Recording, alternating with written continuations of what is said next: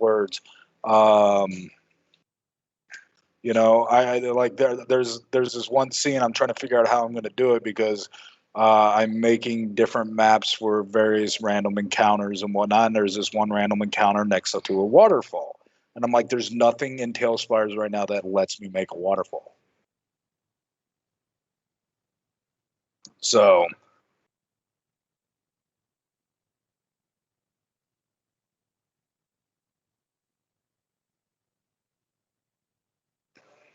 that that would be neat. I might actually do that. But for the people that do watch, are we recording right now? All right. So for the people that do watch, the few of you who appreciate you watching, our next campaign, this one has been all over the place, and a bunch of real life stuff has happened amongst a few of us. The next campaign, which is some time away, is going to be more professional in a way that it was actually written out. I took this next campaign very, very serious. We are going to be moving platforms to one of two different things, either tail spires to add a very appealing, tabletop, miniatures, feel to it, or one more multiverse, which is a application that I just found last week, and it looks quite interesting. Um, so do bear with us. Once this campaign is over, there'll be probably a little hiatus as we get new characters made and um, a truly epic, cohesive story that is far more balanced and again on more of a professional level for entertainment and people's time. With that said, who wants to do the recap?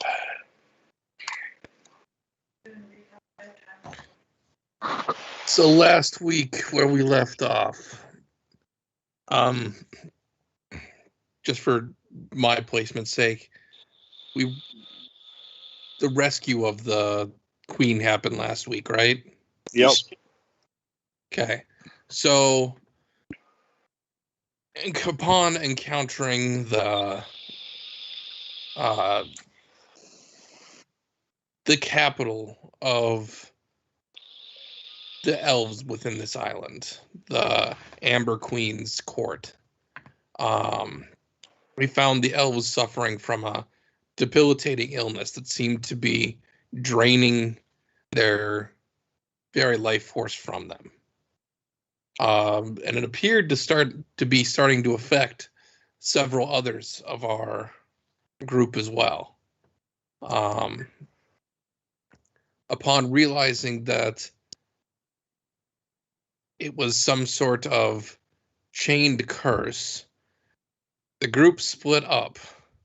Solon proceeded to use his ritual of unbinding to break the connection between whatever was draining these elves and the entity within, while everyone else began searching for throughout the city. First, just a general search, and then a search for daemons. Our search turned up, or their search turned up at least one daemon that had almost crossed over or had crossed over. I'm a little fuzzy on that. Where a mental struggle took place between Gavin and this daemon. Thankfully, because of the distraction provided by severing the Amber Queen from this entity, it was enough to provide a chance for Gavin to overwhelm and destroy the soul, the very essence of this daemon. Upon doing that, he won and burned the bodies that he was nearby to prevent burned or purified the bodies that they were trying to use to bring daemons into the mortal realm. We realized that there were a total of 6 more bodies that needed to be disposed of. We were able to find 5.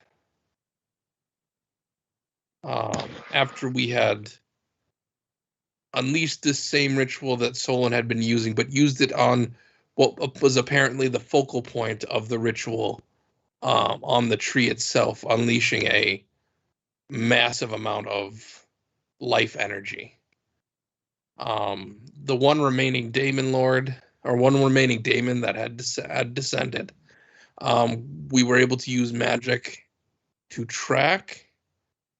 We tracked him to a ley line where he was performing a ritual.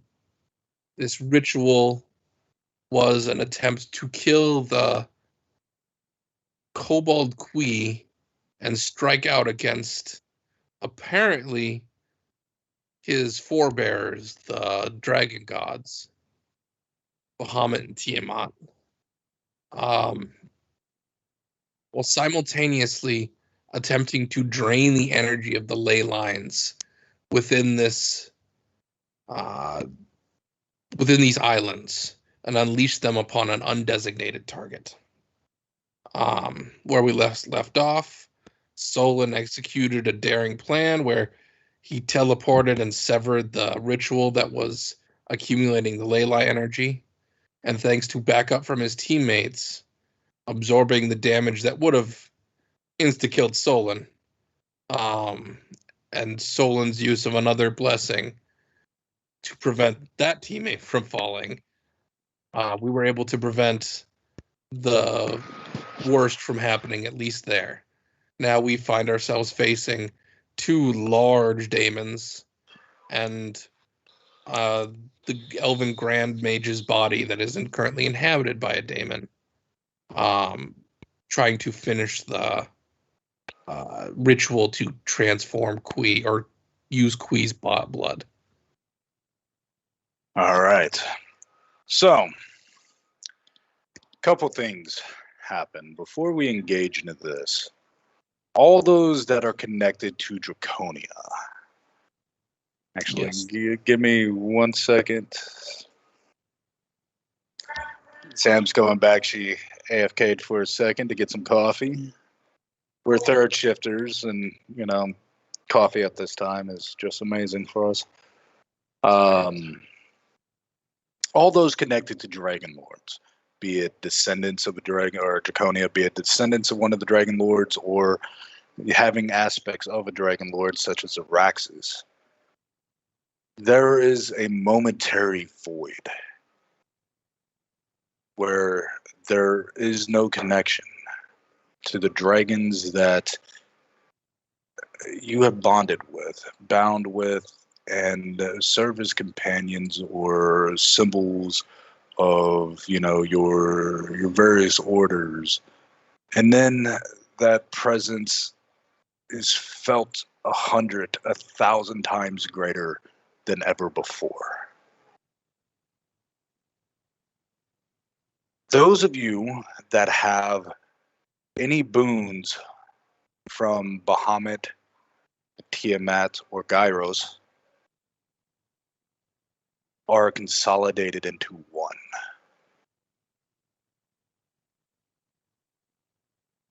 What do you mean?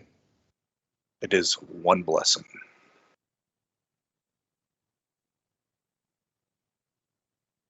You no longer feel the presence of Bahamut, Tiamat, or Gyros, but one entity.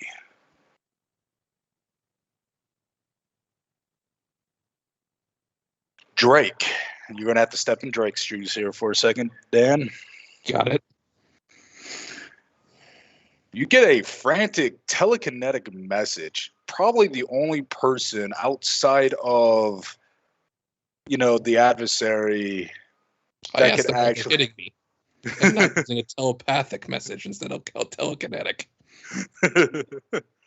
Shh. Telepathic message. From Xandric. What? Oh, Now, up to this point, Xandric has been in the Vault of Sin, battling for his sanity, his body, and the future outcome of this particular adversary. Go ahead, Josh. You're playing Xandric at the moment. How's it going, Grandpa? Run away from your challenge, or did you actually win? Well, I won. I'm stuck on Abaddon now. There is a great. Well, I'm considered famine, and apparently I can't get off this plane. No. Well, correction, I can't get back to the material plane. Because of the deal. Because of the deal. There's also a very large, very complete IO here. It's currently shielding me. I currently have control of like all of Famine's forces right now. That is a little bit mind-boggling, but you know, it's fun. I got to fuck with someone. That was fun. That won't last. He'll do to you what he's done to Death.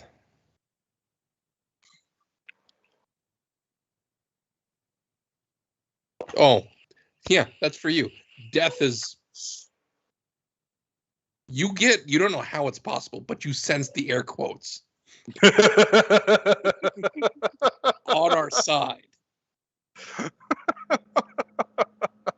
But he's been imprisoned on Abaddon.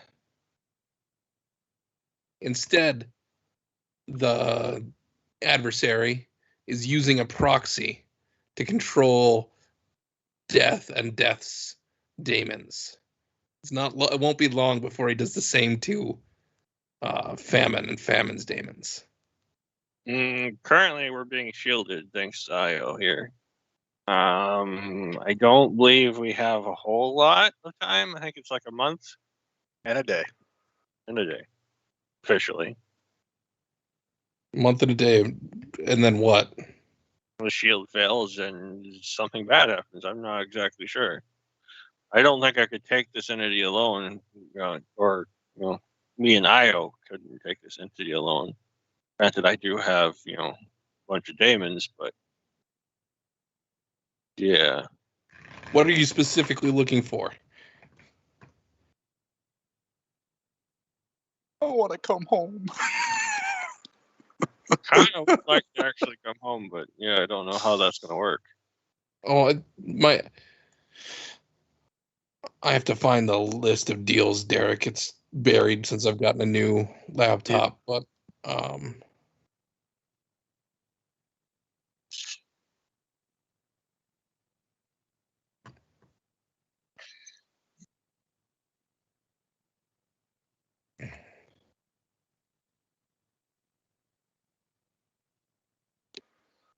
so either we make a new deal that allows you to return home, or I find what the frick the new what the deal was and did to reverse it. Find out what I got for.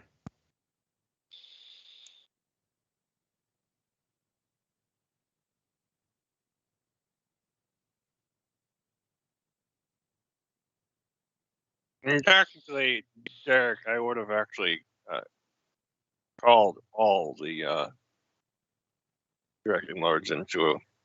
Derek, Gavin, you're in this. Or Gideon, sorry. Araxis, you're in this.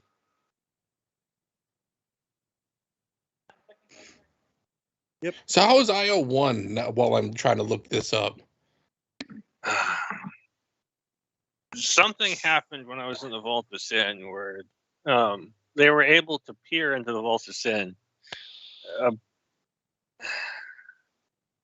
They helped me for a while, and then as soon as I completed the Vault of Sin, they somehow combined. Apparently, Gyros was the missing piece to combine all three of them to make Io again. All right, so let me put this in perspective if you want to tell what happened. Yeah. So upon his completion, so there was 3 stages to the Vault of Sin. Each stage required 10 rolls, and depending on how many for each stage, if he at least got 6 successes, the next stage would at the final stage would have, you know, a dragon god. The second stage would have 6 successes or more. The final stage would have 2 dragon gods. If both stages were flawless, which he spent a crap ton of his personal resources to make possible to become flawless, all 3 dragon gods would be there. The third set, if you will, the adversary, seeing the, you know, weakening and, you know, frantic famine would impose its will on it. The 3 dragon gods, you know, were able to, because of Xandric's control of it and gaining mastery of this psychic domain, were able to pierce in and actually ward off a good chunk of the adversary's influence. He beat the 3rd stage. Upon that, the Vault of Sins crumbled, which is an extra dimensional stage, and when it crumbled and destroyed, they appeared in Abaddon, the 3 dragon gods and Xandric. The adversary rose from its thrones to lay waste the newly formed famine and the 3 dragon gods. Bahamut and Tiamat looked at each other, Tiamat with a grimace and on all her faces an anger beyond belief, looked at each other, and then Gyros nodded at them. Divine light radiated, and they merged into one to resurrect Io. Io commanded Xandric to call forth his legions, and as he did, he is using his divine power to shield them from the assault that's transpiring from the adversary. As powerful as Io is, you get a month and a day before it ultimately fails, and whatever happens, happens.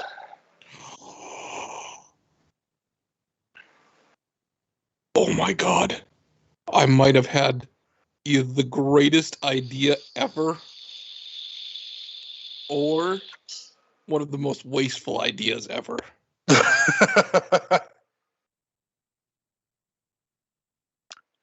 So If that anybody else answers have any your questions for Xandric, go ahead and ask. I can't find the deals sheet, Derek. I'll have to find it in my off time. I don't want to spend a bunch of people's time looking for it. So, long story short, we'd have to make a new deal with Xandric.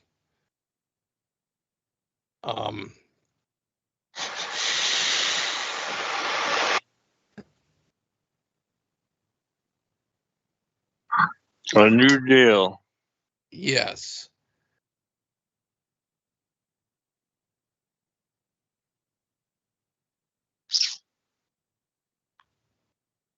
That's it. You know,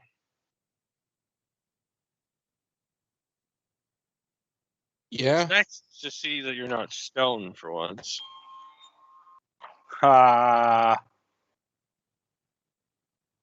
Yeah. you could.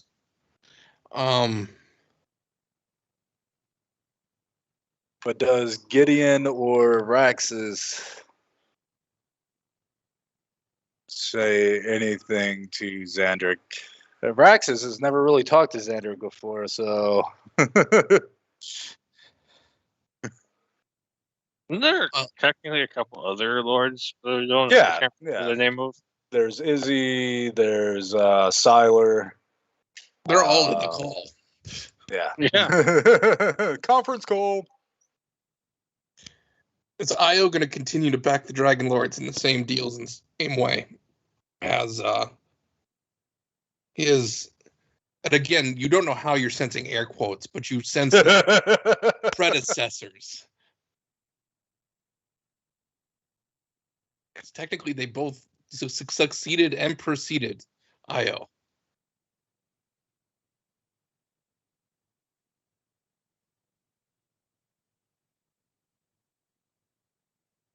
They can't set foot. Them nor their forces can enter foot on the material plane.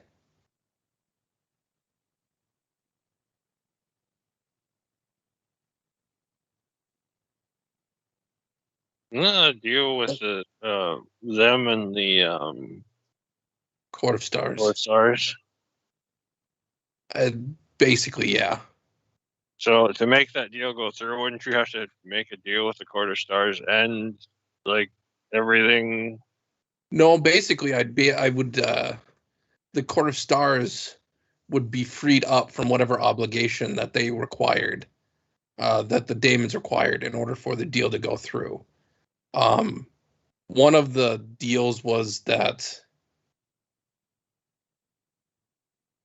it wasn't death. One of them was that they couldn't set foot, that no more than one Court of Stars member could set foot on the material plane at any given time. Another one was I'm not remembering the rest right off the top of my head.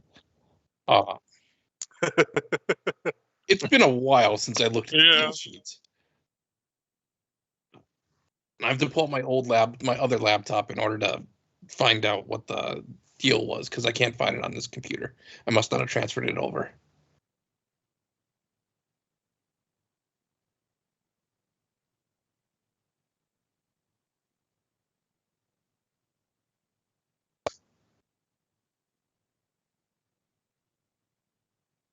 He's your heir, but He isn't a lord. you wouldn't. Basically, the conference call went out to all Dragon Lords. You could connect to Gavin, or one of the Dragon Lords could connect to Gavin, but it's like a one-to-one connection there. It's not like a group call that we're currently in, because we've done that in the past. Mm-hmm. It's just because he's not a full Dragon Lord yet, his connection is significantly weaker than the rest of ours. You could technically do the same thing to Solon.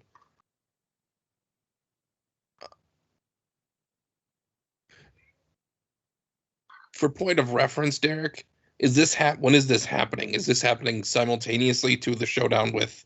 Yes. On the island? Oh, okay, fuck.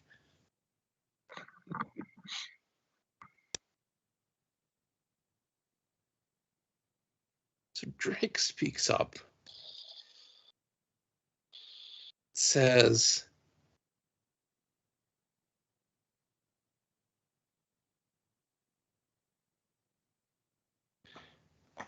I have a good idea too. I actually know about it. It's just a matter of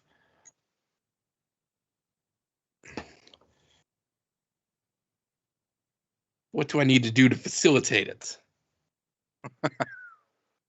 Xandric is completely out of the loop right now. He has no idea what's going completely on side of the world.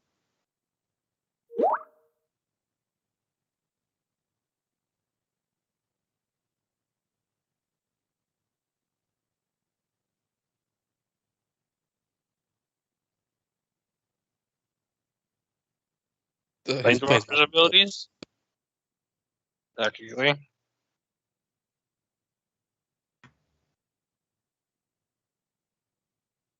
I'm imagining I could gate to other worlds that don't have the protectors of the material plane.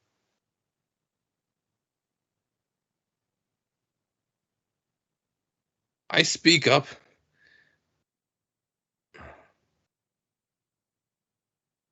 There's several of us that have subdomains that we could bring you to. That would get you at least off of Abaddon. Technically, your son has one. I say to Gavin. Fuck, idiot. You don't speak much with your son, do you? Mine seems to think I'm on 24-hour call.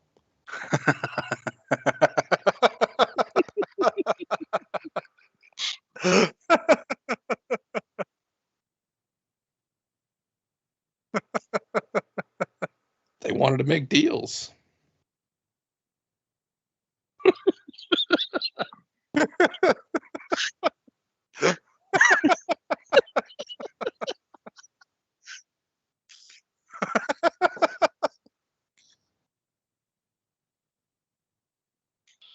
You don't know about his predicament.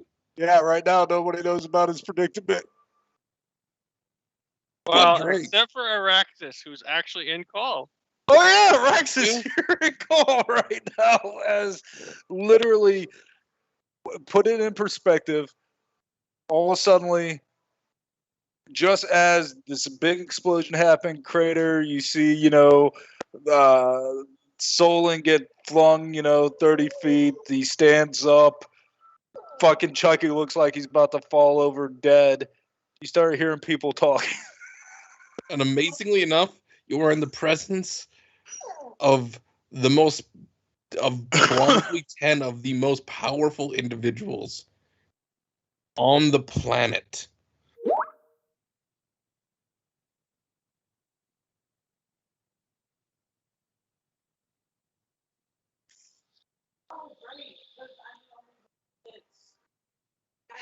Seriously, Zendrick just put a blanket Yes, of call to any you can dungeon. talk to them. You can actually converse right here. You're talking to them. So, push to talk. Talk. My brain died. Did I just hear her say her brain died? Yep.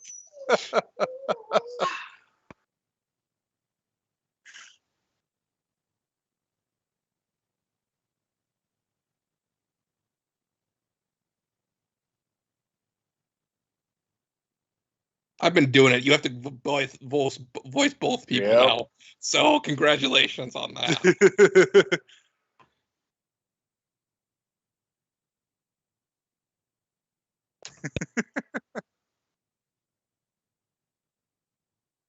Oh, wait. Perspective here. Gideon, the most premier paladin in existence, is now in psychic connection with his son in his current form. Derek, what is Gideon sensing?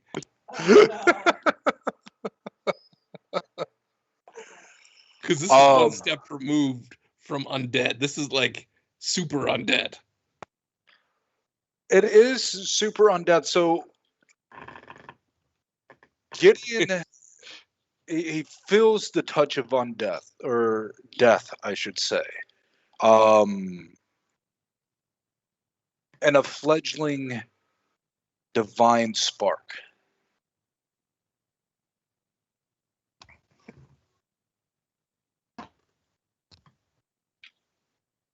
But yes, very shrouded in death. You can feel the reapers he has under his command and so forth.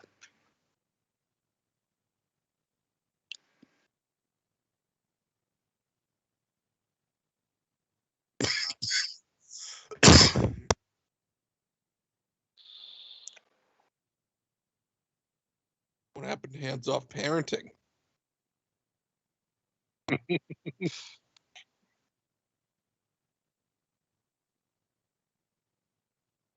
You have your preaching. I got it.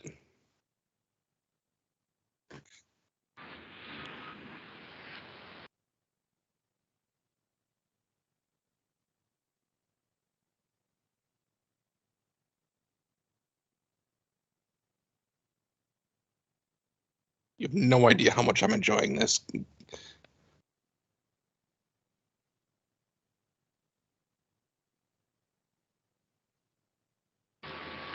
I may actually interrupt here and bring up that is now really the time for this, because we just had a major explosion. Solon's almost dead. Who else was almost? Chucky's almost dead. Chucky's almost dead. Solon is fine. And yeah, major threats. We have a possessed archmage, or was it an archmage? Yes. An archmage and two massive daemons. We're a little bit preoccupied at the moment, and it doesn't look like it's going to go well.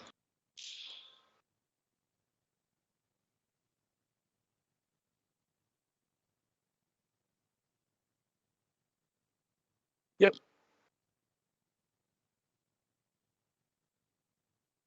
All right. So on that note, with that being said right there, we're going to change the tempo up a little bit. We're going to go into initiative. At turn 0, the conversation in the head can pick back up, and I'll give you all brief time to say a few things, and then the round will begin again, and so forth, so on.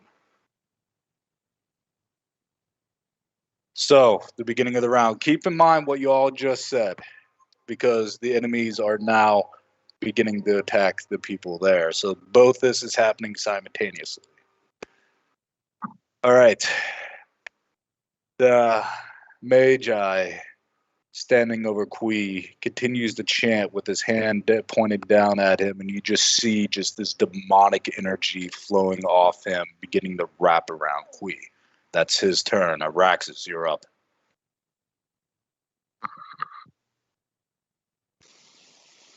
Now, on your individual turns, I will give you like a statement you can say to the group call if you want, but that is on your turn again, turn 0. I'll give a few, allow y'all to do a little back and forth before going to the next round.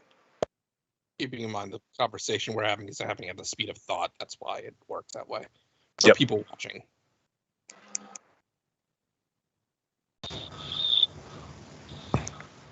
I'm still currently on the back of Jaff. He's got enough. Does it take an action for him to take flight? That is your action, is fly. There's so you got your stride, which is your move. Then you have a special action, fly, for creatures. Like if you have special movements like burrow, fly, and stuff like that, you use that action instead of stride.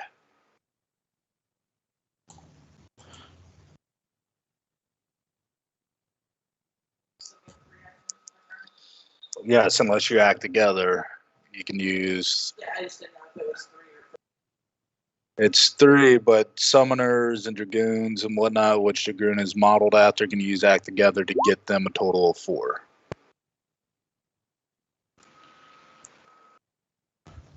So I'm gonna take an action to fly, and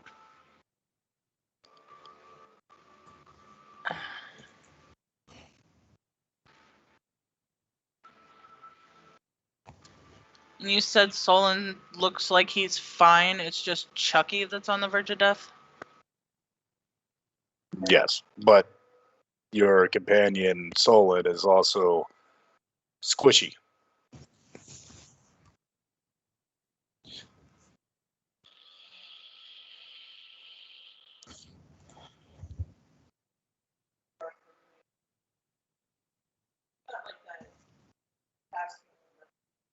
What? Doesn't Chucky have like fast healing or something? One of the party members has like increased healing from an item or something, don't they? I don't remember all your all's items. So what do? Do you fly up? Where are you going? I was gonna fly over and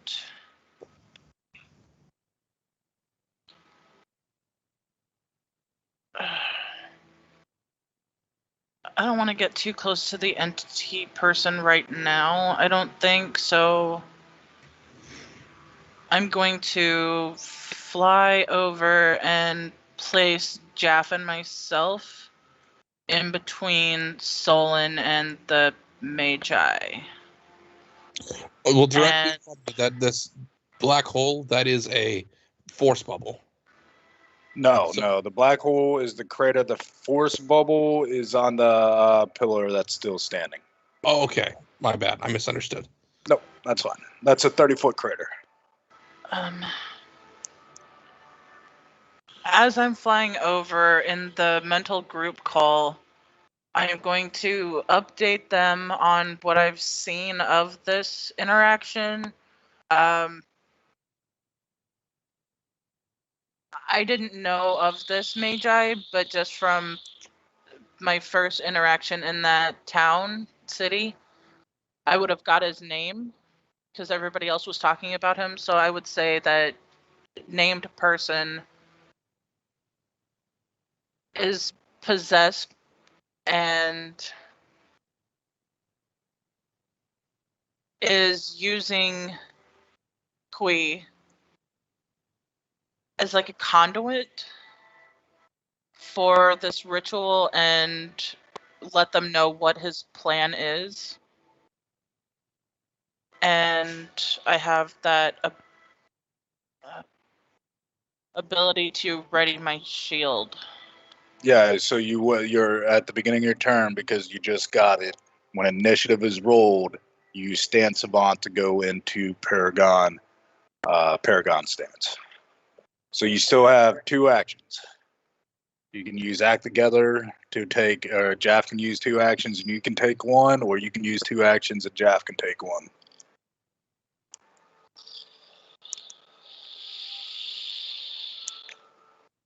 Well, I can see the bubble, can't I? Yeah, it's a force dome. Like, it's an invisible dome, but like with the wind and the snow going around it, you can tell that there is a dome there. There's a force field there. I also have like that true sight. Or It like doesn't really. You can tell that the dome is there. So what are you going to do so we can get the turns going? I'll look back to Solon and ask him, how do we bring down the dome? I can bring it down, but I'm worrying about. He points at the 2 giant hulking figures.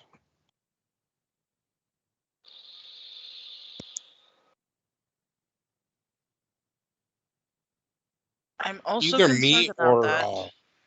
either me or Nair can bring down the bubble.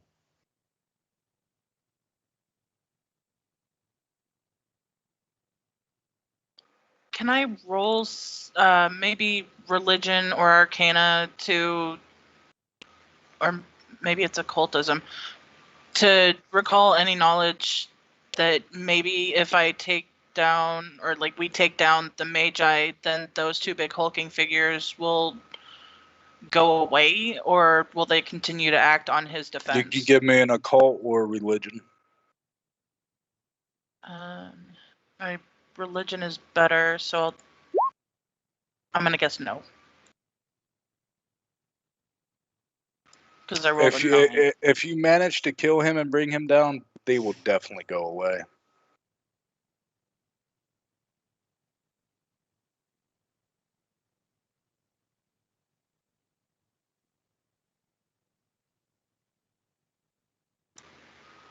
How confident am I in that, or am I Fairly confident. You're fairly confident. If you bring him down, they will go away. I feel like this is a trap. You have 1 action left.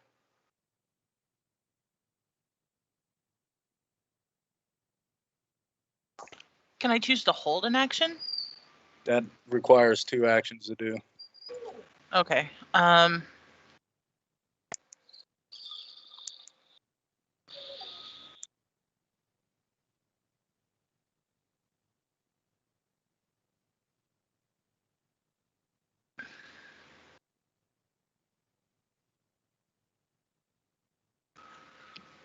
Can I retcon a little bit and say that my first action would have been to cast Earth Protection back with everybody?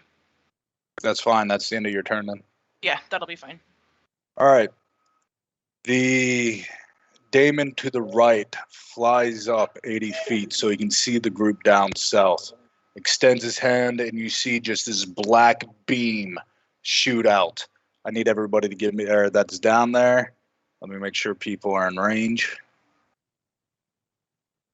Here's the center point. Oop. Yeah. Nair, Gavin, Rambo, Amaran, and Chucky. Reflex saves. The blackish daemon.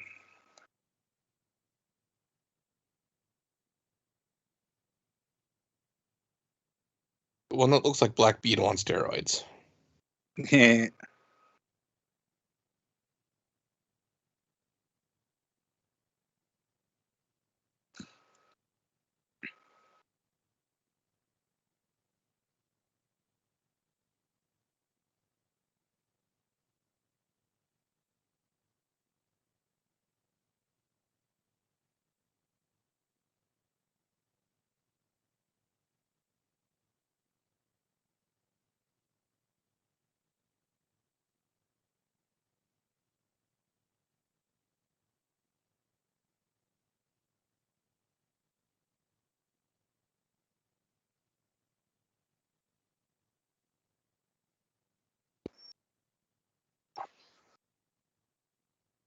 Are you trying to counter, or what are you doing?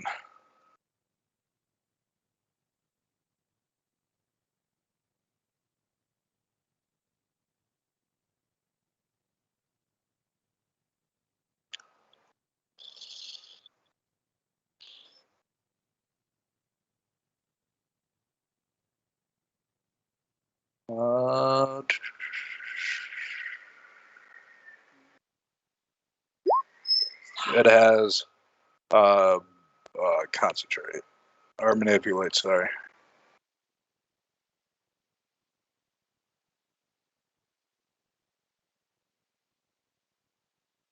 If it is a critical success, you disrupt the action. No, wait. Oh, nice. All right. Make a strike, good sir.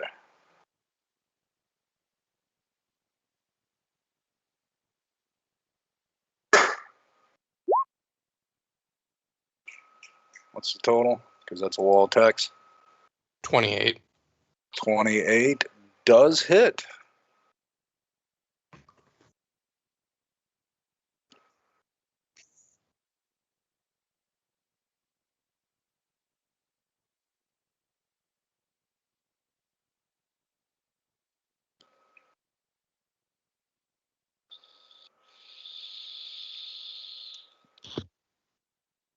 I see all the damage.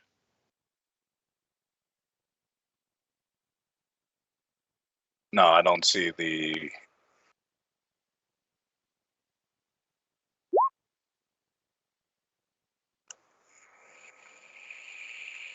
Isn't it?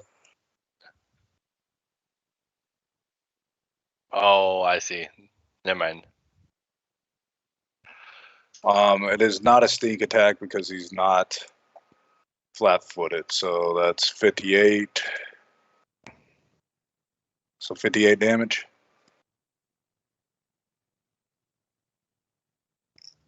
Damn it. All right. So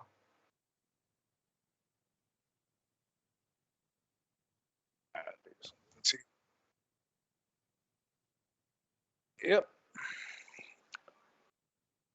So let me make sure that.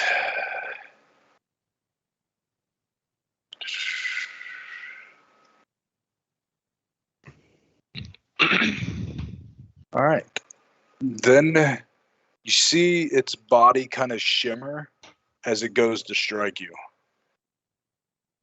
And you learn very quickly that this entity has 4 actions around.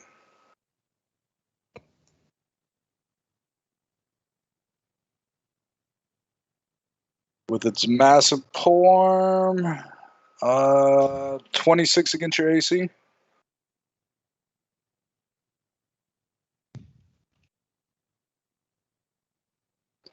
All right, you take 41 slashing damage and 2 negative damage, which I believe heals you because you have negative healing. So you take 41 damage, then you're healed for 2. And then I need you to give me a fortitude save as the negative energy starts to course through you. Actually, are you immune to negative effects? No, it just heals you. Oh, wow, this might actually be a buff. All right. Go ahead and give me a fortitude save.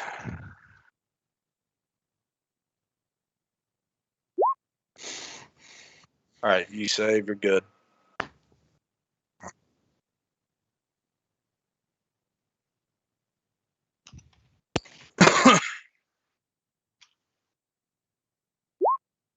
All right, that's its turn.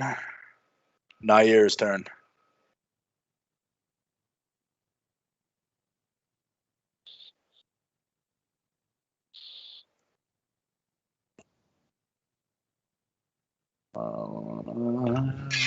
Also takes lightning. That's lightning, yeah. Yeah, use every benefit you all have right now.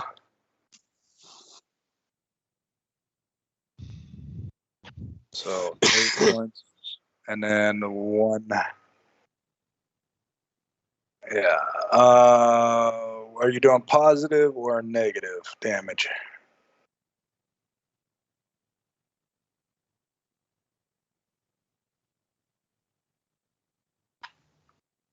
All right. So let me double check here. Sorry, these guys have big list of stuff. Weakness is 15 to positive. All right, so take 16 damage for that 1 point of positive that you did. So 24 damage total. And it needs to make a fortitude save, correct? What's the DC? It succeeds. All right, now yours turn.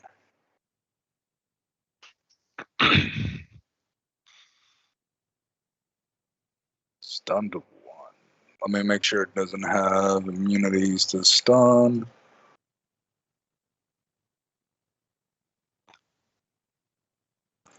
Nope.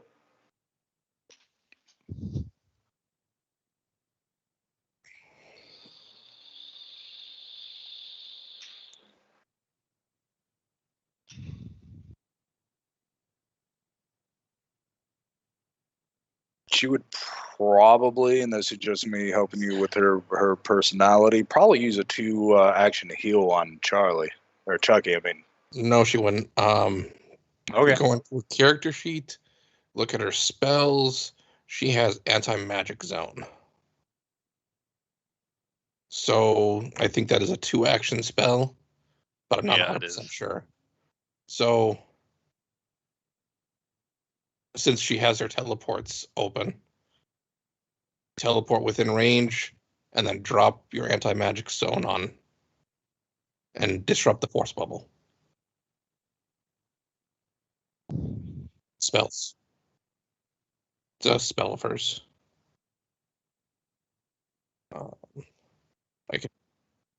Yeah. It's an 8th level spell. And actually, it's a 3 action. Sorry. I was wrong. Because it's material, semantic, and verbal. So it's 3 That doesn't actions. always matter. That's not always in relation to how many actions it use. What's the spell say? It does. I just looked it up. It does say 3 It's a actions. 3-action. Gotcha. What's the range on it? That's when I. 10 foot. That's the area that it hits. It you're gonna have to look at the actual range 120 feet. Or no, that there is no range entered. No, it doesn't. It just has a 10-foot area. So it's based on. So it's basically within sight. What is it? Emission, Anti-magic? 10-foot emission. Yep. Page 318 on the. From the target area. So. Let's see. I'm looking at the. Give me a second. Loading the spell. Area. It's 10-foot emanation. Roll magic from the target area, preventing spells. Magic.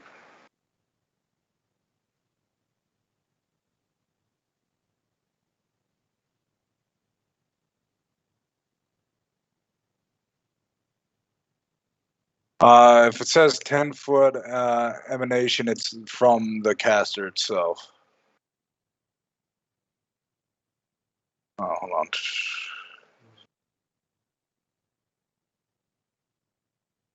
From the target area. Suppose that could be from. Yeah, it does say area, but I don't know how far. It doesn't exactly specify how far you. If it's an AoE bomb or if it's a aura. Hold on.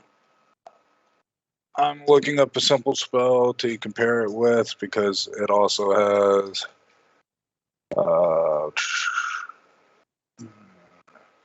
It's around the caster.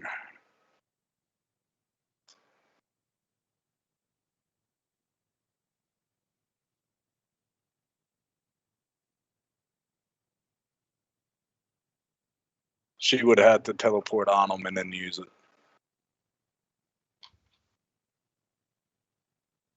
What actions does her teleport take? Or is it, are they free? Let me check her notes I have over here. Free action once per round. So teleport right on top and then insta disrupt everybody in that circle for magic wise.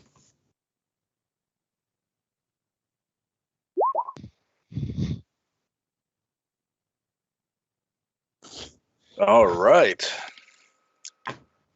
That's her turn. And you completely, the ritual would have to start all over again for Kui, so you have saved Kui. Yup. For now. It's your turn, Gavin.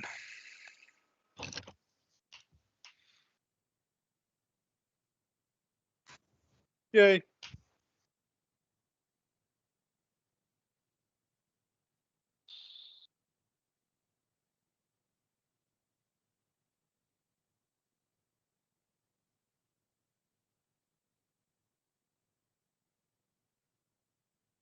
Oh, the mage can't use its reaction while it's in the field.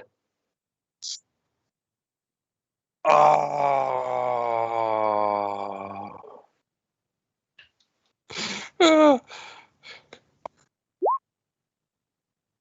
Okay.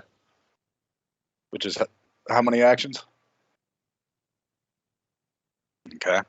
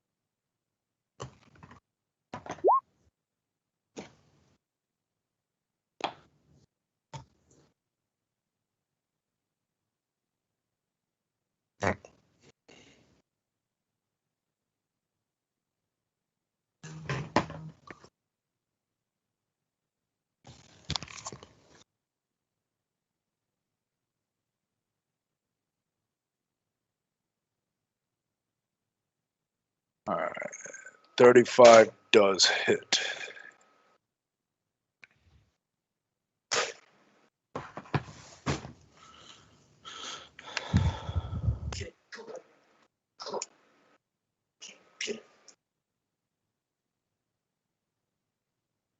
All right. Is that it?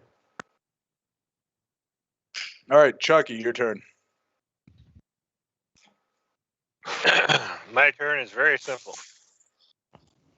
Heal I and use heal the and heal. prayer beads I've had for a while and cast heal on myself. With a 2 action. 2 action, that's- 4th level. So it's I heal 45 health. That was kind of a low crap roll. Whatever. At least I'm not at 1. 46 now. And then I have one more action. I'm going to spend a Mythic Surge to give myself fast healing 10. Nice. And that's my turn. So I'm now at 56 health. All right. Next.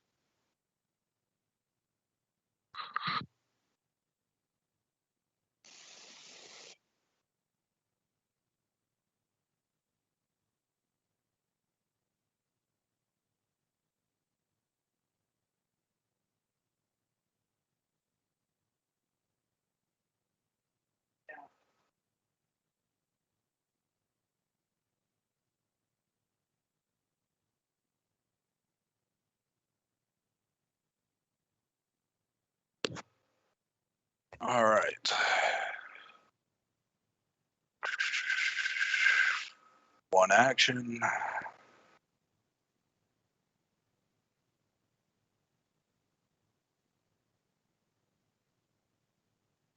I forgot to put this on here, so I need to.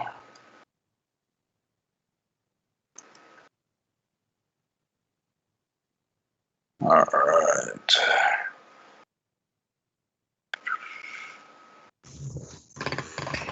Gavin.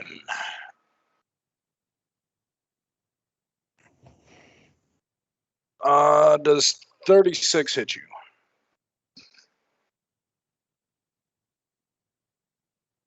Doesn't.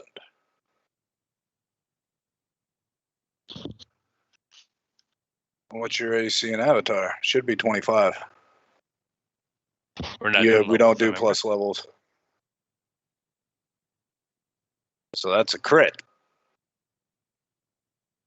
Lucky he rolled very, very fucking shitty on the damage.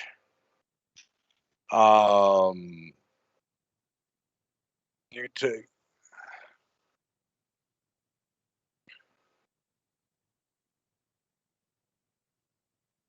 What's your reaction?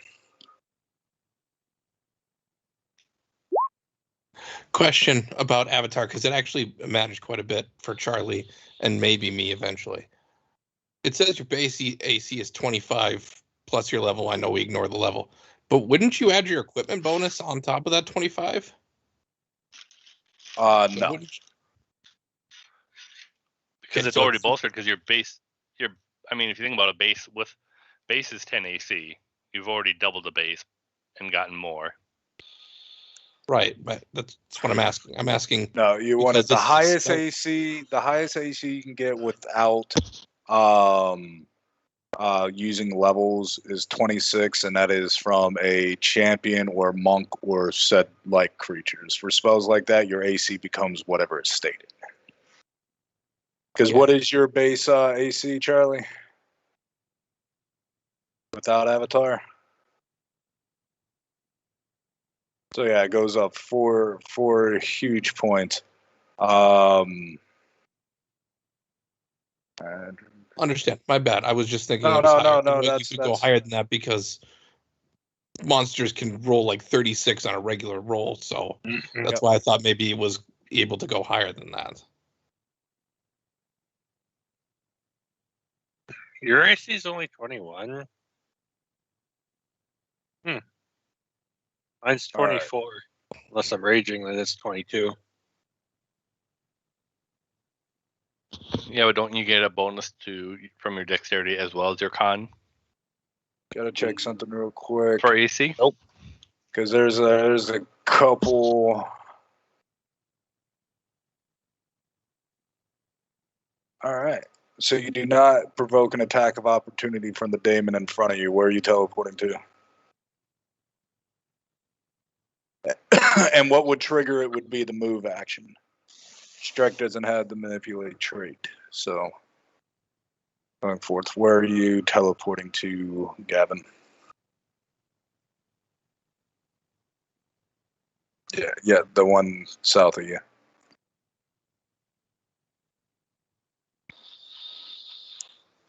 Okay.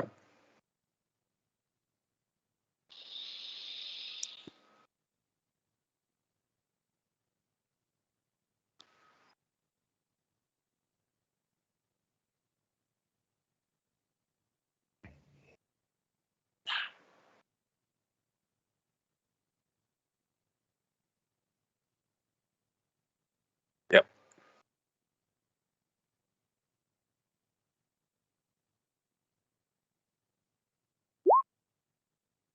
Holy shit. I do remember to subtract the level of that, right? Just like because we're not using levels plus levels. So your attack. Did you already subtract the level from the plus attack? I'm assuming you did because it's plus 23. Okay, just making sure. So that I believe is a crit.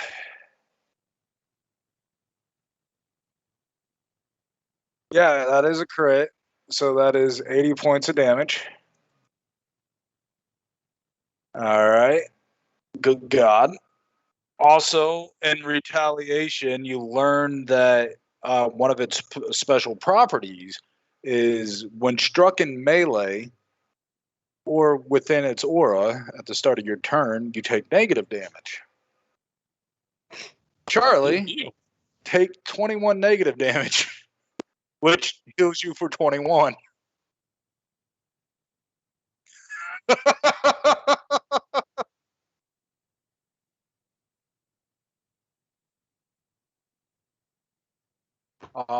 If you use the avatar attack, it is just the what the avatar is. If you use your scythe, it's the scythe.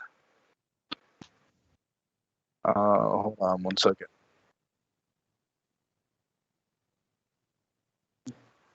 Yeah, no, you still have Quran staff.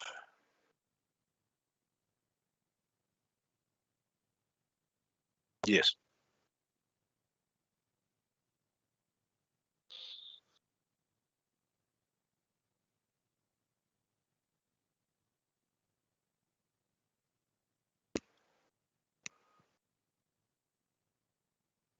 DC 25 fortitude save.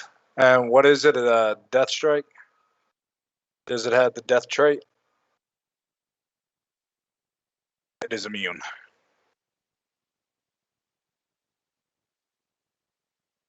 Okay, now because proper order of operations, you would have done that when it moved up to you. Now it's going to attack, and it would have been 34 to hit, which is not a crit.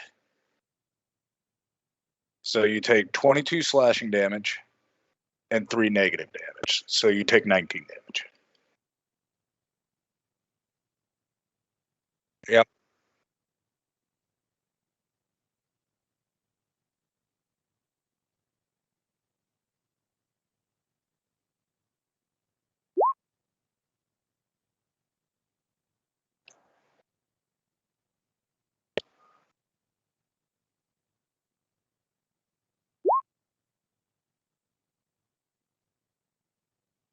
Strikes don't have the manipulate action.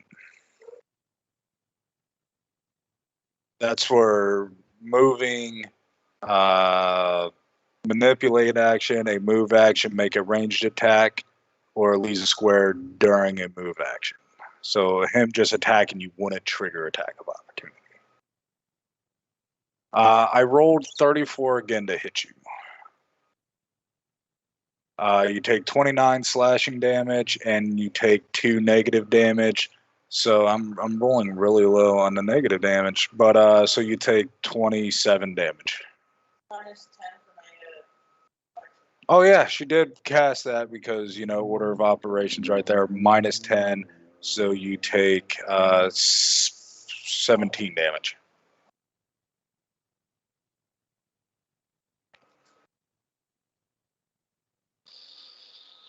All right. And then for its last action, Lightning of Azeroth could hit it too, by the way.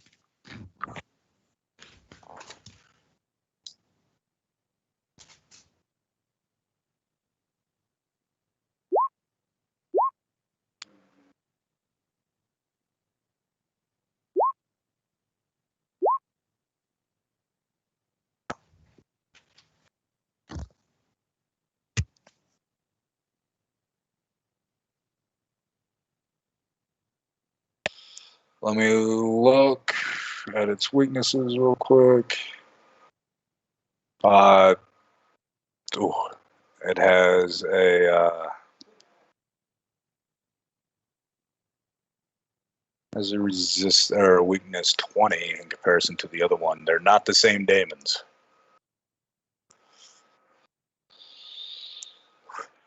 All right. Okay, hold on 1 second. Fort saves, I'll do those first. DC 20s. Both succeeded. The last one was a critical success. All right. And then order of operations. So it took 6, so that's 26. And then that's 28 damage. And it took how much damage for Lightning of Azeroth?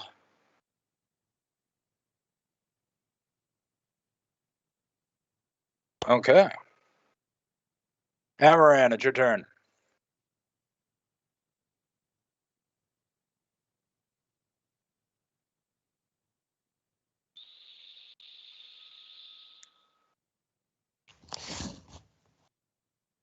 Rambo.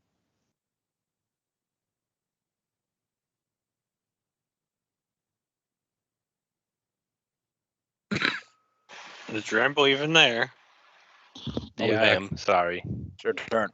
Well, if this is the case, my original plan's not going to work very well because it's just Chucky and I down here. So I will move my movement speed to, thank you, 35. And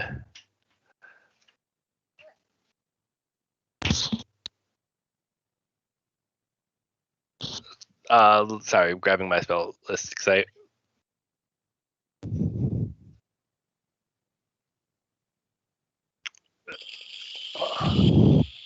trying to decide. I will use Polar Ray on. Wait, did I really roll? Yeah, I did. Wow, that is cruddy. Oh. Which one are you targeting?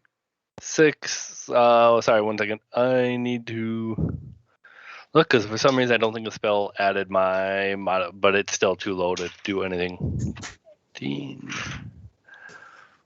Because that is plus 12. Okay, so it didn't even add it, but I will hero point it. Because for some reason it's saying that my.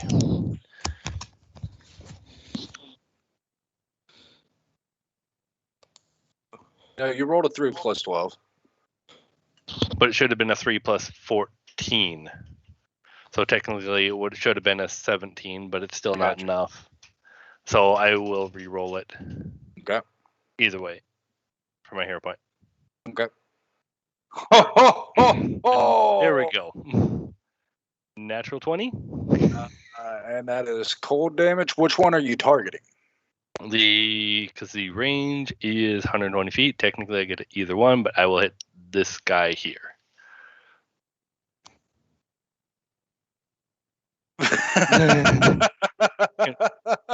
Yeah, so I missed a C because I was putting it in while when I got back from picking up food. All right. It's going to use its reaction to devour spell.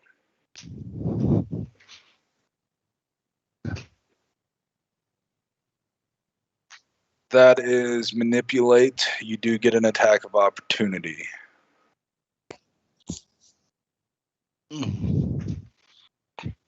That would be 90 damage if it gets to hit. Not a crit, so it does not disrupt. That is for your teleporting. Attack of opportunity does not disrupt. It has to be a critical hit on a attack of opportunity.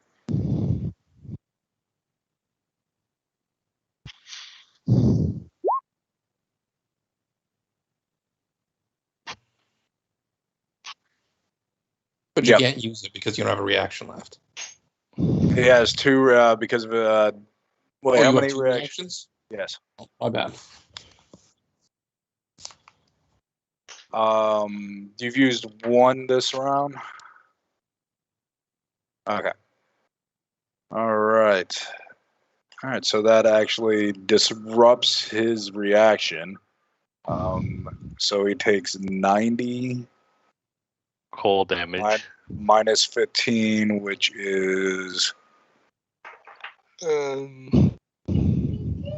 75. Is it immune to drain effects? Yes. Okay. Lowers your ability, like you're fatigued, you're unable to perform at peak. Drained, actually, you lose HP equal to your level minimum Oh, 1. drain. Yes. Drain. I was thinking of enfeeble. Yep. Nope, this is drained. So Level times the drained modifier. All right. Is that your Which- turn? Yep. Can I ask something for clarification, Derek, real quick? Yes. Go for it. So the creatures we're facing, these are daemons that use the body to descend, correct? Correct. Okay. One, I want to make sure. I wanted to check because deal. Two, I wanted to check because for when it comes to my turn. All right. It's your turn. Okay. So I extend my hand and I drop.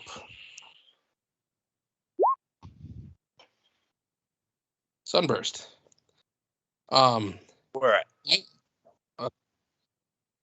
I shout out for Nair. Or no, never mind. I'm just gonna drop it off far enough so I can hit both of these big fuckers without worrying about hitting Charlie. Gotcha. They need to make a reflex saving throw. Okay. I'm going to spend a focus point and to Tatiana's staff. Nice. What's your spell DC? 21. It fails. 29. 29. Got you. That is a critical failure Okay. on the one up north, and the other one is a success. And I So, can't spend a hero point to force him to reroll. No. Damn.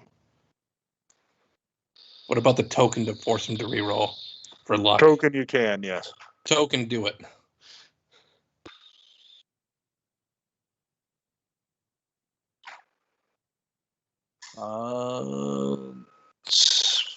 Has to take the worst of the two. He failed. Okay. So, because of my shard of evocation, I get +1 d10 to both fire and positive damage. Yep. And then because of Tatiana's staff, I get to add another +1 to both fire and positive. Yep. And so at 10d10 fire damage and 10d10 positive damage, I spent the focus point, which allows me to take a elemental or elemental in this case. It's a fire technically. Yep. In the traits or evocation to make it max damage. Yep. Or max effect. So it goes to a level 8, so that's another d10. So you are 220 damage to both of them. The one that crit failed is 440 damage. And it's half of it is positive and half of it is fire. Okay. So the one up north just completely disintegrates. You see its essence jettison to the Magi.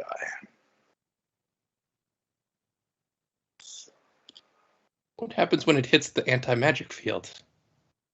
It itself is not magic. It's an essence. Its weapon that it's wielding, however, drops to the ground. And the same with its armor, but the armor itself can't be worn by any of you. Doesn't people have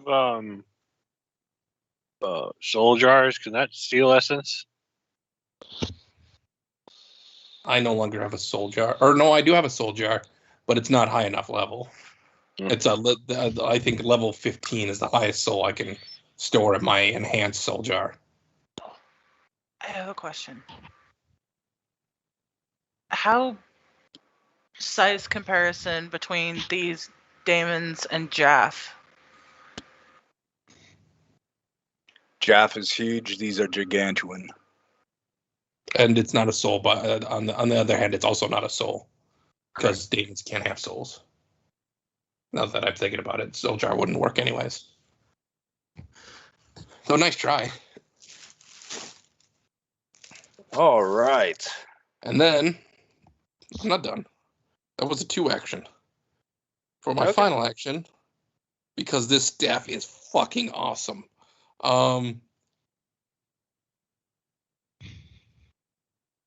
Thorn strike.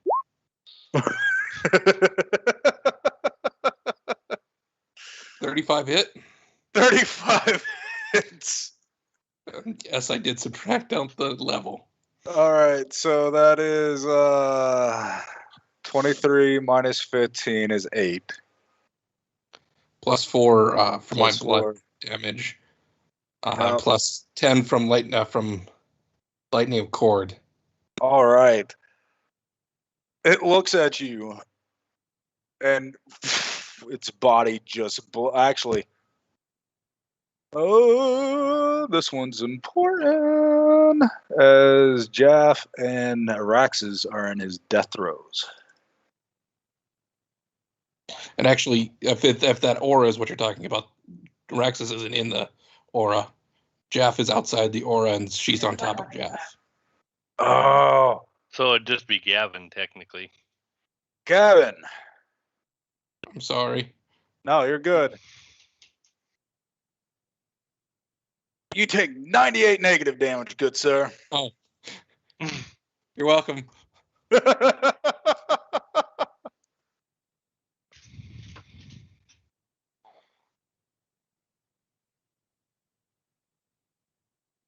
Correct, because it's not a soul.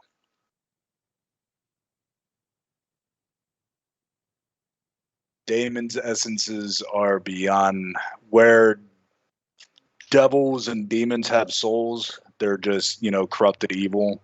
One is sin, one is, lawful evil, or, bargain their souls away for power, so forth, so on, going towards the devils.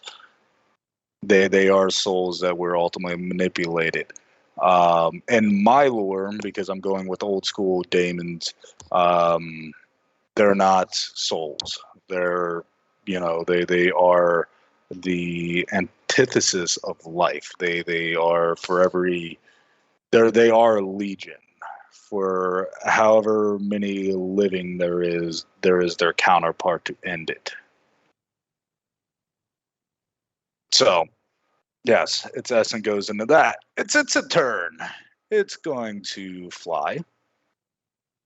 No, it can't. It's not magic flying, it's part of itself. Oh, fair enough. On the picture, it doesn't have wings, so I was calling it out. No, that's absolutely fine. It's fine. That's 15. Oh, shit.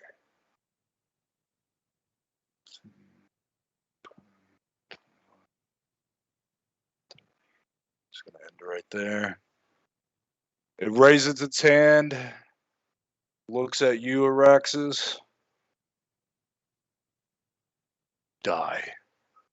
Give me a fortitude save. But I wasn't targeted. All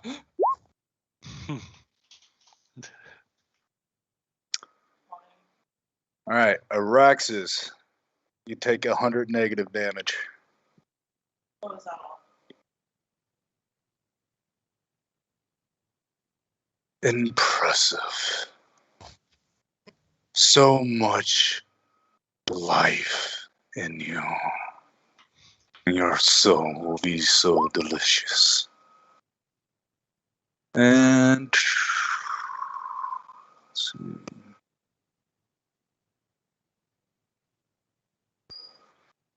It raises its index finger at you again and does a ranged magical attack. It's not quote unquote a spell, but demonic energy flowing from him that gives it a range attack. I need to look something up. Because we did a thing.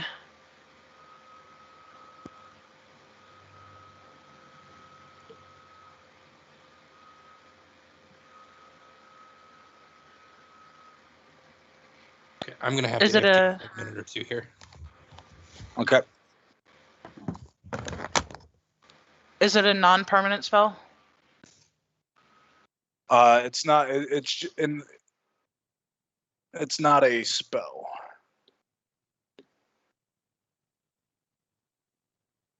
He's basically using an energy attack of its own, destructive, corrupted energy.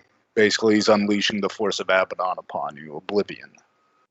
That's not a spell or a condition. No.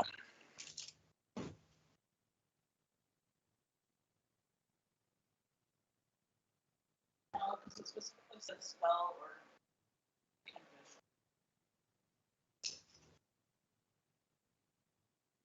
No, you can't use determination on it. Yeah, I was just okay. What's your AC?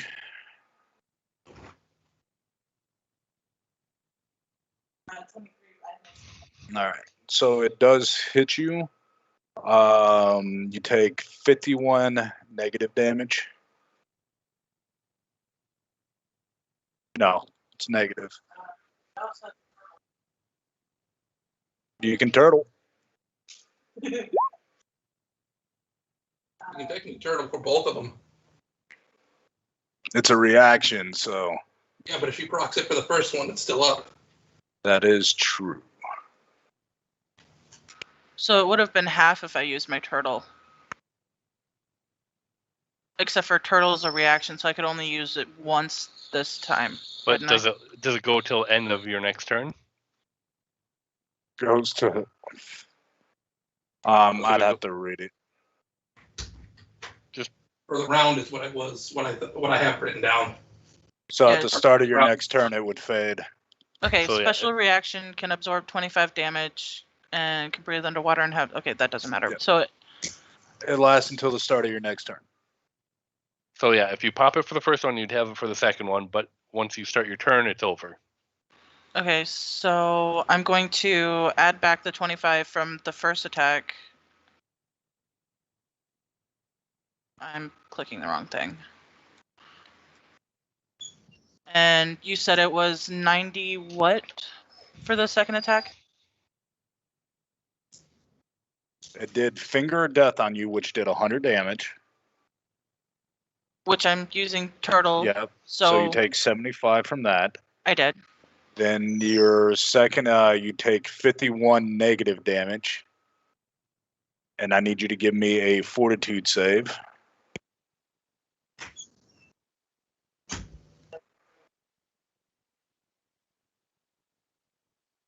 Correct. I need a fortitude roll, yes. That does succeed. The second attack on you is 24. Your AC is 23. Yes. So you take 41 damage. Minus 25 is... And I need you to give me another fortitude save. 16. Yep.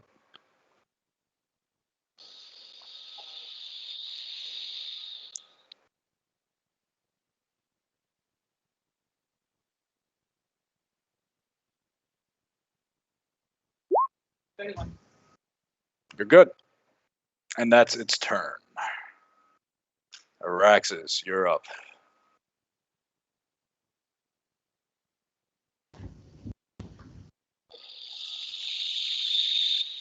I'm still on the back of Jaff. So he's kind of irritated me a little bit. So I'm going to fly over with Jaff. I'm going to act together, which will give us 4. You can do up to 3 actions. So you can say, I act together for 3. You can use an activity that requires 3. Or you can use an activity that requires 2 or 1, and the other one.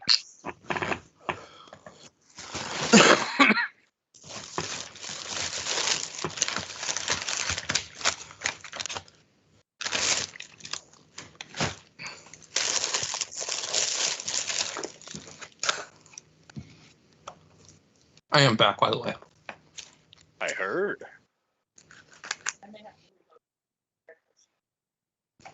Okay, reload the page.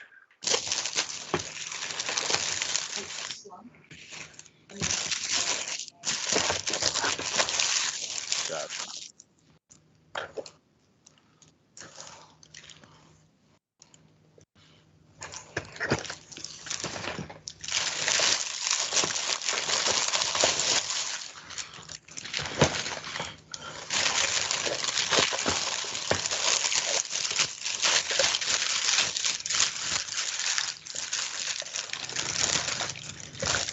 Oh my god, that's a lot of noise, Dan. I'm sorry. So you move, that's one action.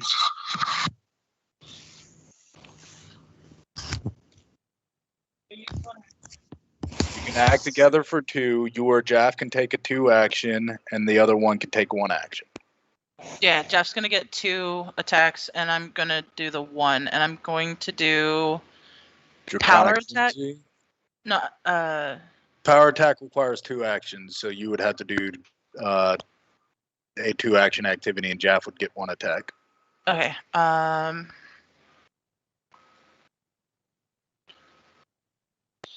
Power attack with my Sky Sword. Okay, now roll a second time and take the worst. Oh, 23. You miss. of course.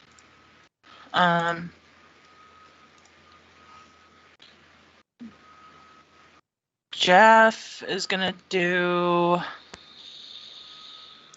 I think Draconic Frenzy is a 2 action. I can't do that. It So is. Breath Weapon's a 2 attack. So he's just gonna. You can try make to- a claw. It's Yeah, bite. He's gonna bite him. Okay, now roll again and take the worst. Oh, That still hits. yeah. That's 46, 47, 52 damage.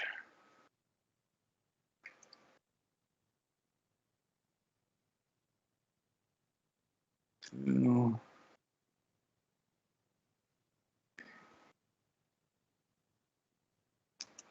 Okay. That's your turn.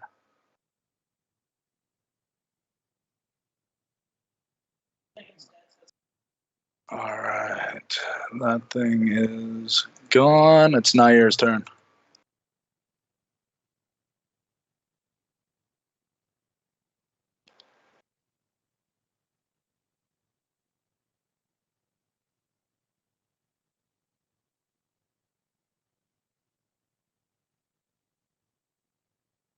Why did I have to roll twice and take the worst? Reasons.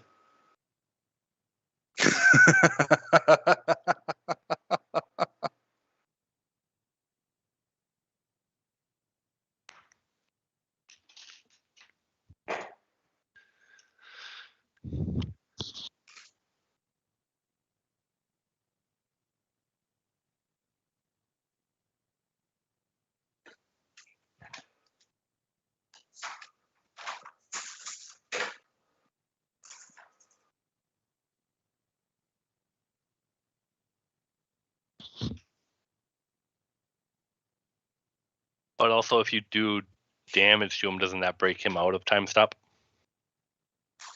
Yes. Does it? I thought it did. At least that's what it was in 5th, so I'm guessing I thought it'd be the same way in. I believe it does. Or you can't specifically target anybody.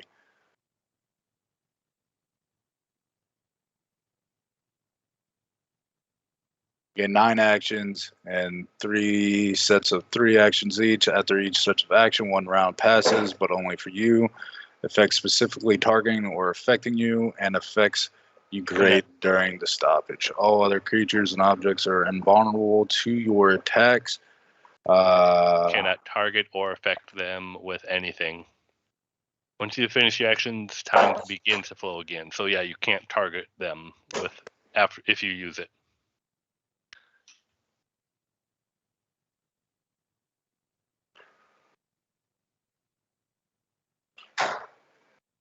That has strong applications. If you need time to prep, it'd be amazing, but not for piling damage on. It's especially good for people like me. Yep.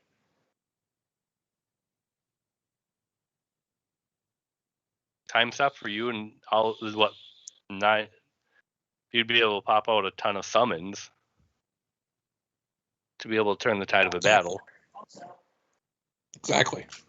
I saw that mental link all the Dragon Lords. Anything happening with that? Oh yeah, sorry, we bypassed something. While you're figuring out what you're doing with Nair, during turn 0, commence with any conversations.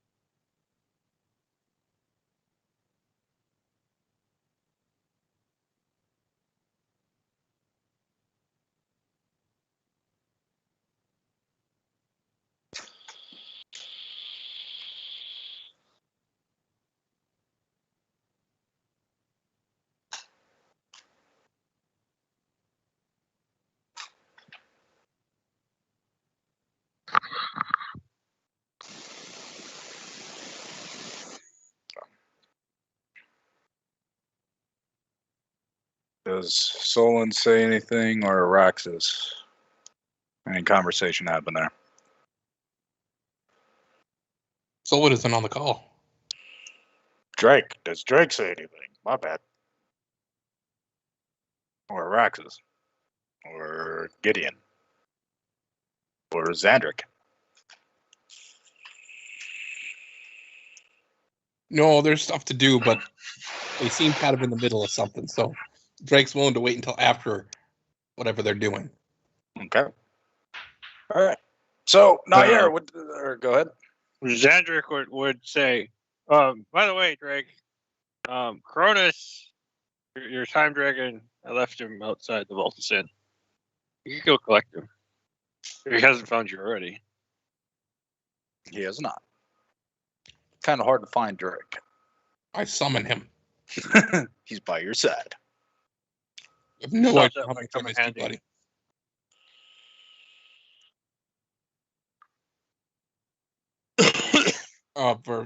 I was just looking at it. You'd have to heighten it all the way to 10th because he's at least a level 20.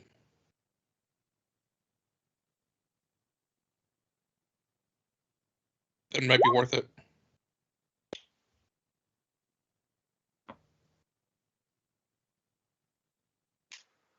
All right.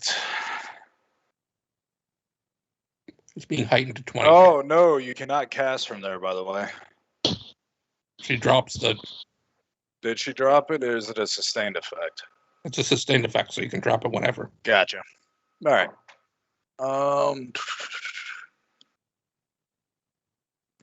Check its weaknesses. It can technically be stunned. All right, so I need to make a save.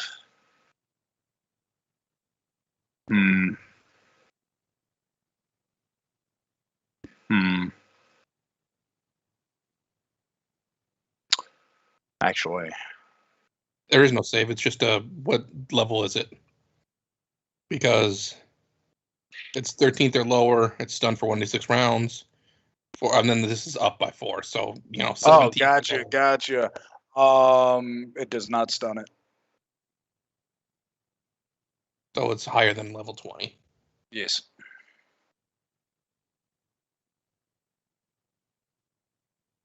She has 2 actions.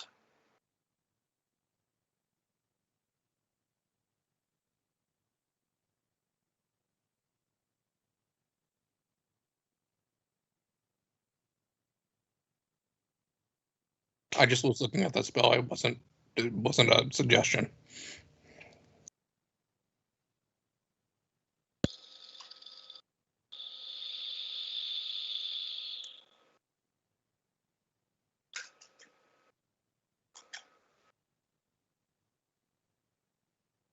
Unless you want to drop that on Chucky. What's done? No, moment of renewal.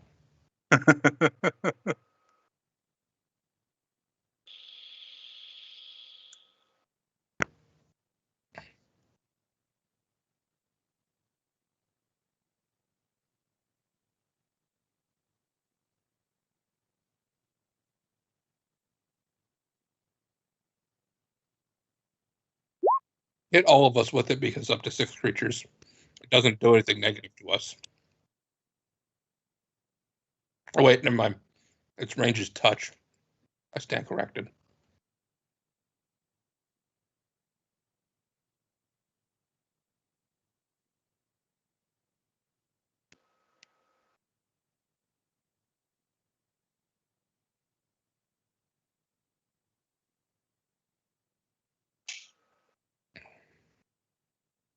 Chucky would gain back his Constitution modifier plus health Plus regeneration. plus regeneration. Yes. So he'd be back at full health. Yeah, technically. Well, fast healing. Target experience a day's worth of recovery in an instant. Any detrimental effect.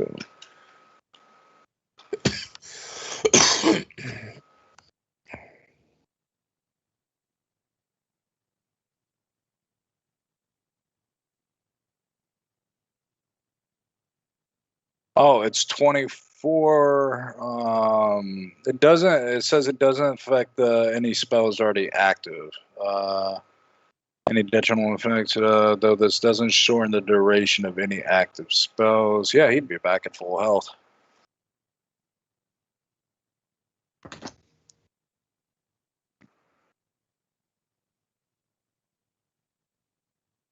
All right. Make sure you mark off one of our uses of teleport. Chucky, you're back at full health.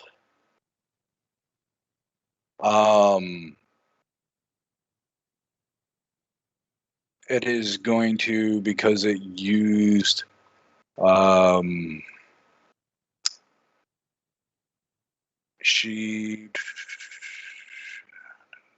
traits does teleport have?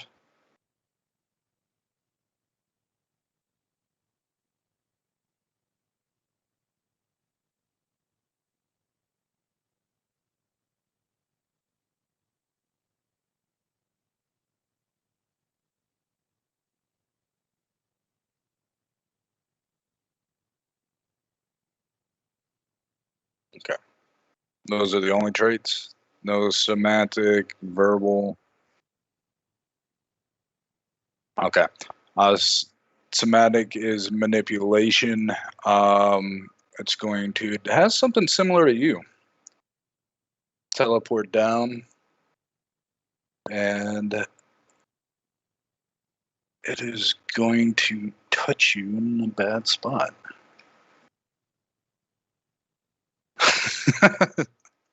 Bad, Sam. 34? What's her AC?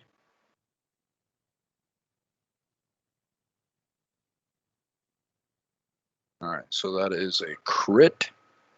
That is 94 force damage. Well, this is a attack he's doing. Yes. Retributive strike.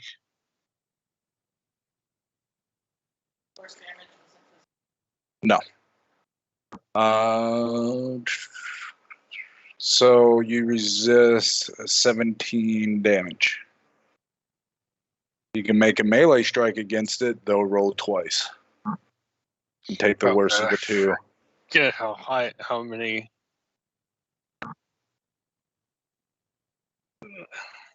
You literally broke my roll 20 by fucking doing that.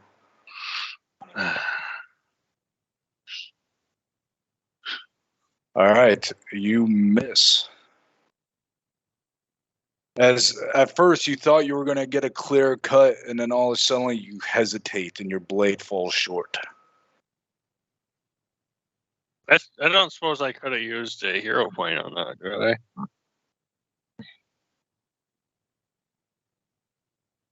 I?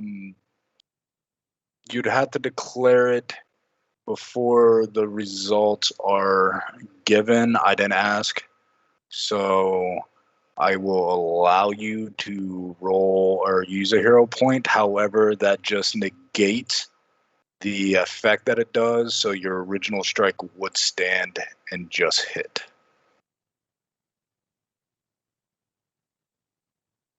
So then he would have taken 58 plus 2, 60, 66. But still 3 health from him, which doesn't really do me any good, but takes away. So he 69 health. You gotta find a way to condense this shit, man. I've tried. So 69 health. No, there's more. This is condensed, Derek. Says stayers there. It's another 12, so it's 70 or 81 Why is it 81? back tactics. 12 additional damage if there's an ally engaged with the creature. Technically, Ooh, Nair yeah. is engaged with it, so Yeah.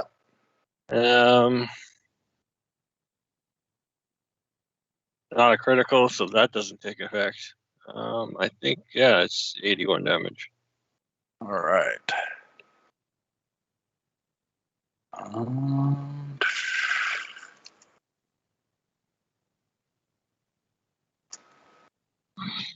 Okay. Gavin, it's your turn.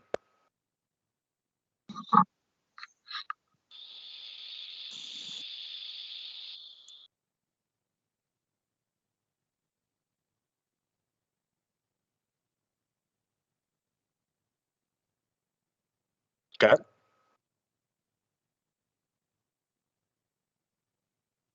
Okay.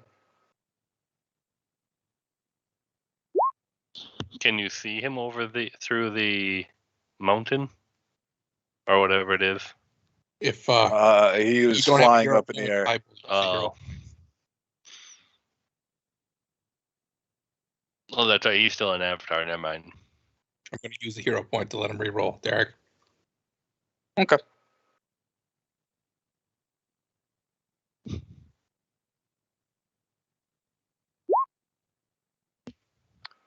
All right. It is going to use its last reaction to redirect the damage to an adjacent target, Nair.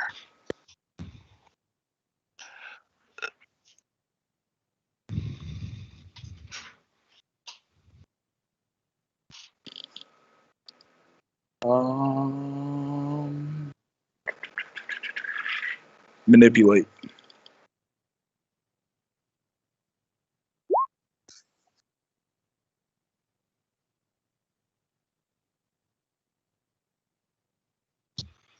Okay. Okay.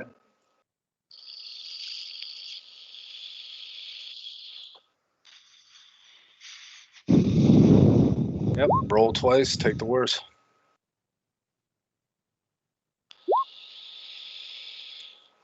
All right. 44 damage.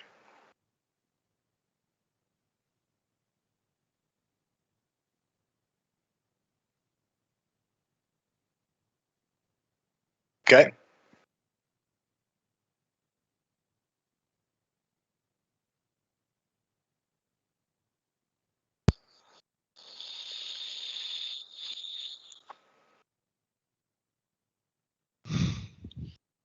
Yep. Yeah, I would still hit. Oh. Yes. It would in fact hit. So that's 30 damage plus 15, so 45 damage. All right.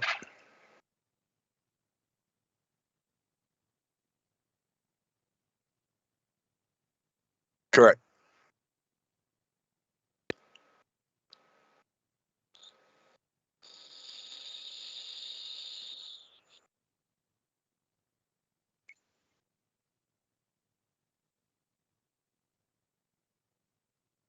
Do you have the volley trait? Then no.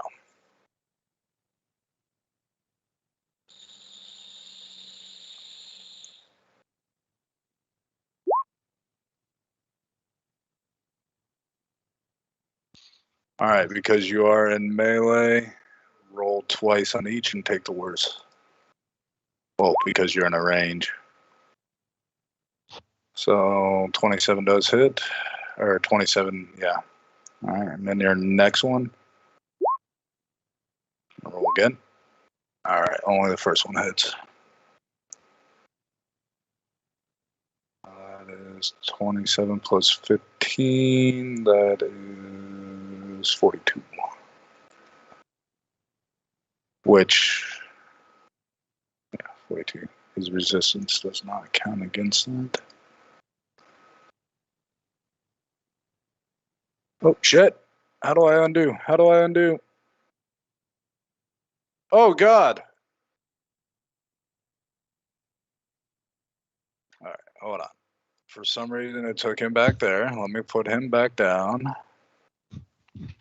All right. There you go. You're right there. I got to set his health back at what it was. Okay. And you did 42. All right. That is your turn. Chucky, you're up.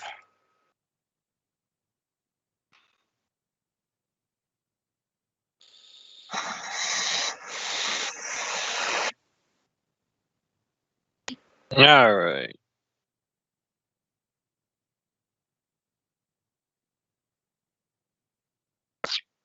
I'm going to rage, of course, Okay. It's one action. and because the rage and the one thing, I'm going to be huge.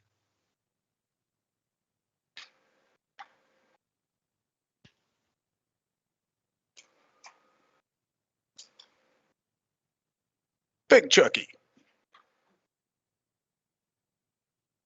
I'm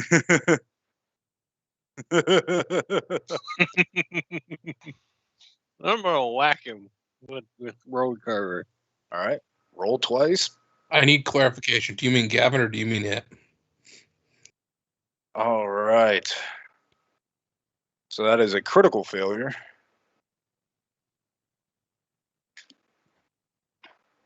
Does that stand?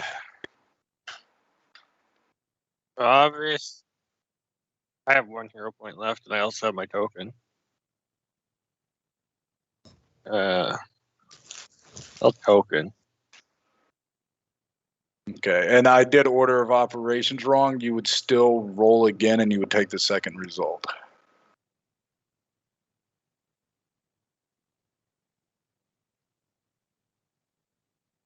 So I would roll again. Yeah. And you would take the second result no matter what. Well, it's in the same way as 0.2. Yes. 30. 30. 30 does hit. How much damage? 55 plus 18. I thought hero point was the better of the two results. No, you have to roll. You have to take the second no matter what.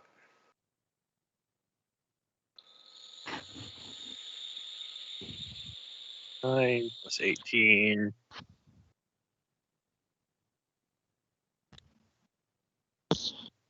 $77. Back extra We'll push it to 85.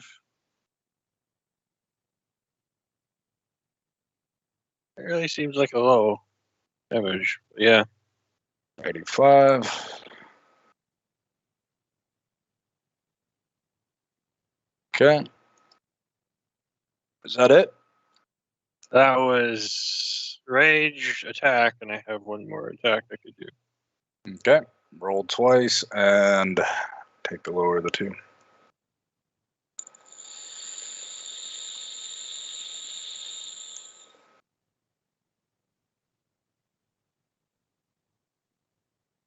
$16 or 33, and you have one hero point left. Yeah, I'll say screw it. Here's the one hero point.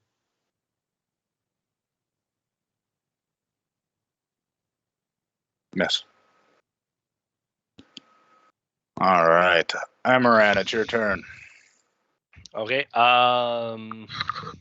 Since I felt like it was effective last time, I am going to drain my bonded item. Okay. Which will, of course, it's what it does is it allows me to recast any spell I have prepared for the day.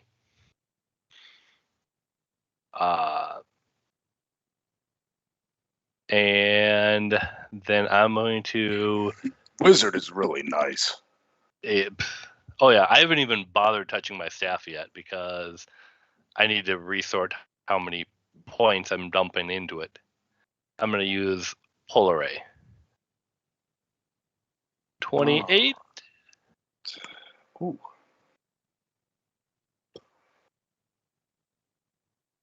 Uh, 28 does hit. It is immune to drain. So it takes 35 damage. Minus its resistance. Okay. Bah. Because drained is an action. Yep. I have a way. Or is that Okay. your turn? Do you gotta... what else are you doing? Nope. That is all I can do. All Because right. I've used up all my actions. I was just All right. trying to. Solon, you are up. Okay, I'm gonna extend my hand.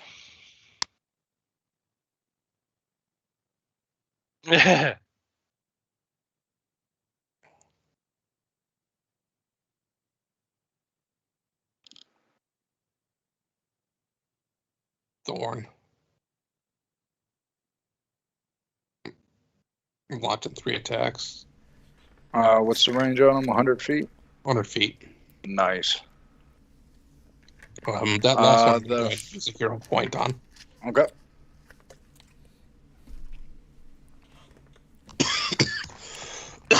Excuse me.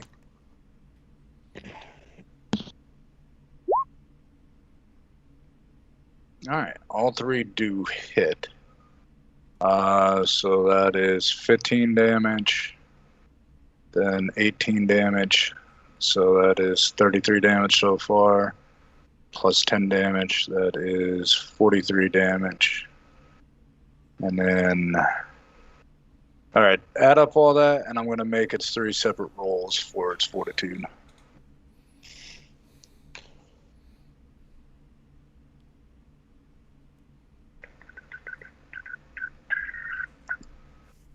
What's the DCs? 29. All 3 succeed.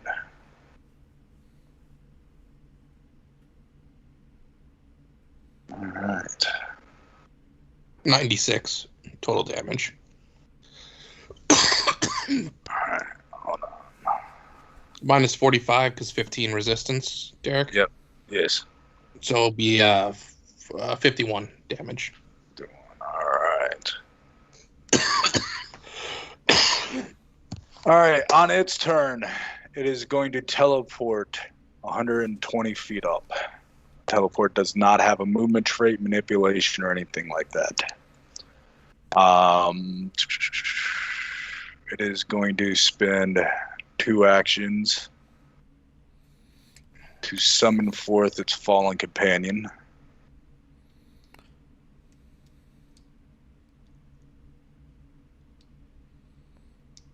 "60 feet above y'all.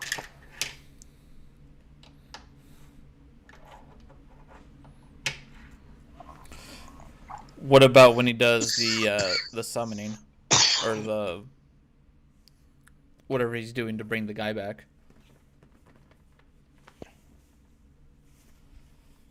Oh, give me 1 second.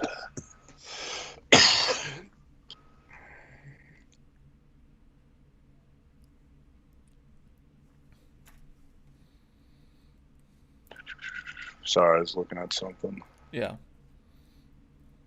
I would have a couple questions. So let me know what the answer is on that.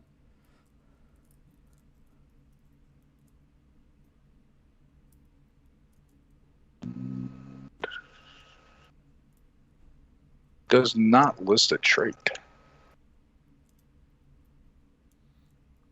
It has necromancy as a trait. That's all it has. No somatic or anything like that, then? No. I guess when he... Yeah, it does, because it requires a material component. It's ally. By definition, it requires a semantic component. I guess that would be the case. Yeah, that would make sense. But before I do anything further, you could teleport up and try to hit him. Yep. All right. Roll twice.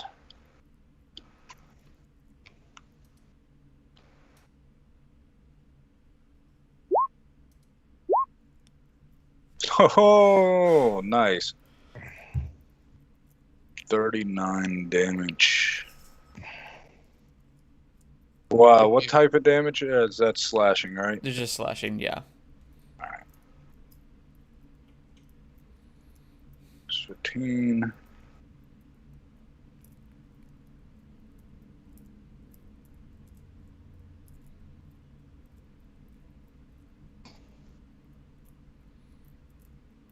Okay. That would be saying hello and no. Alright. Spends its last 2 actions to call forth its fallen companion.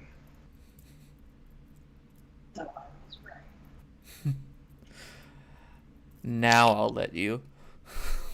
Give me a second. Okay. All right. I got to get him into initiative.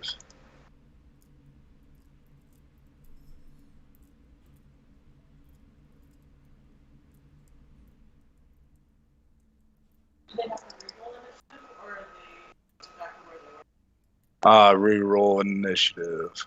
Because it has a 36, it will act now.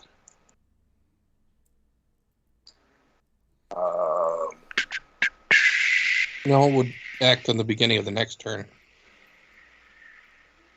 Because 36 initiative already passed. That is true. I'm actually unsure of how that actually happens if things like that happen, but we're going to go with what it is now. Actually, it's his turn. Initiative 36 happens now. Oh, my bad. Yeah, you're right. Yeah. He's higher than 36, so yeah. He would basically, when you summon a creature that enters the initiative, it would enter the initiative on its own initiative, and if the initiative happened to be, higher than what you're currently summoning, it would be stuck until the next round. Looking at this thing's abilities real quick.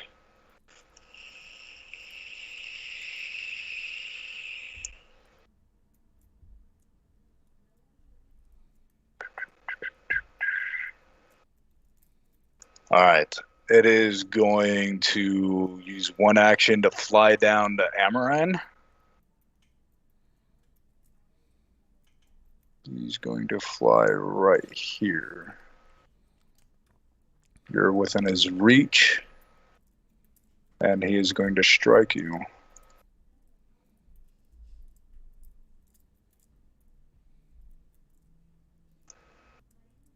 What's your AC, Amaran?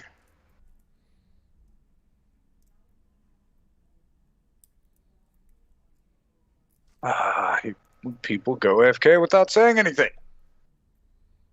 Rambo. He actually he texted me and told me he was going to give his daughter a bath. Nobody told me. He told me to text him if he Gotcha. That is a crit on him. So that is 50 slashing and then 6 negative. So 56 damage. And then he's going to strike a second time.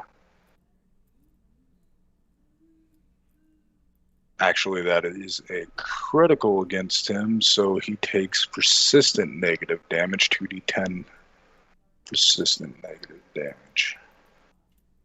And then his second strike is a crit, and he takes 46 slashing and 10 negative. So that is... Still minus 10. Good call on reminding me about that. That is 20, 25, 26, or 56 plus. All right, hold on. I need help with math. 40 because of your resistance. 46. Then it is 46, 36 plus 10. So a total of 56. So 46 plus 56 is 102, right? Yeah. Yeah. Minus 102. And then his last action, he's going to strike him.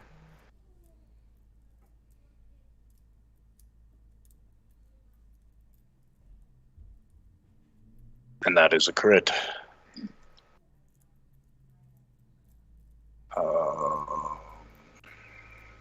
29 times 2 is 58, minus 10 is 48.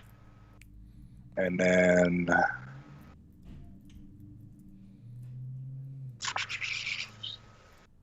$48 plus 6 is 54. Yes. So he took 156. Yep. 15 health. All right. Raxus, it's your turn.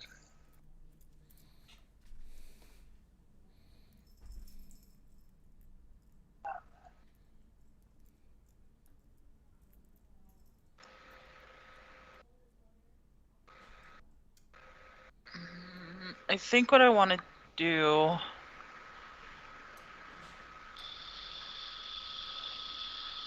How high off the ground is that one that just hit Amaran? He has landed. That complicates things.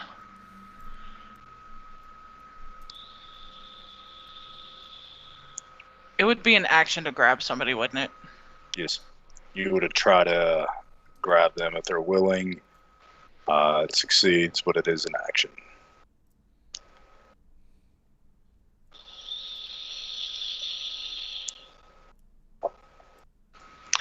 What if I do a flyby and ask them if they want to hop on? Would that then be their action? You would have to delay until their turn to be able to do that for them to hop on. You'd move up to them, and then on their turn, they'd hop on. And then on your turn, you'd move away again. Okay.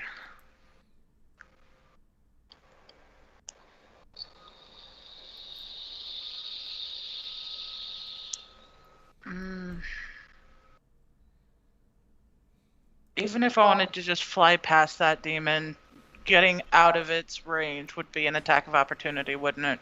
Yes.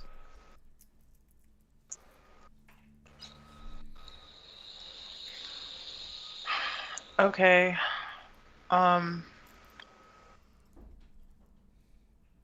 See, I can't wait until we're actually on Tailspire, where we could actually see the flight and actual moving at angles and things like that, because that's going to be neat.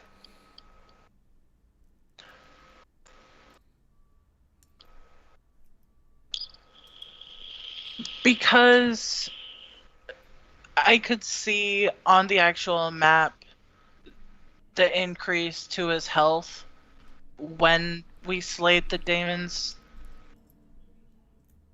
Would he have looked more powerful in actual gameplay, or would I have had any indication that he had like absorbed their power or something, or will I have to roll to be able to see like when he had done that? You would have to make a recall knowledge. And this would be a cult of religion. No.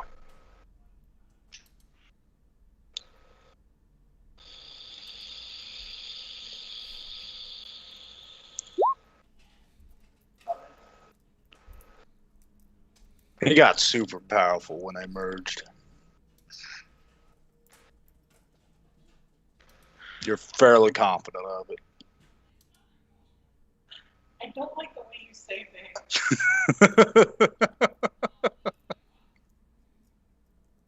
All right, that's one action. What do you do?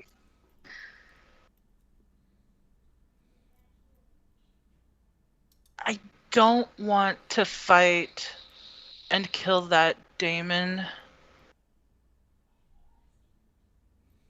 because be adjacent with the other people, but not within melee range of Big Baddie. Okay. Wrong thing. Actually, no, I didn't need that. So I could make it down there. Probably roughly. He will get an attack of opportunity on you. It was here. Oh, because like the bubble will count? Or no, do I that's something entirely different. His reach is 20 feet. Is 20 feet? Yep. And if you're moving diagonally, Oh, well, your Amaranth's first within his range no matter what, so he's going to get an attack of opportunity no matter what I do. force movement does not provoke an attack of opportunity. So if you fly down and grab him, that's considered a force movement if you fly off with him. So he would not get an attack of opportunity, but you would get an attack of opportunity. Oh, Yeah, or he would attack. You would invoke an attack of opportunity on him because you're the one moving. Amaran would not provoke an attack of opportunity because what you're doing is force movement on him, and force movements do not provoke attack of opportunities. Amaran's safe, not you.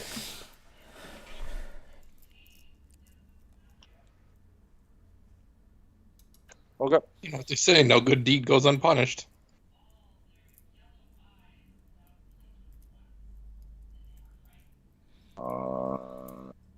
That is a natural 20. You take 61 slashing damage, so 51 slashing damage, and you take 6 negative damage. So you take a total of... You're going to have to give me those numbers again. I had a question about that. Because I'm a smaller figure on Jaff's back, would that attack of opportunity have hit Jaff specifically? It's all about who's attacking, whether or not yeah, it's you or Jeff. Yeah, the combat or amount of combat rules, the target can state or choose which target. Now it is up to my discretion if you have cover. So we will say that you do have cover, but that's still a natural 20. So it is a crit. Like precision, that kind of thing. Yeah. Well, it's because I rolled a natural 20. A natural 20 is automatically a crit. So you take a total of 51 damage for slashing. That's already with the minus 10, and you take 6 negative. So you take a total of 57 damage.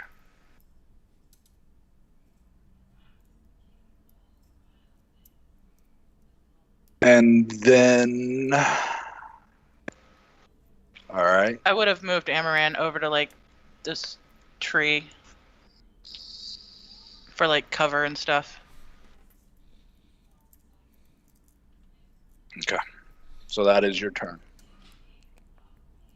Nair's turn. Sorry, Solon. You're golden. I buffed up AC. I can leave his threatened score without provoking an attack of opportunity. And I have a plan. All right, what's Nair do?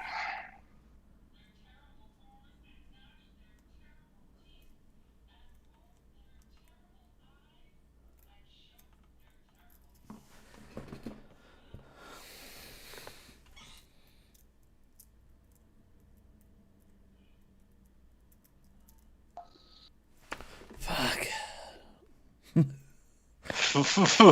Doesn't seem like the time, but It's not.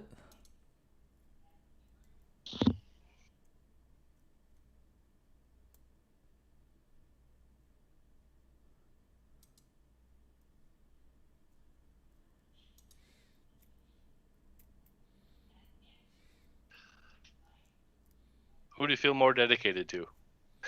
Oh, hey, it's Nair's turn. Excuse me, not your turn. Fuck, Dan, do I try and just fucking banishment the Damon? I wouldn't bother. You wouldn't bother? Nope. Unless her DC is insanely high.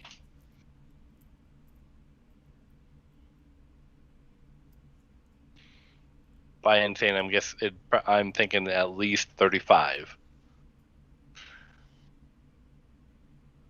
In order to stand a chance of actually succeeding it.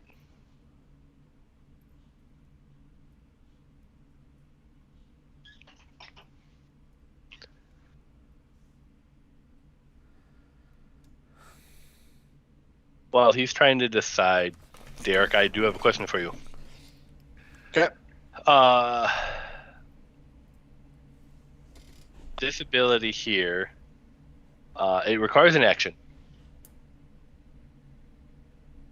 Can that work if I cast spells out of the staff, or will that work as from spells? You can use meta magic with things from staffs, scrolls, well? wands, and whatnot. Yeah. All right.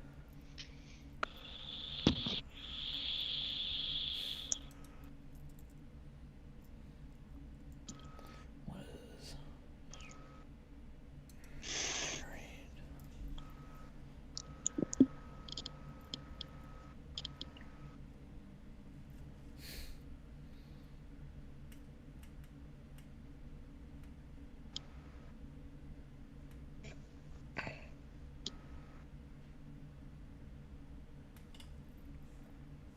I'm going to cheese the hell out of my next action, just FYI, Derek. When don't you? Last turn, I just launched 3 thorns. That's fair. So it sounds like mark it on the calendar when he doesn't. There are numerous times where all I do is summon. That is true. Which Sorry, usually there's a it's lot of these cheesy. that I don't know what they do, so I'm reading.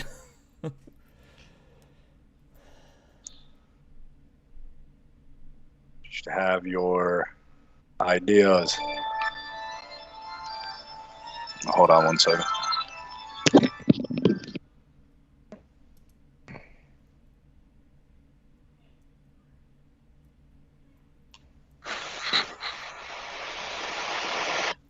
No. As well. Yeah, you made the blessings, right? Right. Yep, I did. You can actually do a lesser, not like Core's blessing. I could choose to do a moderate instead of greater. If I want to do.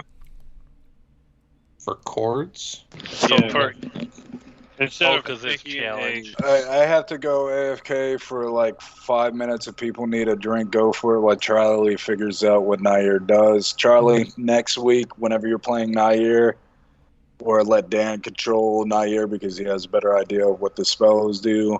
Try to get an idea of what she does. That way we're not taking, Yeah. 5-10 minutes on our turn. But I'll be right back. Okay, what's your question about chord? I'm looking at his blessings Well, now. I was just wondering if I could. I don't want to, create a single combat with the character. I'm just wanting to do it as a moderate. Do I have to do greater, or No, you can. You have all access to all three, so you have all three abilities. I could just do it as a moderate and then Yeah, challenges now affect both attack damage. Oh, I see what you mean. Mhm.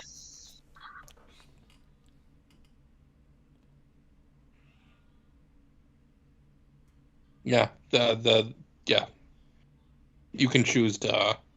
I'm doing a moderate challenge as opposed to a greater challenge. Yeah. Okay, that's good.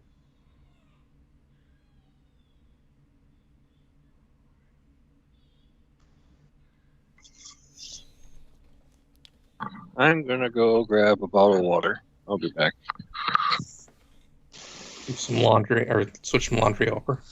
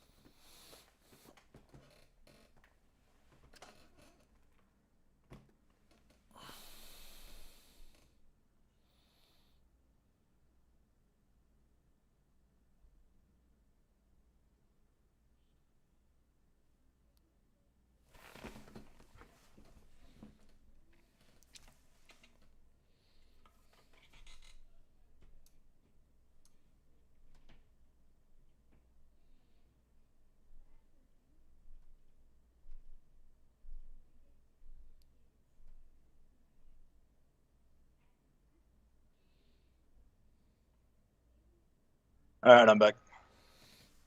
Okay. Hey Zedek. Yo. On the heal, if Nair does the 30-foot emanation one, does it hurt her to use that? No. No. Okay. So it'll be teleport, use the 3 action.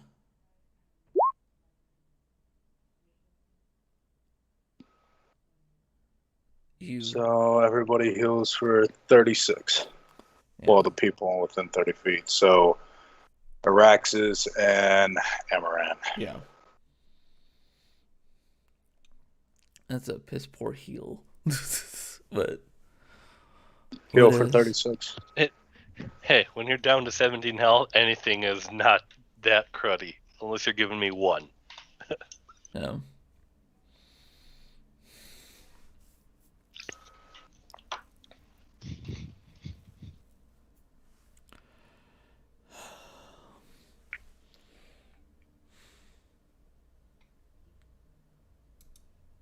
All right, that's her turn. Gavin, you're up. Yep. All right. 3 attacks. Here we go.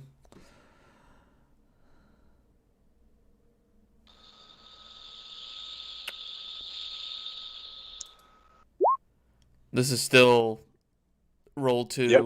Yeah. Yep. Okay. That is technically a crit. That's 82. Or 84, sorry. Okay. I'm guessing he's immune to the death trait. Yes. Okay.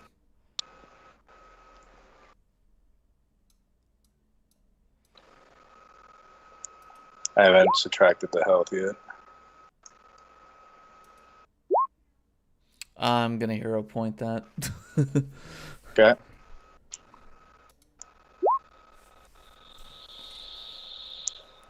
Okay, that is a hit.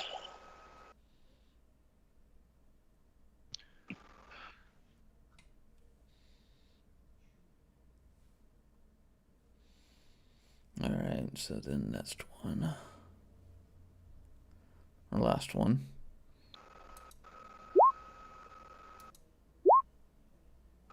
That is a critical failure.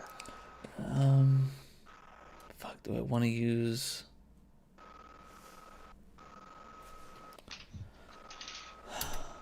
Okay, I'll use the last hero point. Okay. No, sorry, that wasn't a critical failure. I thought that said 16. Do you want to re-roll that or keep it? If it's I not a misread that. It would it's- just be a regular miss. regular miss, then I won't use it then. So I'll still have 1 hero point. So the first one is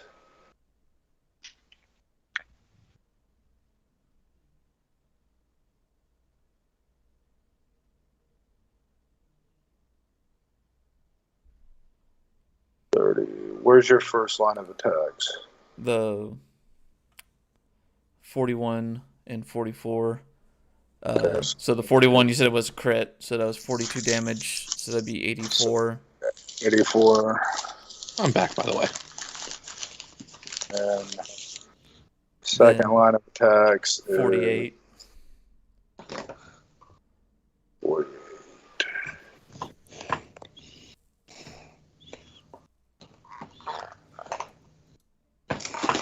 All right, so 48 plus 84 is 28. Or no. 132. 132, yeah. All right. I'm looking at a.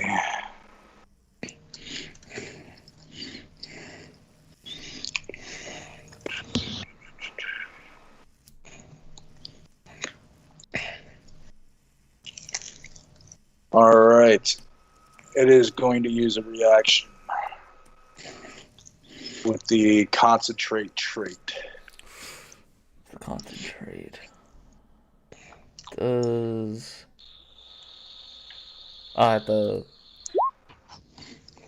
Okay. Yeah, I'm gonna try and, 1, do as much damage as I can, 2, not let him do fucking anything. Okay.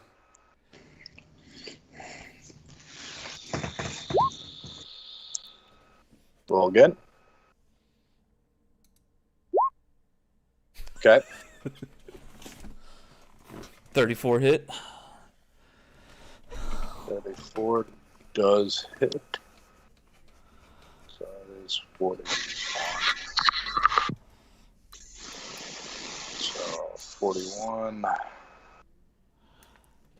So that's a total of 173 Mm-hmm. minus 15, 45. 173 minus 45 is what? Wait a second. Come on, phone with the calculator. 175 minus 43. Yep. 132.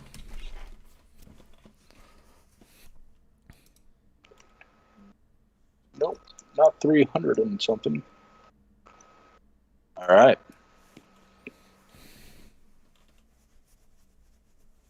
It is going to use its second reaction. That has a concentrate trait.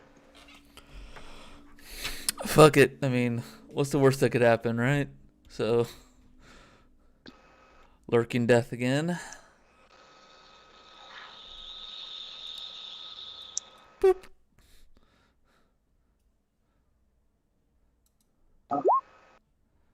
Roll again. 36. That's 10 damage, or 15, or 10 damages. All right.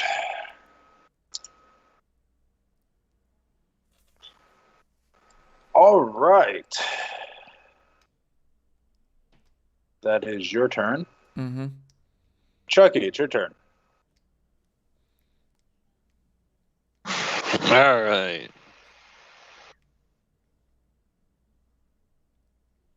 I'm going to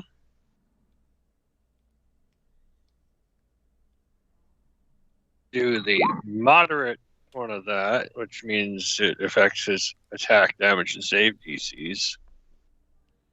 Okay. If he attacks anyone other than me. And then Who are you targeting? the one next to me. He's up in the air. 120 feet. Doesn't have a range, but I want to make sure that's who you're targeting. Oh, he's actually up in the air right now? Him and Gavin are both 120 feet up in the air. I missed that.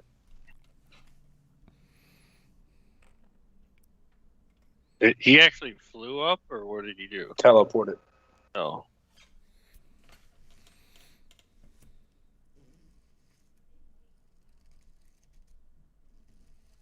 Let's see. Oh, I can fly.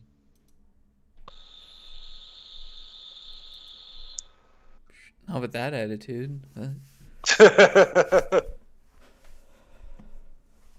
It was 100 and what? 120. Yep. I can move 65, and if I do, where is it? Sudden strike or sudden charge? Yep. That would be So long as you haven't used a move or strike action, you can use, or it's a strike action. Move or strike, you can use sudden charge. It has the open trait. It has to be the first thing you do that has an attack trait to it. That's right. Yep. Been a while since you used sudden charge, but yeah. Yes. I think I'm gonna take a page out of Charlie's book and. Oh, it still does it. What the hell? I hit the attack. It still puts the freaking big as. All right, roll again, and then take the worst of the two. Yeah.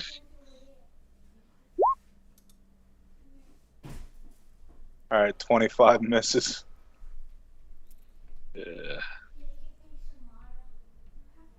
All right, that is your turn. Amaran, there we go. It's your turn. He flew away. No, that changes everything.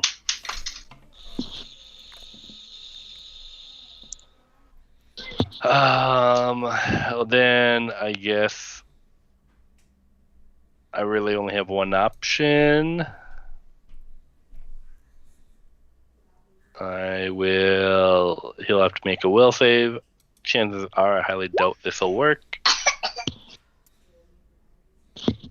But I am targeting our What's the lovely range of mage. your ability? 500 feet. All right. He needs to make a will save.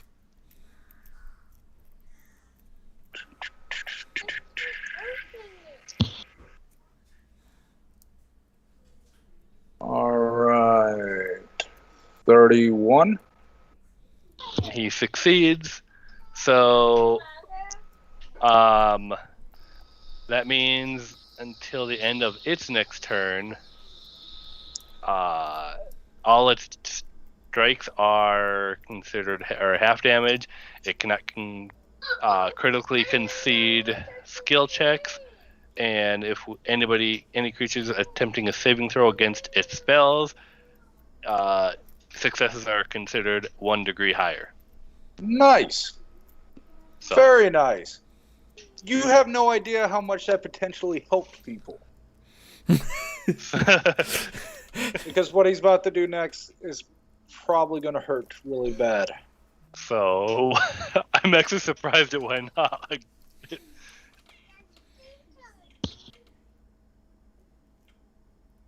All right.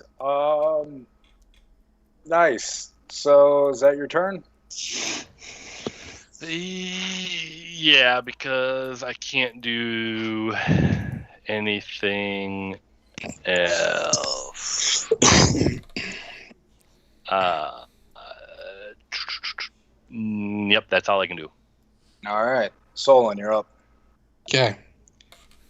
So, seeing how what he did last time, I'm going to first cast Death's Haste on my companions because it's not a touch, and I just need to check to be sure how many creatures it can affect. I think it's my intelligence value.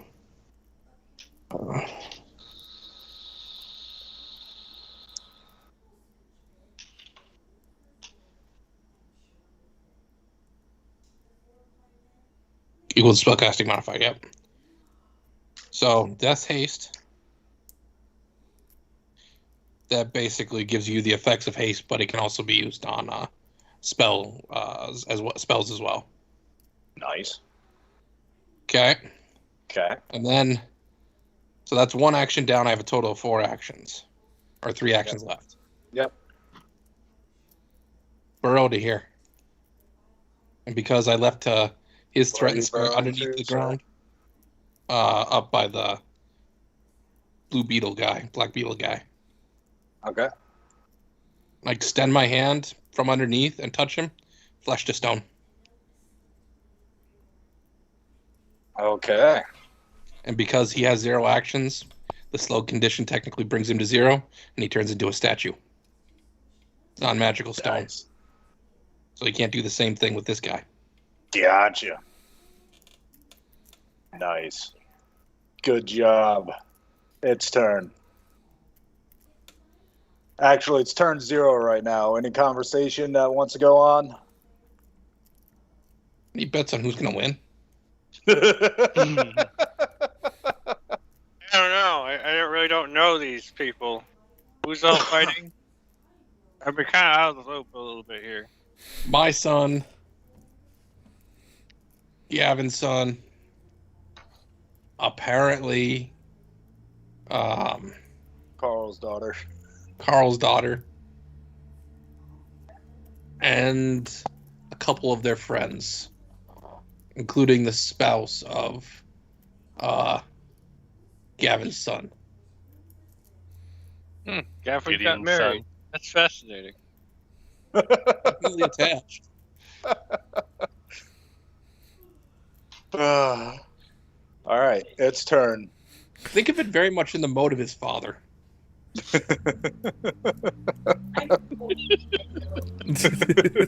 Literally, you're just chuckles. It spins 3 actions. to What, use no what comments it's from been. Gavin? Or from Gideon? Spends Gavin's 3 the boss, actions to use its ability. It can only be used once per day. It tried to use it on its reaction, but Gavin kept interrupting it. Everybody within 100 feet. Hold on 1 second. I gotta check out. Not me. Negative damage. Hold on. Nope, I was looking at the wrong ability. Sorry, everybody within 200 feet Lame. needs to give a fortitude save. Even if I'm not within line of sight? Yes, it is a radius. So emanation around him. If you're hiding behind something that would potentially underground. affect... Oh, you're underground? You're fine then. Okay, I want to be absolutely technical. I use my burrow speed, I'm underground, and I'm underneath the statue, because I came up from underneath the statue to touch him to use You're fine. that stone. So I got a giant stone on top of me. This is nothing magic that can be like counterspelled or anything, correct? It is not a spell now. Okay. With the moderate challenge, It's not a condition. would that make the DC 3 lower? Yep. You said fortitude, right? Fortitude, yes. So now you're first. Ouch. Oh, trust me, I'm already feeling it as a at a 20.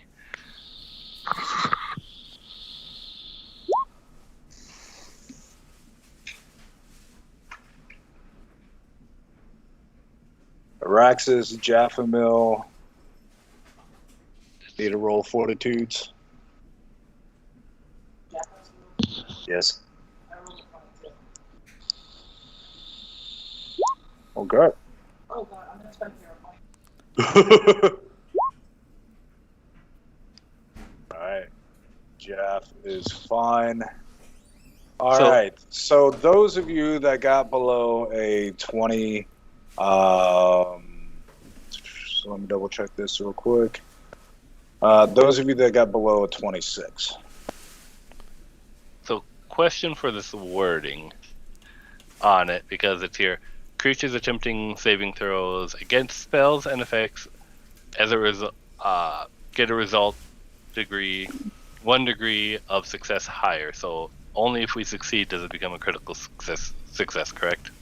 Correct. Okay. And if you failed, it becomes a success. Is that how it works? What are you using for this? It's It's part the of undermine. effect of undermine reality. And it's till the end of his next turn. End of this turn.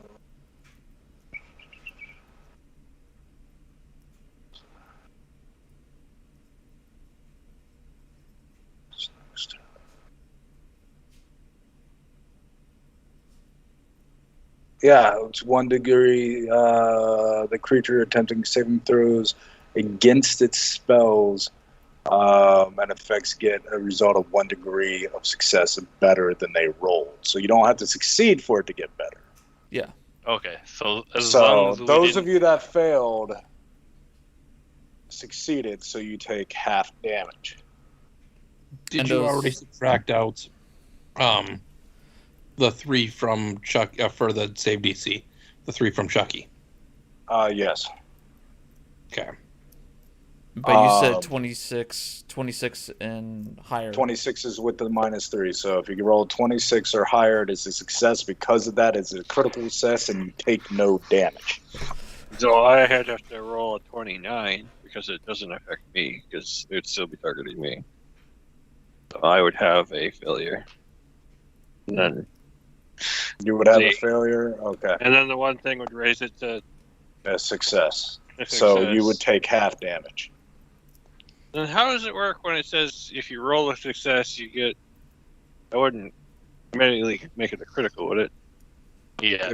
If you roll a success, it would make it a critical success. You have to roll a success. So it's Something bumps you up. It's not a chain reaction up. Yeah. If something makes you one, you take that. But if you roll a success, it would become a critical. Yeah, I get it. All right. So the only So ones everybody who had to roll, who failed, take. Hold on. I need calculator. The one thing every person likes to hear from the GM. So I guess that saves Nanir from critically failing her roll. Yeah. Nair does not critically fail. My calculator is taking forever. All right, it's not loading for whatever fucking reason. Somebody with the calculator. He has 135 health left out of 320. What's the difference? Percent-wise or Total, like number, numerical. 185. 185. Okay, so everybody who failed takes 185 force damage. And If you succeed it, you take half. If you critically succeed it, you take none. Okay. Yes. Does that include the quasi-real thing that supposedly you take, or is that just a physical damage from that one? it just it strikes deal half damage. Yeah, so I'm it's guessing not a that's strike. physical. Okay. Yeah, it's not a strike. So I take half of that. What was half of that? 100 and what? 185, half of 185.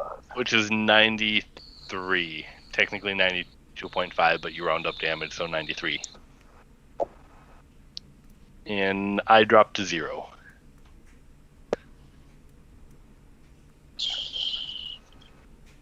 Then I got the 10 resistance, so it'd be 180.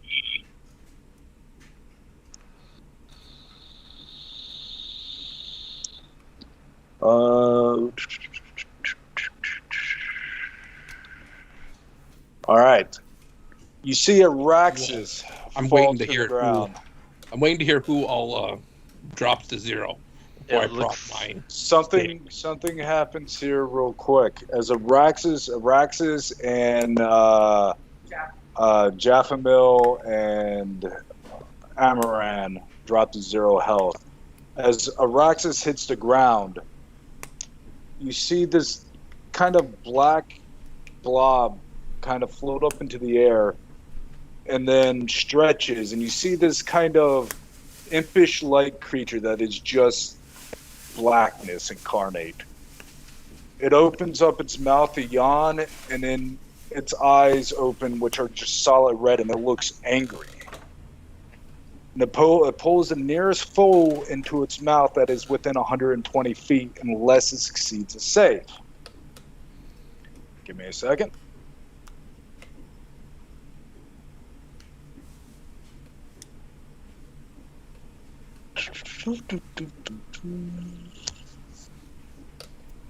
Where is that?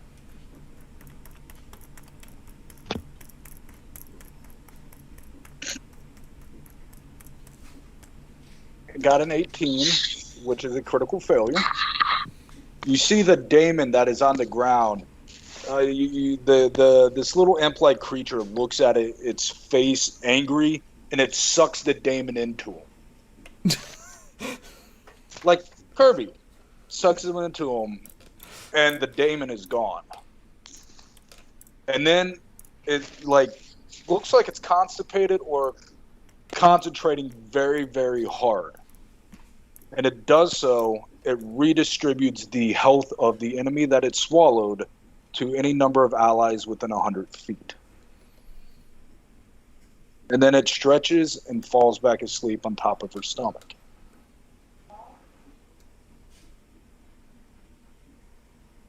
So that Damon has 480 health divided amongst any number of y'all. That's within 100 feet of the imp. The imp that she gained from the blood? Yep. Damn. How far are you? Only 60 feet up, Josh? Me? Was 120 feet up next to the thing. All right. Same with Gavin. So then you'd be too far away.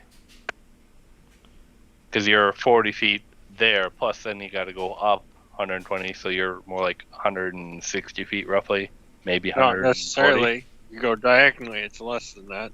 Yeah. And he is a Probably huge more like creature. 100. I would say he's in range because he's a huge creature. We can all split it evenly and just do all 4 of us 120. Mm.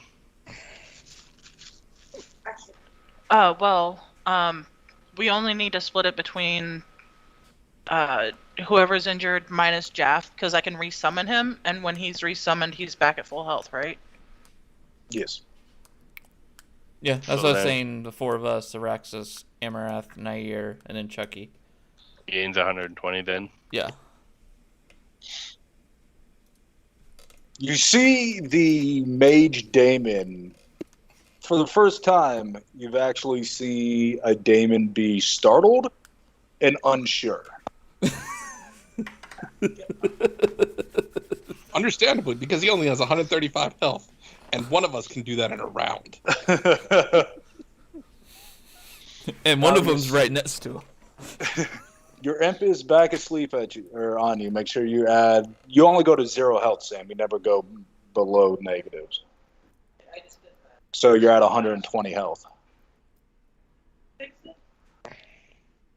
There you go. All right. It says, now I'm sure we can talk about this. Arrange a deal. Wrong party. That's all stolen shouts from underneath the statue. Wrong party. Oh, as soon as I come back to consciousness and I have that health, I am pissed. He is not making a deal with us. He made me desummon my dragon. It takes a whole 6 seconds of work to bring him back. God damn it. I think you'd be more pissed about your imp.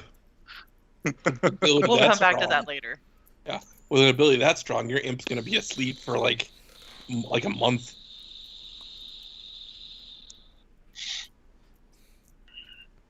So And while adorable, I'm sure,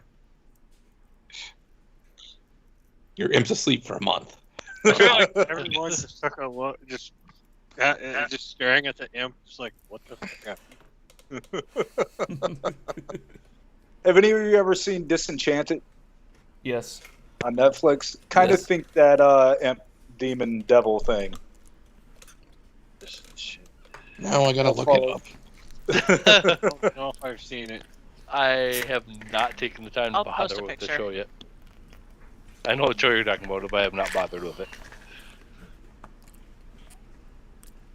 All right, so it ends its turn with trying to negotiate.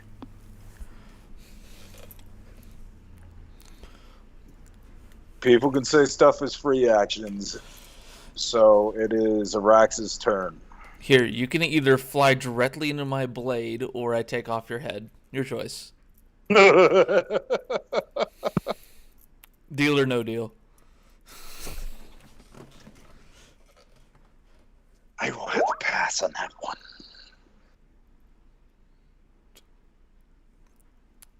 It is your turn, Alexis. So, when you say pass on that one, do you mean me not cutting off your head and you running into my blade, or me taking off your head? Yeah, so the picture that she posted right there, think that, but with little wings and red eyes.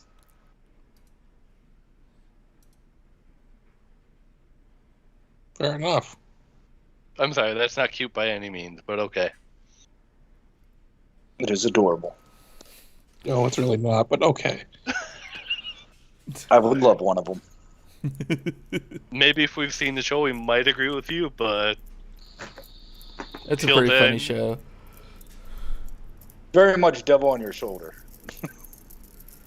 It's your turn, Alexis. What do you do? He's still up in the air, isn't he? 120 feet.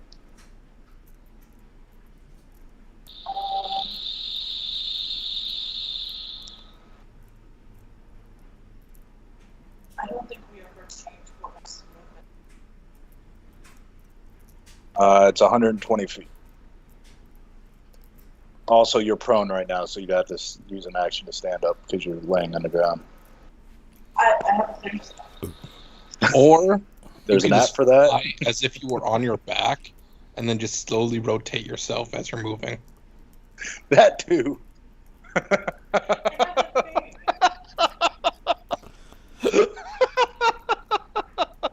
like that, Dad. You're welcome.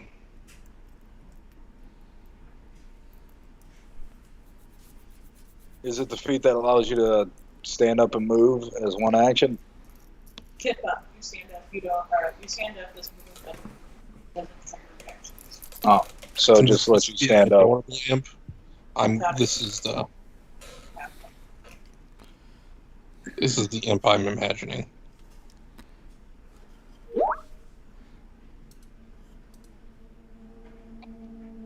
Fair, that is cuter. But it is solid black. We can use that one. It's solid black with red eyes. All right. So what do you do?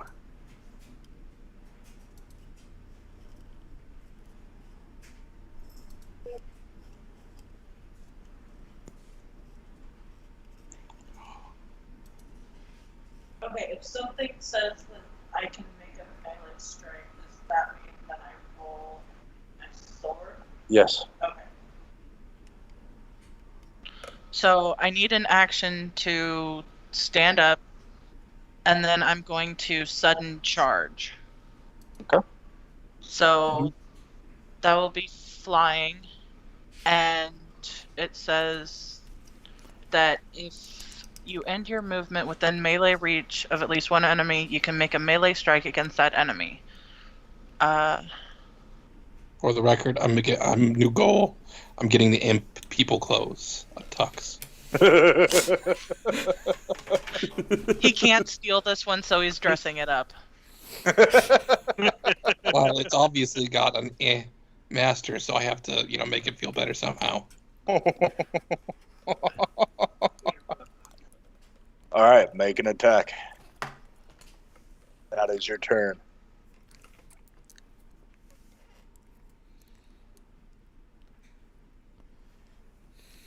He would be flanking, and that still misses. Yeah. Ouch. Yeah. She's been rolling crappy on her attack rolls. I Yeah. rolled better when I was playing Dan. Nair's turn. Nair's gonna teleport up, staying about 30. I'm gonna say about 30 feet away from Mage Guy. Now, how does Zedek remind me how holding the action works? I Takes declare. 2 actions and you declare a trigger. But it also ends your turn. It ends your turn. So it takes 2 actions to do it. You decide if it's a two action activity. Mhm. It uses 3 actions to do so. So you can never hold a 3 action thing. You can hold a 1 or 2 action, attack or activity. Yep. And So, then your turn ends. So teleport up, which is the free action. I hold the 2 action heal spell. Okay. And my trigger is Gavin's turn. Okay. It's Gavin's turn. Boom. So positive onto the mage. Okay. And I'm doing the 2 action one. Go ahead and post it so we can see the damage. And the DC is.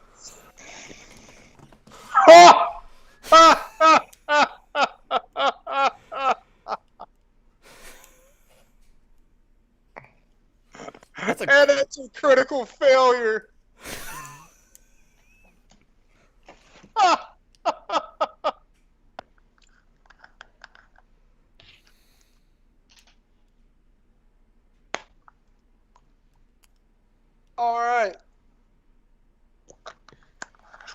It goes.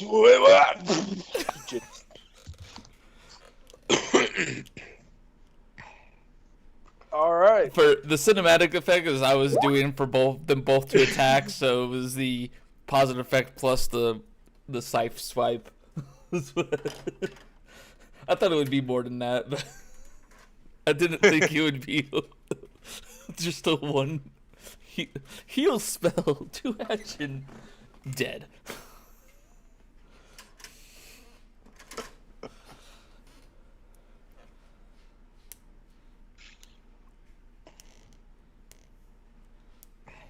All right. Erase its essence. I shout out. You apparently were able to purify him before, Gavin, so. Yeah. With everyone here, that's what Gavin would try and do.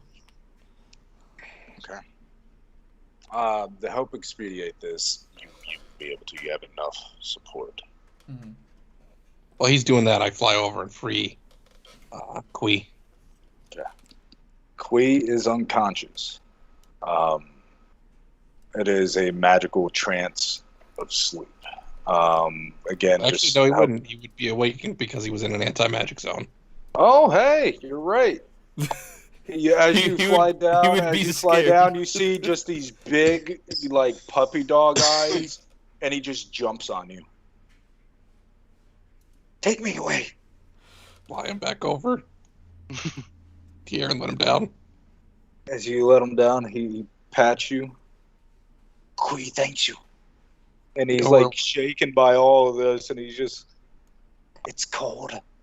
He's shivering.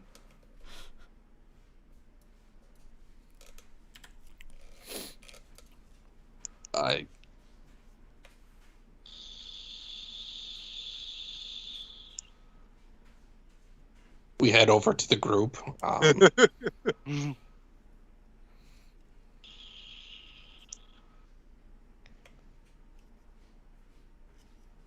So, what's going on? These things try to eat Kui. Hello, Kui. Long time no see. Tried to kill your ancestors.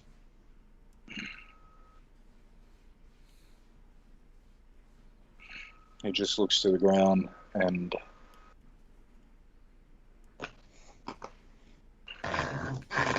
idiots, all of them.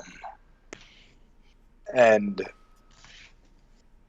you see him reach into his pocket, and you know Kui has all kinds of bags of holding and shit like that. Mm-hmm. And he pulls out a large tablet, a kind of stone tablet. You're not exactly sure of its actual material. It does look like a rock of some sort, but it looks alien. And out upon it, script that none of you know what it says except for Solon. What's it say? You would have to actually jumble it together because it is coded, if you will, but it is in the language native to Abaddon. What you got there, Kui?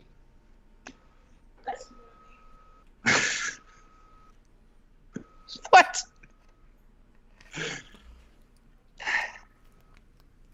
We found ancient secret that they wanted, but they can't have. You can have, you friend. He hands it to you. Sweet. Thank you. Take Queen home.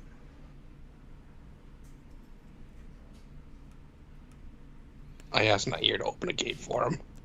Do we want to make sure the home is safe before he sends them there? You want to go home or do you want to go to a city with some protections? He like, this isn't the Kui you remember. It definitely looks like he has seen some crazy shit. He's not as overly hyper, and his scales look dull, like a person that gets, white streaks in their hair from going through a supernatural effect or, being struck by lightning. That is the equivalent with his scales. Okay. where you think Kui is safe. I wave my hand in the air, and a mansion appears. Here's my Fey mansion. You can stay here to recover. After all, we're friends. He just looks at you and nod, and then pats your knee, and then steps in.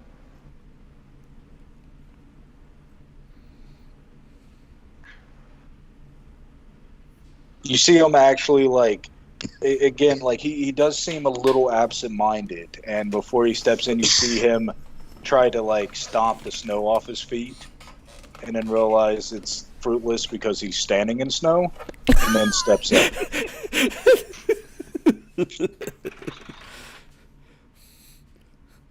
So, several of you look distracted during that fight. What's going on? I'm assuming there were several shouts in the air of randomness. Probably. Like, we're a little busy right now. Oh, just talking to your dad and the other dragon lords. Have fun with that. I enter my mansion.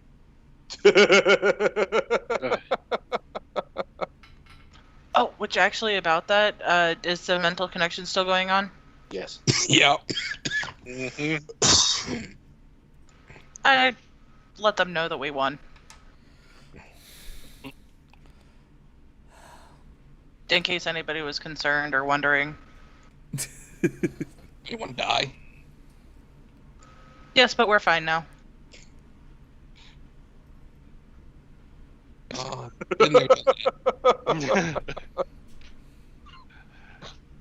Well, I haven't, but Gideon, you have.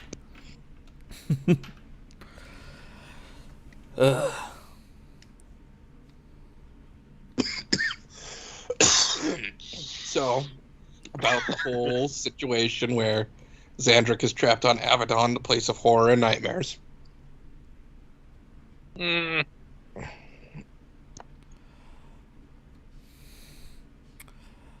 You have a big giant dragon, it's not so bad. Yeah. So Gavin would once again ask, now that he is now free and not on hold,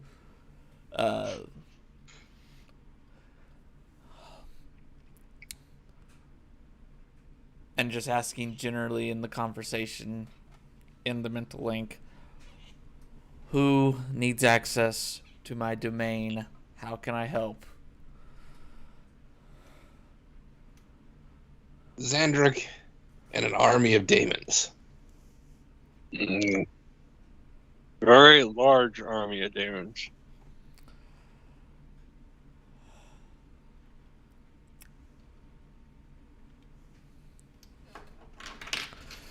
What did you say for numbers, Derek? Wasn't it like 1 million plus or? Oh, yeah. Yeah. How long you need?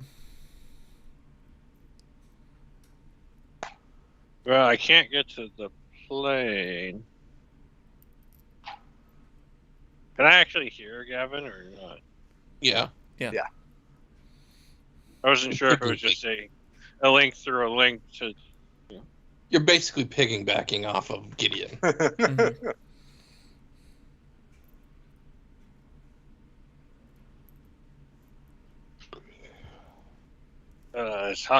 As long as I could, I can't actually enter the material realm. So until I can enter the material realm, I can't.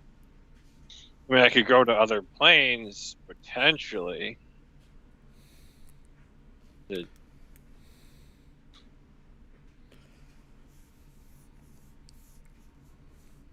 Well, I'll tell you what. I assume theoretically you would be safe in mine. Yeah, okay. So, Drake pops up and says, I'll make a deal with you. I'll void your previous deal. In exchange, I want the body of Old Famine. I have no idea where the body of Old Family even is. Well, you would be in the Vault of Souls, or near the Vault of Souls, I'm assuming. So that's where the body would be, I assume. Vault of Sin? That thing was destroyed. When I succeeded, that thing just destroyed, as far as I'm aware. Well, look around to see if you can spot the body.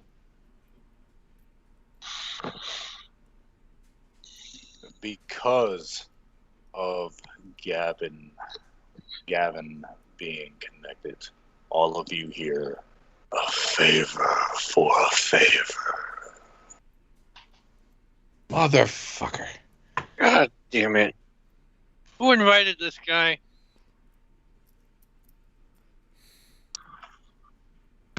Okay, he's going to have to be specific. There's multiple conversations going on. I say that out loud. You hear for the first time Karan chuckle. Either you mean It's the favor, unnerving. either the favor is to break the deal wholesale, or the favor is that he will find the body in exchange for a favor from us. So I need clarification on which one he means. The body is with me.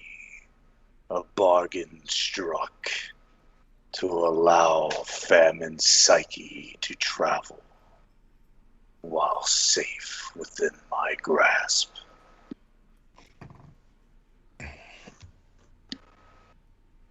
And so you want a favor from Xandric in exchange for the body. I want a favor from Gavin. Body will be given to Xandric. That then can be bargained to you.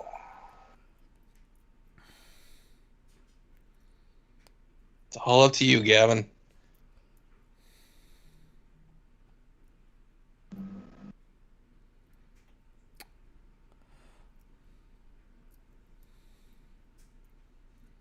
I want no unnamed favor. Name your favor first, and I'll decide.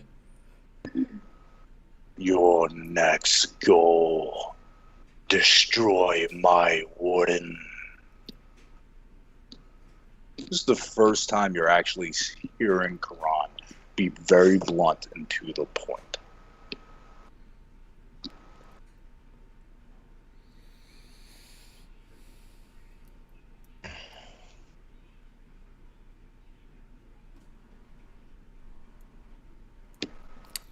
You. And when he says that, you get this pinging feeling in Drake, Xandric, Gideon, and the other Dragon Lords of power. You get the feeling that it means anyone besides Gavin and his companions cannot interfere.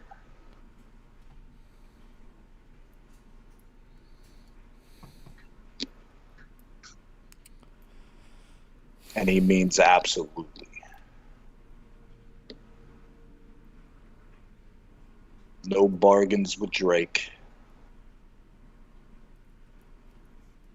Your next goal must be to destroy his warden.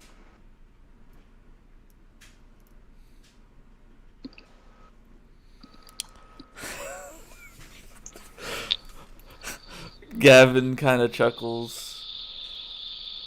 And with his best Solon impersonation, asks in the mental line, so hey, Drake, what's it worth to you?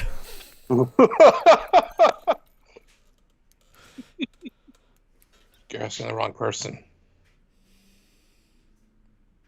It's worth nothing to me. It's Xandric you have to make the deal with. Xandric, let's get in the body.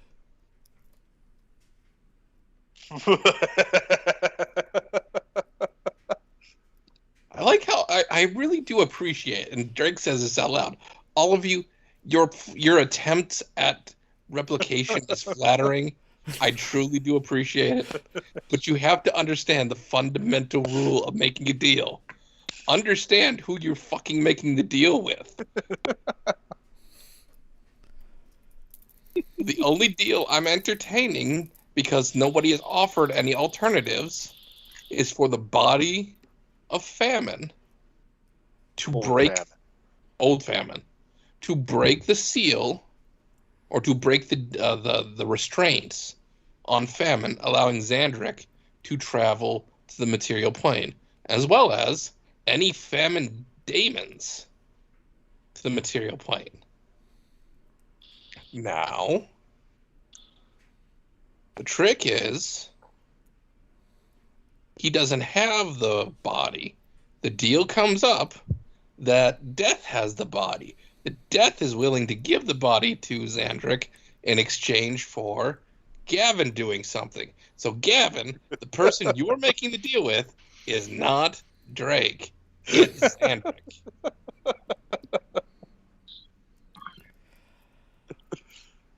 Everybody But- just feels like Drake has his fingers in everything, so it automatically just assumes it goes through you. Yeah. I do agree with that statement. I understand. You have to remember, though, the magic I wield is very specific. I cannot affect the balance of a deal in outside of as equal a cost or as equal as a worth as I can possibly manage. That being said, I cannot simply give something to Gavin in order for Xandric to get the body, because that would put more weight on my end of the scale, which would mean we would have to up the price on Xandric's end to get it to succeed. I'm trying to play by the rules Okay. as best as possible.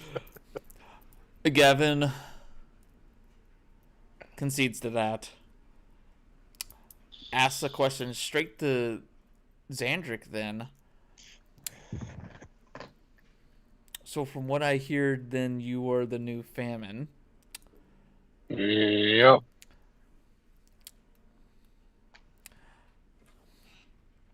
How well are you with designing and making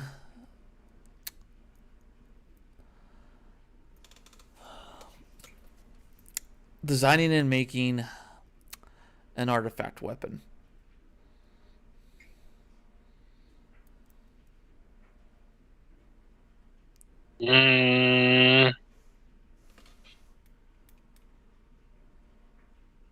Do not have the proper skills to do it fully. I just noticed something, and I'm not going to go back and redo it because we're already well past it, but for whatever reason, that DC is higher than what her save DC is supposed to be. Her save DC is supposed to be 25. 25. Okay.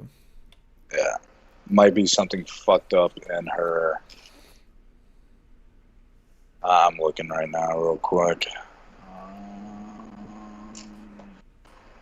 Whose save DC is supposed to be higher? No, her save DC is supposed to be lower. Not yours. It's supposed to be 25, not 37.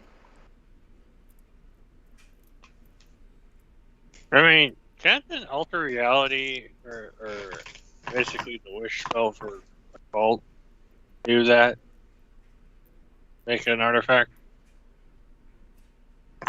Theoretically, up to level 20. If you go beyond that, there might be repercussions. Because I could technically make upcast and alter reality to 14. Drake simply says, don't you have someone with an aptitude to something Xandric has access to that might be a worthwhile trade?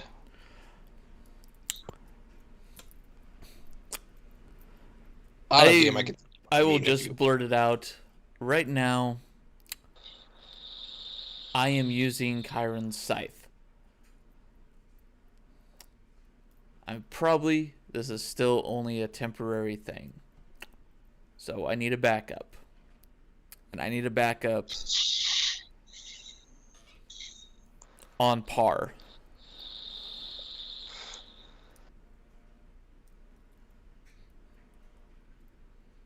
Because when I do this, pretty sure he's free.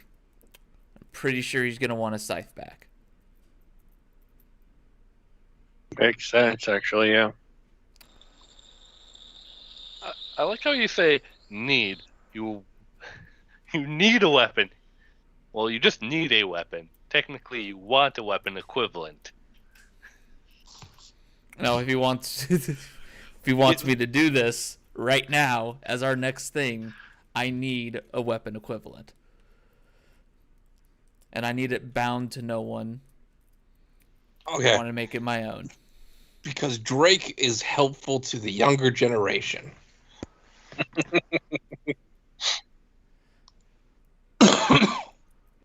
He turns to the disembodied Chiron presence and says, next goal is ambiguous. If they're currently in pursuit of a particular goal, that could mean after their current goal is concluded, or you could mean that they need to do it right immediately upon resting. Define your terms. Obligation fulfilled to the annoyance. Goal must be completed after. Trying to mimic human words in a way, meaning finish the task with the gear. Oh, the annoying one. Yeah, that makes sense. After, because you're already pre-engaged with him. That is your, technically, you would have to say. And Fuck you, Solon's current goal is to finish up these points of interest on the map. That's why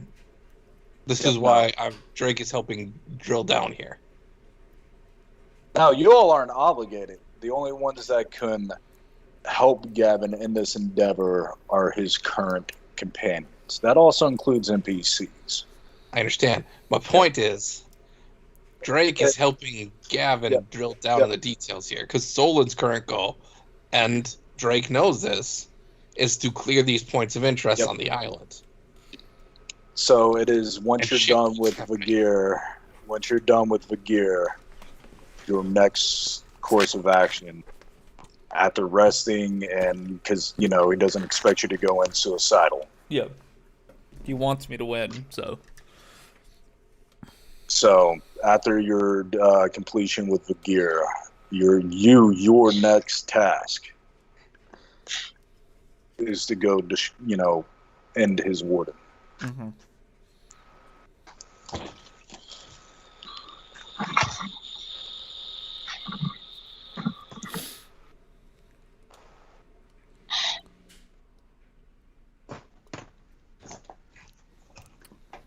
That answers that. So yeah.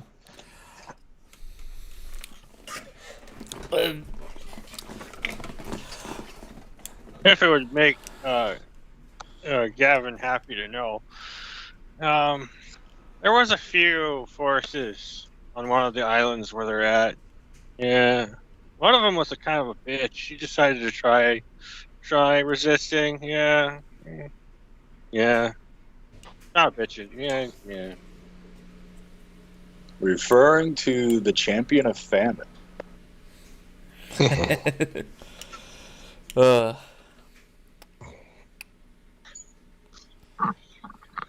Which war ultimately got a lot stronger. Yep. Ultimately fucks over the mother of monsters as well. Mm-hmm. Because the champion of famine, aka also the champion of the mother of monster, pledged the beastmen and branded them in famine's name. So the mother of monsters have lost a huge force. Good. Very good. Well, Gavin will say, I will accept this deal, Xandric. All I ask is you somehow facilitate a replacement weapon for me on par. What I currently possess. Drake, I feel like you would make input here. There really isn't another weapon that can be made that's on par with that.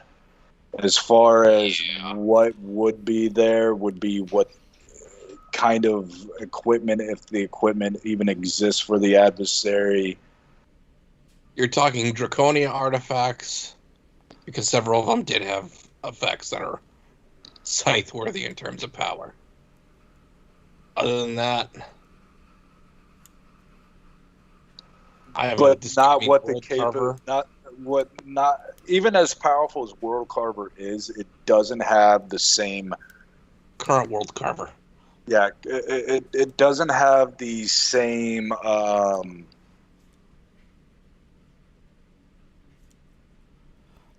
how about this rewording it? Something that I can eventually over time.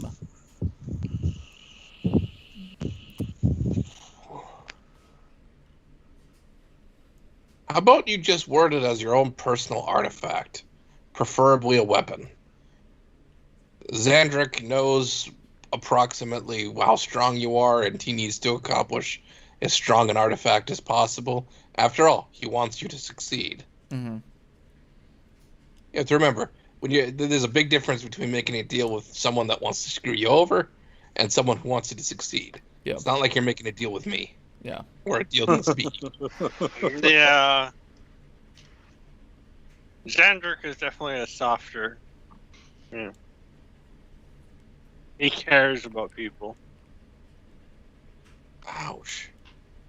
I care about certain people. Like 5. Xandric used to not care about anyone other than his friends. Now he cares about basically anyone from Draconia Yeah, and like their 5. allies. So there was that. Okay, so to help expedite this, is this agreeable? Yeah. All right. You hear Chiron chuckle for old times, and then you fall to your knees in excruciating pain as a branding of oath is embedded on your forehead.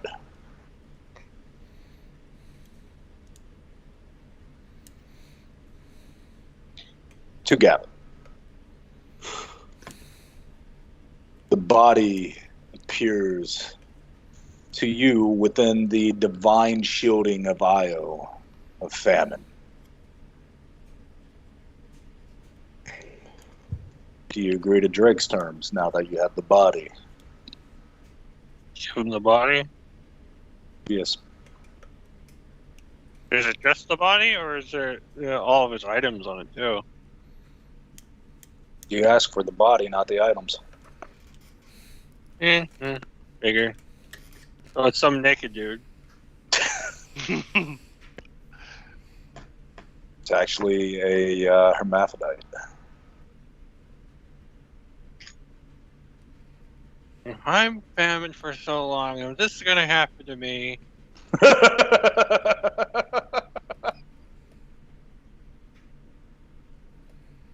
Just sit You there aren't examining. already? I mean, I am an elf, but I'm not. I just assumed the extra weight and curves you'd gained was you transforming. Oh, well. Just because I wasn't frozen in stone for 30 years, so I've aged a little bit. Still in pretty damn good shape, I have to say. So does the deal go through? Yeah. All right. You can You now see- enter the material world. Go ahead, Dan. Drake holds out his hand, and the body slowly disintegrates down into its base essence, into a small orb of blood. This will work just perfectly with what I have planned. Anyways, it's nice Yeah, talking to everyone. When you say shit like that, it just, I always never get used to that. That's Xandric actually saying that. All right. Yet, everyone always comes back. Dan, you're going to hate it because it's no longer 2 people that can actually see through your stealth, as now there's 3. As Xandric returns to the mortal world. You can try to counteract this if you truly want to try, Dan. But Io returns as well to Draconia and summons forth the Dragon Lords. Okay, which person is the one that's going to be able to see through me? Are we talking Xander? Io Are we talking Io? Io. I can let Io go. I guess. You never know when I'm going to need something from Io. If it was Xandric, I resist, because if I'm going to mess with him, I need the ability to hide from him.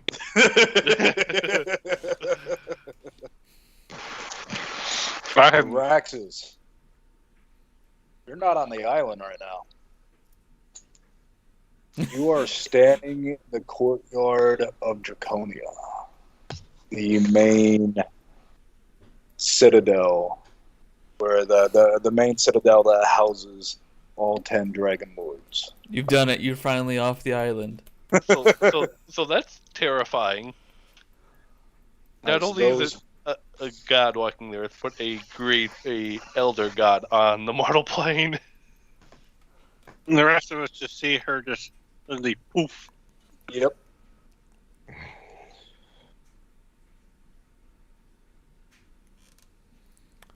All right. So yeah, you're standing in the courtyard. You see people. So I mean, Draconia. The people of Draconia, especially knights or whatnot, are used to seeing dragons. They've seen Bahamut and Tiamat a handful of times. Alright, I'm an oddity. Everybody's all struck at Io, who is, hovering over, the capital of Draconia that blocks out the sun. He is so massive.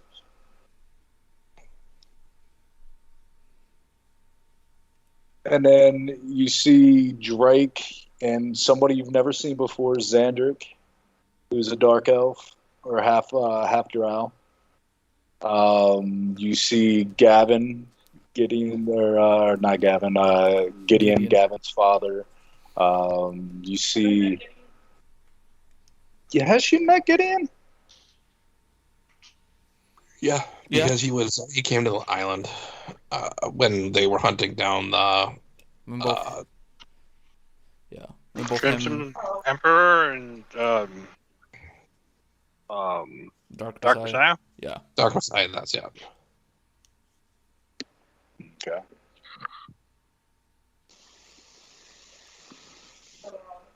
Io looks upon all.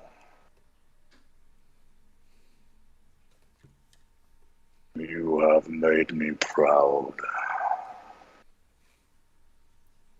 All of you, standing true to your convictions.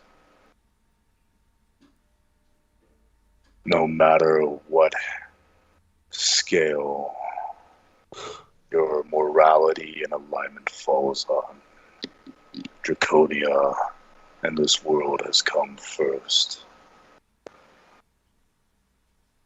The deal struck before my emergence stand.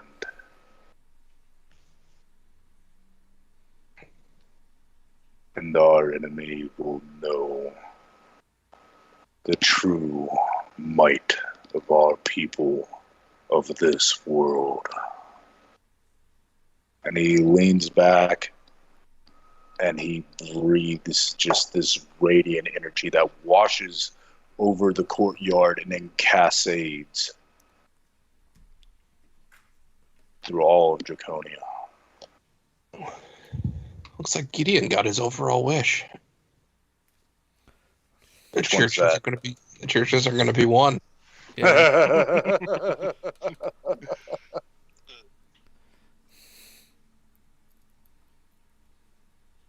All Draconian members, all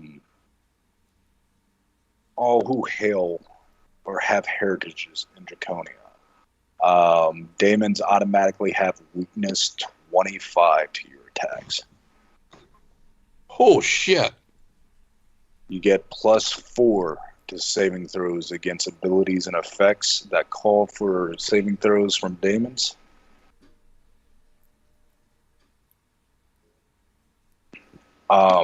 This does not work against the horseman.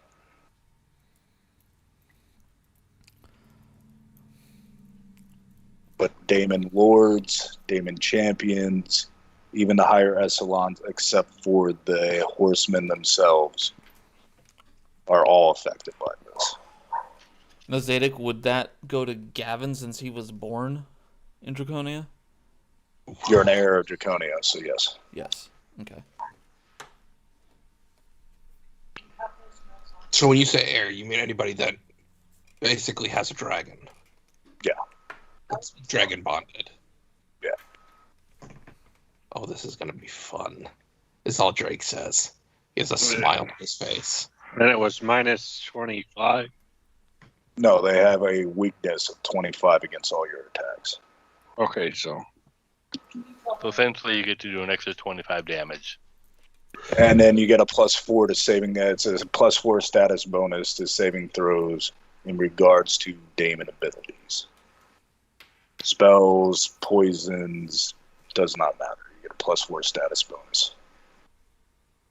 Save against daemons.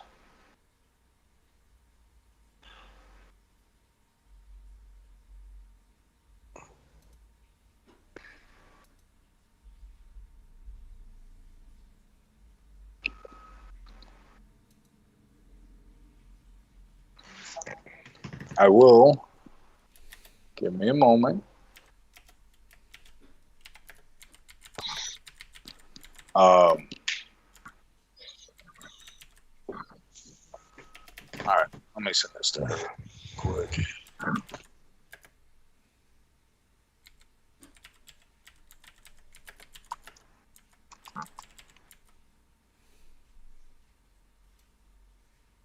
you're not wrong, Rambo. That would be kind of terrifying to see that Elder God on the mortal plane.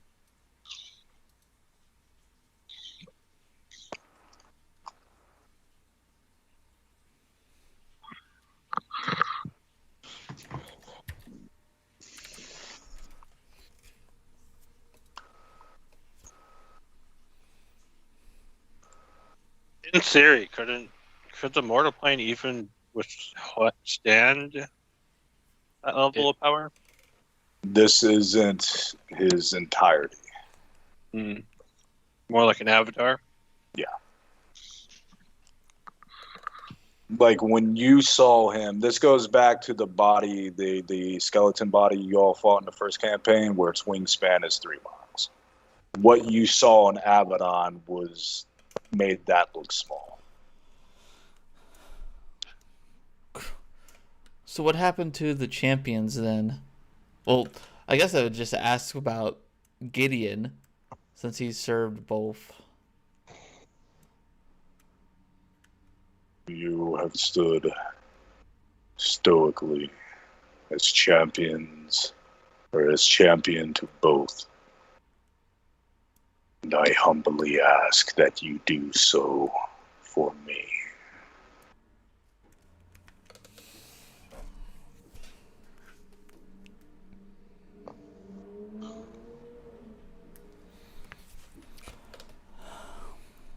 I don't tend to stop now. Even in my ripe old age. Stand true, no matter how, and he's speaking to everybody, no matter how bleak, how hopeless it may seem, stand true, and your souls will be safeguarded. If you are slain by a demon, those of Draconia heritage, or share ancestry to those of Draconia, if you will perish by a daemon, your soul is not destroyed, but goes to the realm where Io now resides.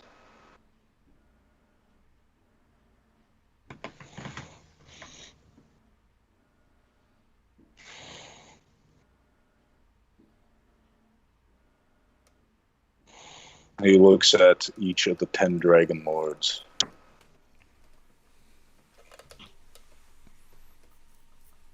Oh, there's one other there because it's kind of in contention. Your brother's there.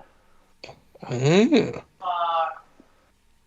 He looks absolutely No, all my shook. brother, Drake's brother.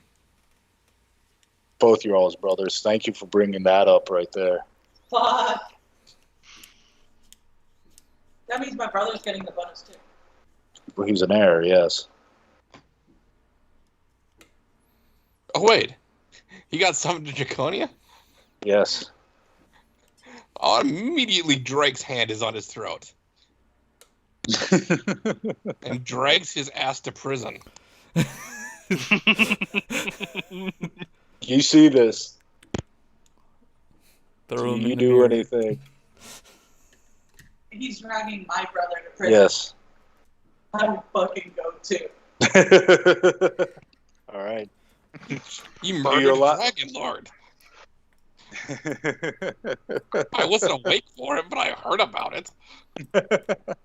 Do you allow her to follow you to your private prison? I don't really care. I just advise her not to step into the room.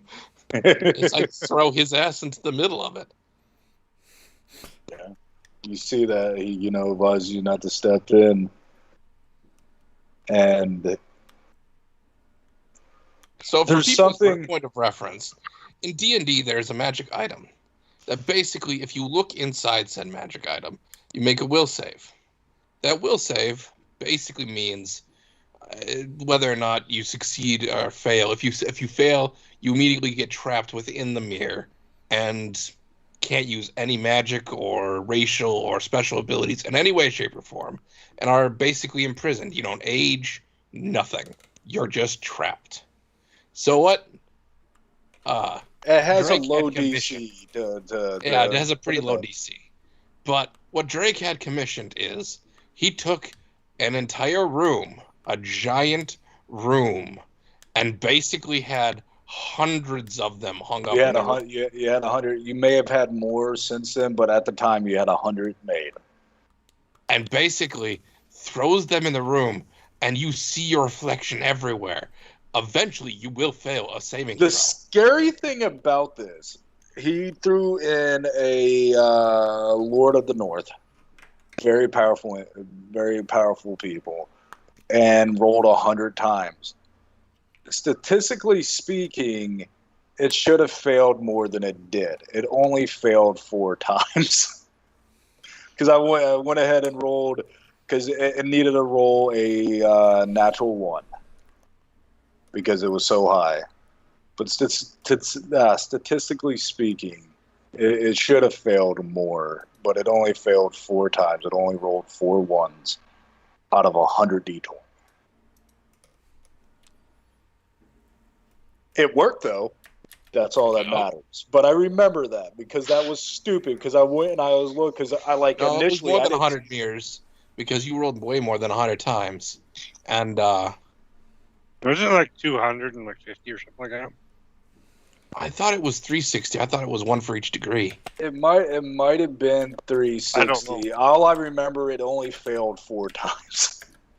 I had to scroll Because realistically speaking, out of 100, that would be about what you'd expect. Because that's statistical average of a 1 in 5 shot. I mean, fair.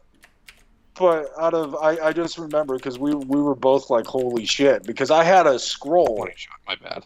I had a scroll to actually find the first failure. And the I chat remember bots this. can hold quite a few. It was fucking ridiculous. But yes, you see your brother thrown into the center of this, and for the first time you actually see your brother looking for repentance. Looking upon Io had a profound effect on him. He does not beg. He does not ask for forgiveness, and he understands punishment must be handed out. And you see him just vanish and be sucked into one of the mirrors. I see my brother accept his Yeah. punishment. But no, we'll come back to that.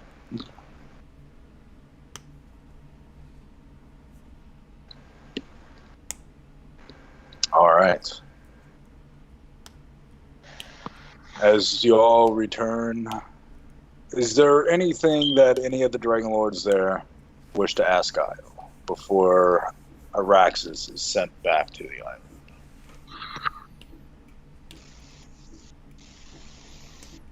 And I mean, there's a lot more like spectacular, but I'm trying to wrap up because it's 10:13. Yeah. Unless people want to continue for a little while longer. Yeah, I'm probably going to want to clear it here soon. But no, I guess I don't really have any other questions that I'm. I think it's been kind of like hinted at, but nobody's like flat out told my character, aside from like my brother, but I couldn't take that as full truth.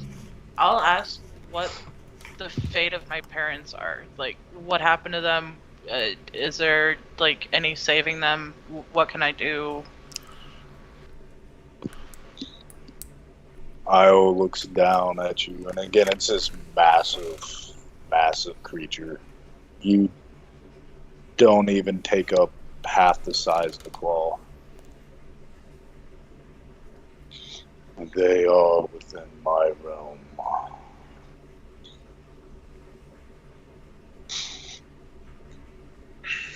If you wish them returned, all you must do is ask. All I have to do is ask, and they will be returned alive and well. You have done me a great service, little one.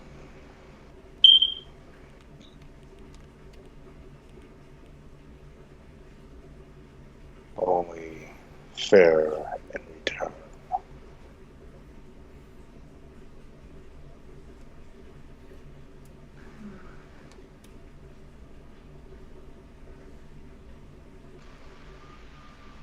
I would very much like them back.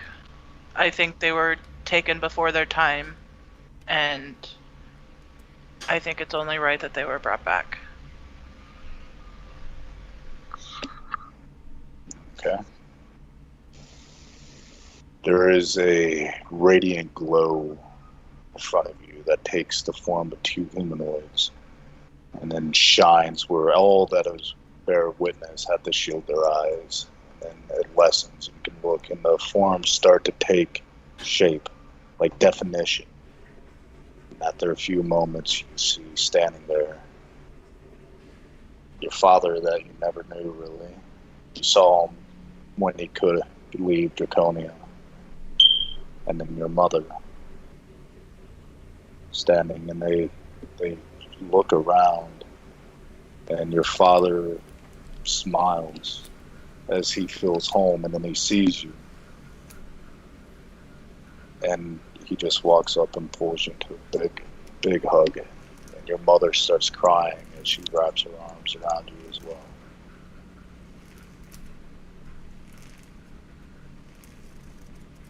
Oh yeah. Big family hug, lots of tears. I look up and I think Io. But of course, little one.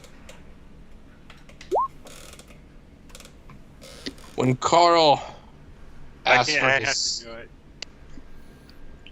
Xandrix plays a nice somber song that gets happier and happier and happier. My heart will move on.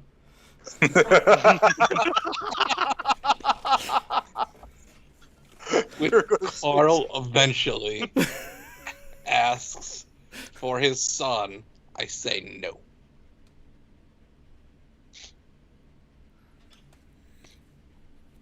If my father goes to like press that further, I tell him that we'll come back to that. Let's just enjoy this moment. No, you won't.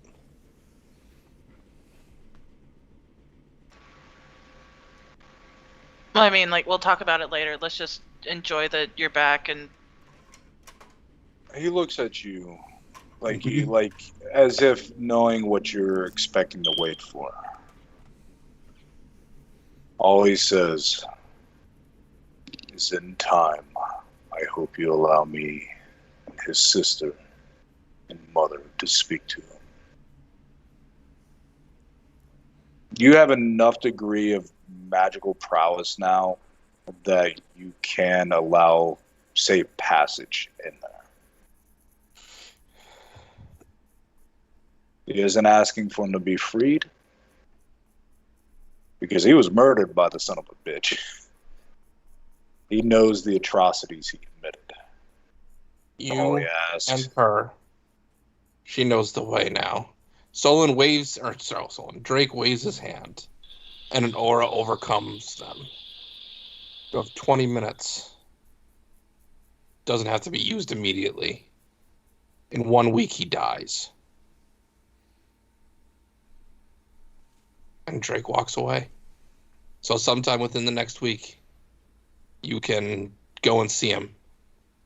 But Solon and Drake, Drake intends to destroy him, and he's going to destroy him lock, stock, and barrel, including his soul.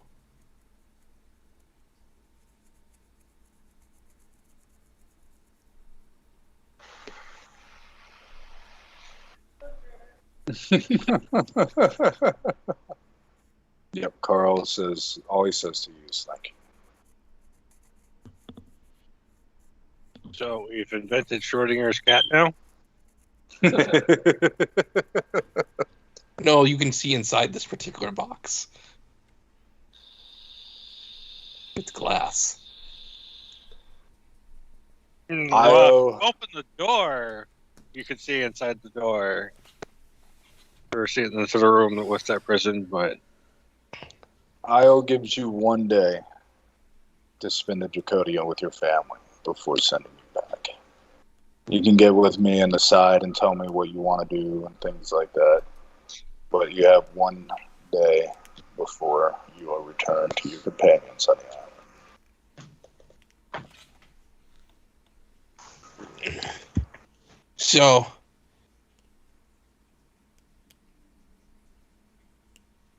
I just kind of want to put this particular aspect to bed. The conversation doesn't necessarily need to happen. I just need to know, do you guys free him?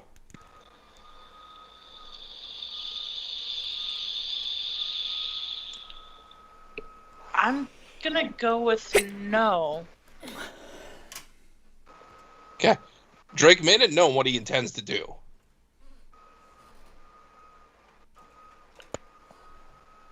Carl would approach you.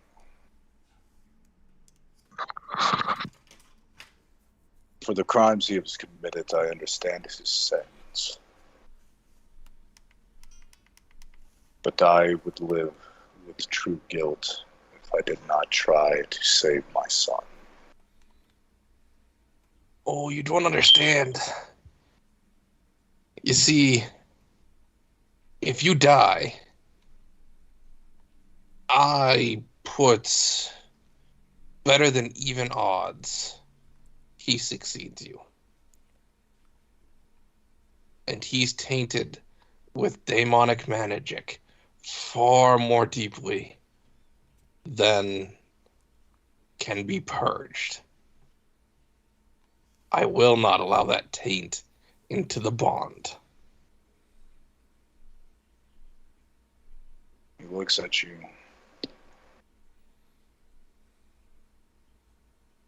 Between your mastery of magic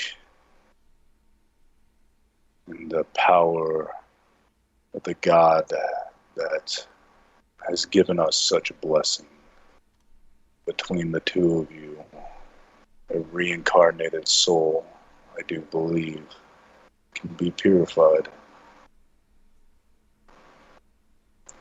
You get the idea he's not asking for a stay of execution, but to destroy the soul entirely. That is what he is speaking to you about.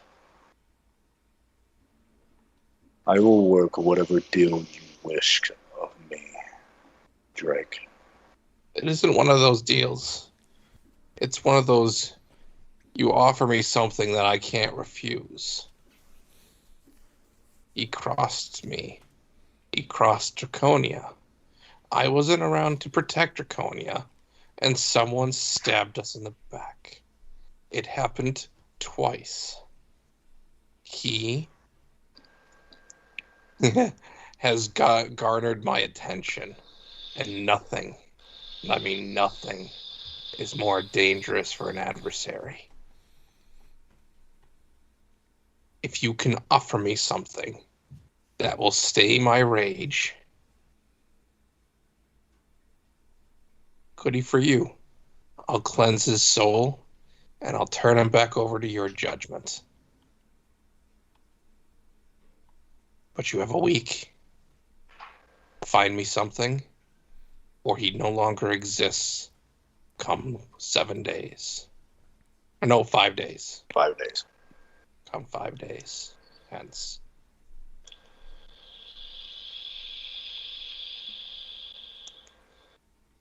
Just Someone not- takes for people who are watching outside stream.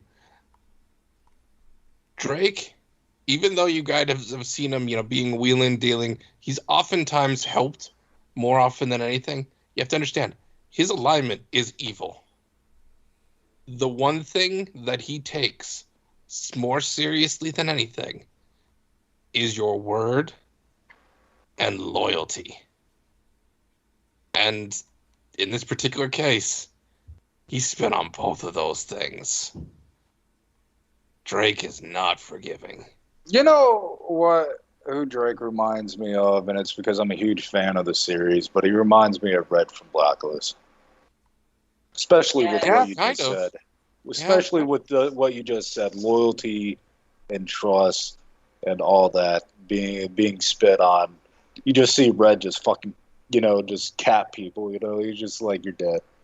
You betrayed me. I take that with extreme pride. It's not wrong. I love that show. So that's who Drake actually reminds me of, especially with what you just said. I have a code, but I am not afraid to do evil things. At the same time, You're my lawful word is evil. I held sacred, and loyalty above all.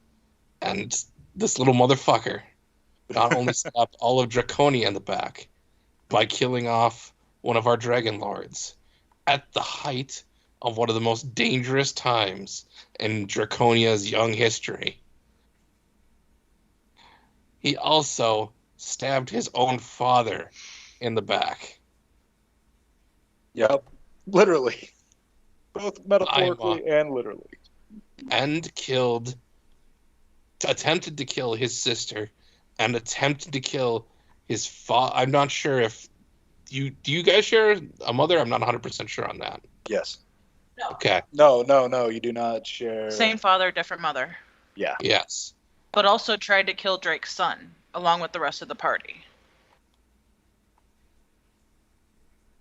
Yeah, exactly. He turned his back. And that just kind of compounds his error. I mean, I'm just adding a list of crimes. Drake is out for disintegration, not just blood. Totally. So if Carl or Araxis can come up with a way to give something to Drake that he'd want enough to quell his rage, okay. Drake's made deals with people he's hated before. And he doesn't necessarily hate you. I mean, about things he's hated before.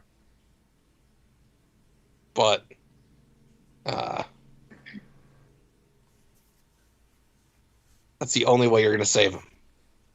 Unless you free him. Which you technically have the ability to do. Because you have the aura around you to visit him once. The greatest thing that he could offer outside of, his daughter, because that's, the true love of his life, is that the Grimstad lineage, its secrets, its teachings, and name belongs to the Oathbinders.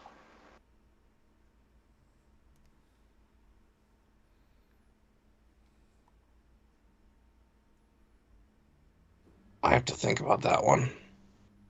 Now, we haven't really played it up. In the next campaign, when we do the reboot and everything like that, you'll actually get to see the legacy of the Grimstads and what they are.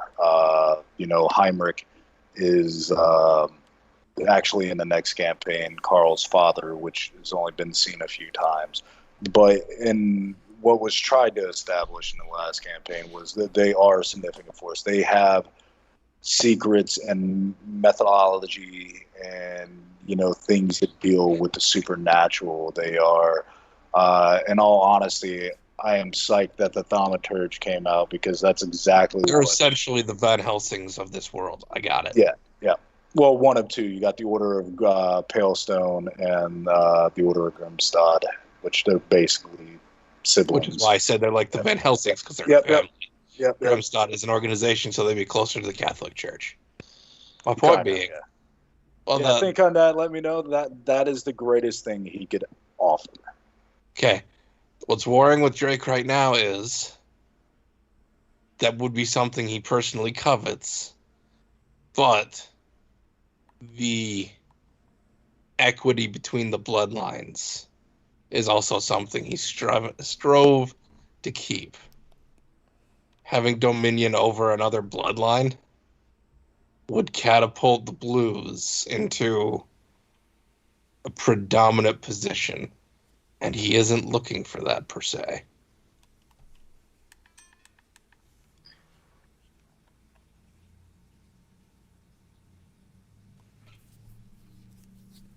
Fair. That'll give me time to think of another offer, or kind of revise that. But that is honestly the greatest thing that he could offer. Unless he offers another, for as far as knowledge goes, unless he has another system of magic that Drake could learn and master. Knowledge is of limited use because there's an honest-to-God question on whether or not he doesn't already know it from that helmet. I have a new language I could teach you. Actually, I'll go with this right here. And put it in perspective, because it is for this game. If you make Drake for the reboot of Call of the Dragon Lords, I mean, Josh is thinking about rebooting Xandric. That's cool, because I would love to see certain characters back in a more balanced and solidified campaign.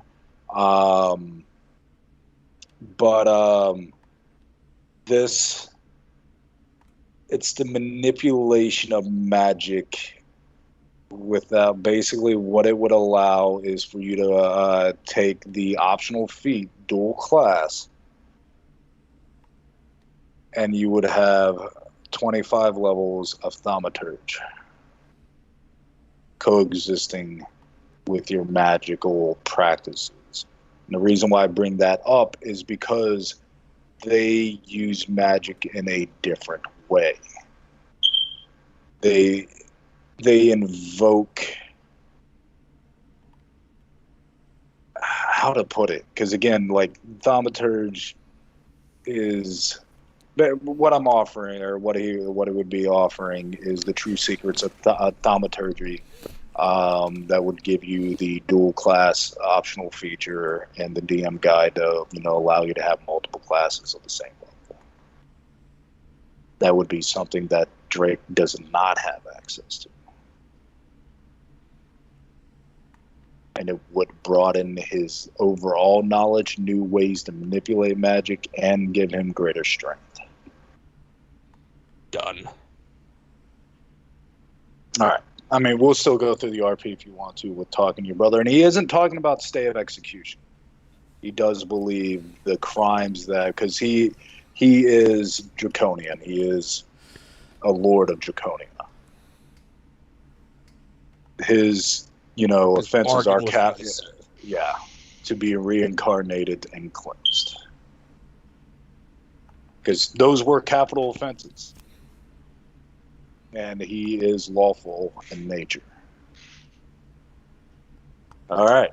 So your brother's soul isn't completely annihilated. but will be reincarnated to have it cleansed. All right. All right, that was fun. But is there anything, because we'll just take the last couple minutes to kind of wrap up things on the island. Your companion's gone. What do you all do? Are the rest of us going to be informed of what's happening on the Draconian Island? Because all of a sudden Araxis disappeared out of nowhere. Mm-hmm. I was That going to depends. ask. So That depends if the parents say anything or if you all try to contact them. No, because technically I didn't go. Since I didn't go, neither did Gavin. Yeah. So it's only the the direct reason- lord that wins. Yep. So Gavin technically knows everything that's going on here, or at least large swaths of it.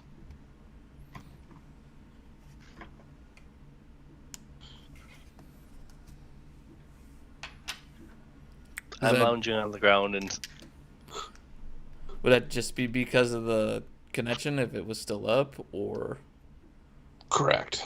okay? So, what have I been missing? Why did she disappear now?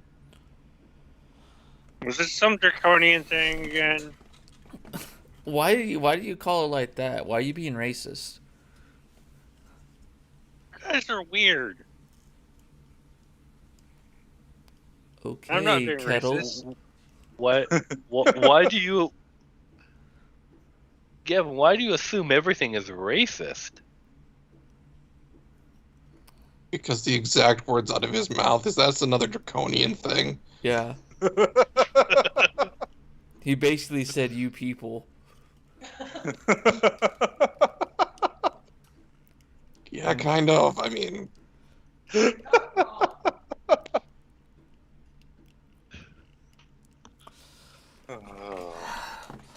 I just leave it. Yeah, it's a draconian thing. She'll probably be back, and when I actually hear it, yeah, she'll be back in a day. And I want to go and talk to Solom, let him know what's going on. Let him know what I agreed to.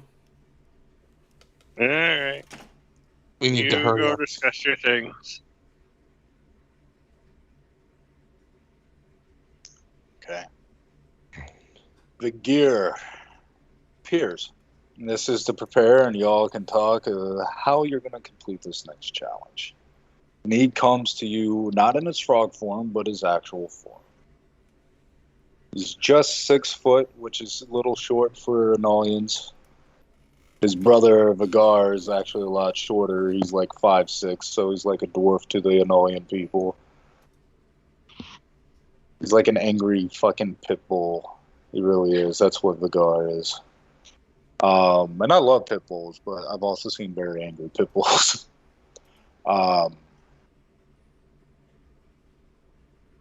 Very stone-faced.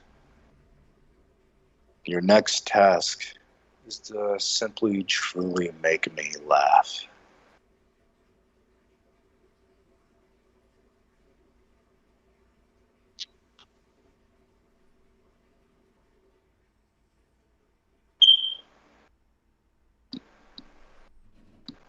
Make you laugh. I What can is give that? you a good shave. What you said, make you laugh.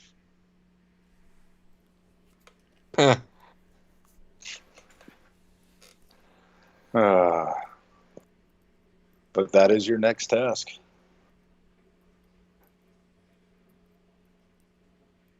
Dealing with a trickster entity that pranks, that is a demigod level trickster. To truly make him laugh. That is your next task. I already know what I'm going to do, but We target his brother with some sort of prank. Because he hates his brother.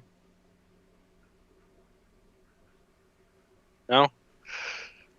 I mean, we could, but his brother's in the middle of a ritual in front of a very powerful entity, so We kind of a bucket trick. water on him?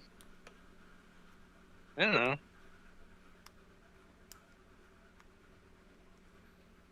All right. But that's the hope you prepare right there. Is anything you all want to do immediately right now before we call it? In the other meeting, Xandric would say thank you to IO for helping him. He did help him quite a bit. Well, you do not worship me, nor did you worship the ones that came before. What you have done for your people, your friends. If there was ever a soul worthy of saving, you certainly do classify as one. Xandric just smiles and then nods. I may not worship you. I definitely respect you.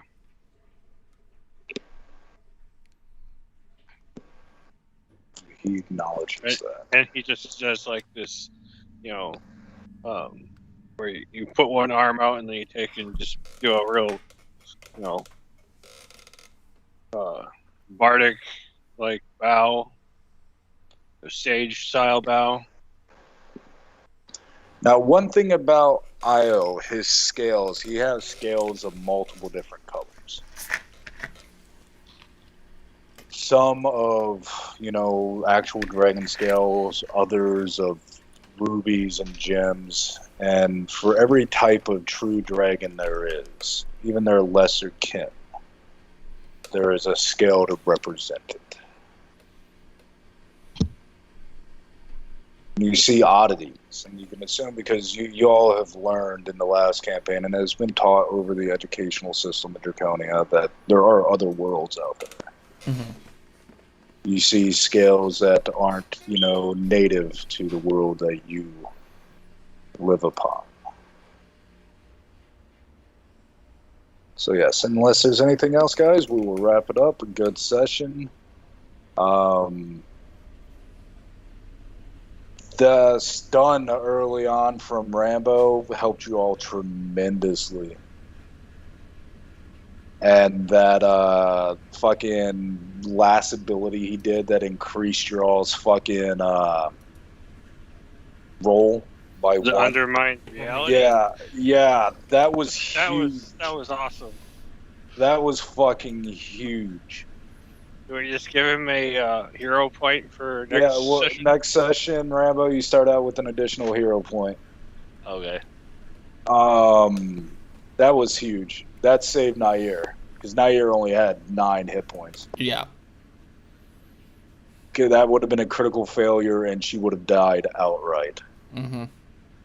I think it was a critical failure by Araxis as well. So that saved her. No. She had to re-roll for Jaffamil because he critically failed. But I think Nair was the only one. Fair. Do you remember what you rolled on your fortitude? It looks like 22 for Araxis. That would have not been a critical failure. Yeah. So yeah, no. So I mean that helped because that helped Chucky because Chucky was going to take a lot of pain. I would have almost died because it would have been almost double my health in damage. But yeah, no, that was a clutch play right there. Your stuns you did early on the Daemons. And yes, that ability that the imp has is a 1-month use.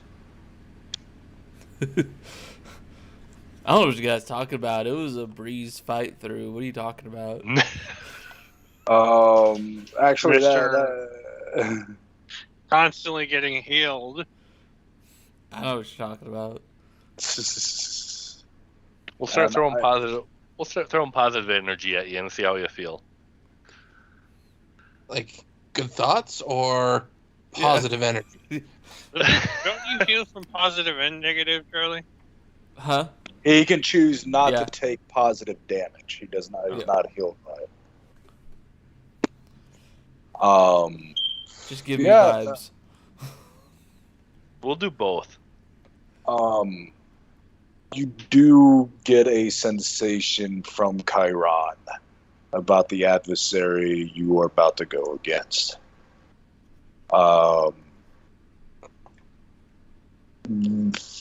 One of the things that he imposes on you is fortify your will. And he gives you an inkling of what it is capable of. Every living thing within 500 feet at the start of their turn must make a will save. On a failure, they gain doomed 1. On a critical failure, they gain doomed 2. What Doom does, it has a max value of whatever your dying value is. Normally it's 4. If you ever reach Doom 4, you die outright. Does not matter if you've taken any damage or anything like that. Even if you're immune to like death effects and stuff like that. You and Nair are the exception to that. Actually, I need to double check. Doom might still affect you. Okay. You're immune to death effects. Yeah. So I will look up and just make sure that doesn't relate to Doom.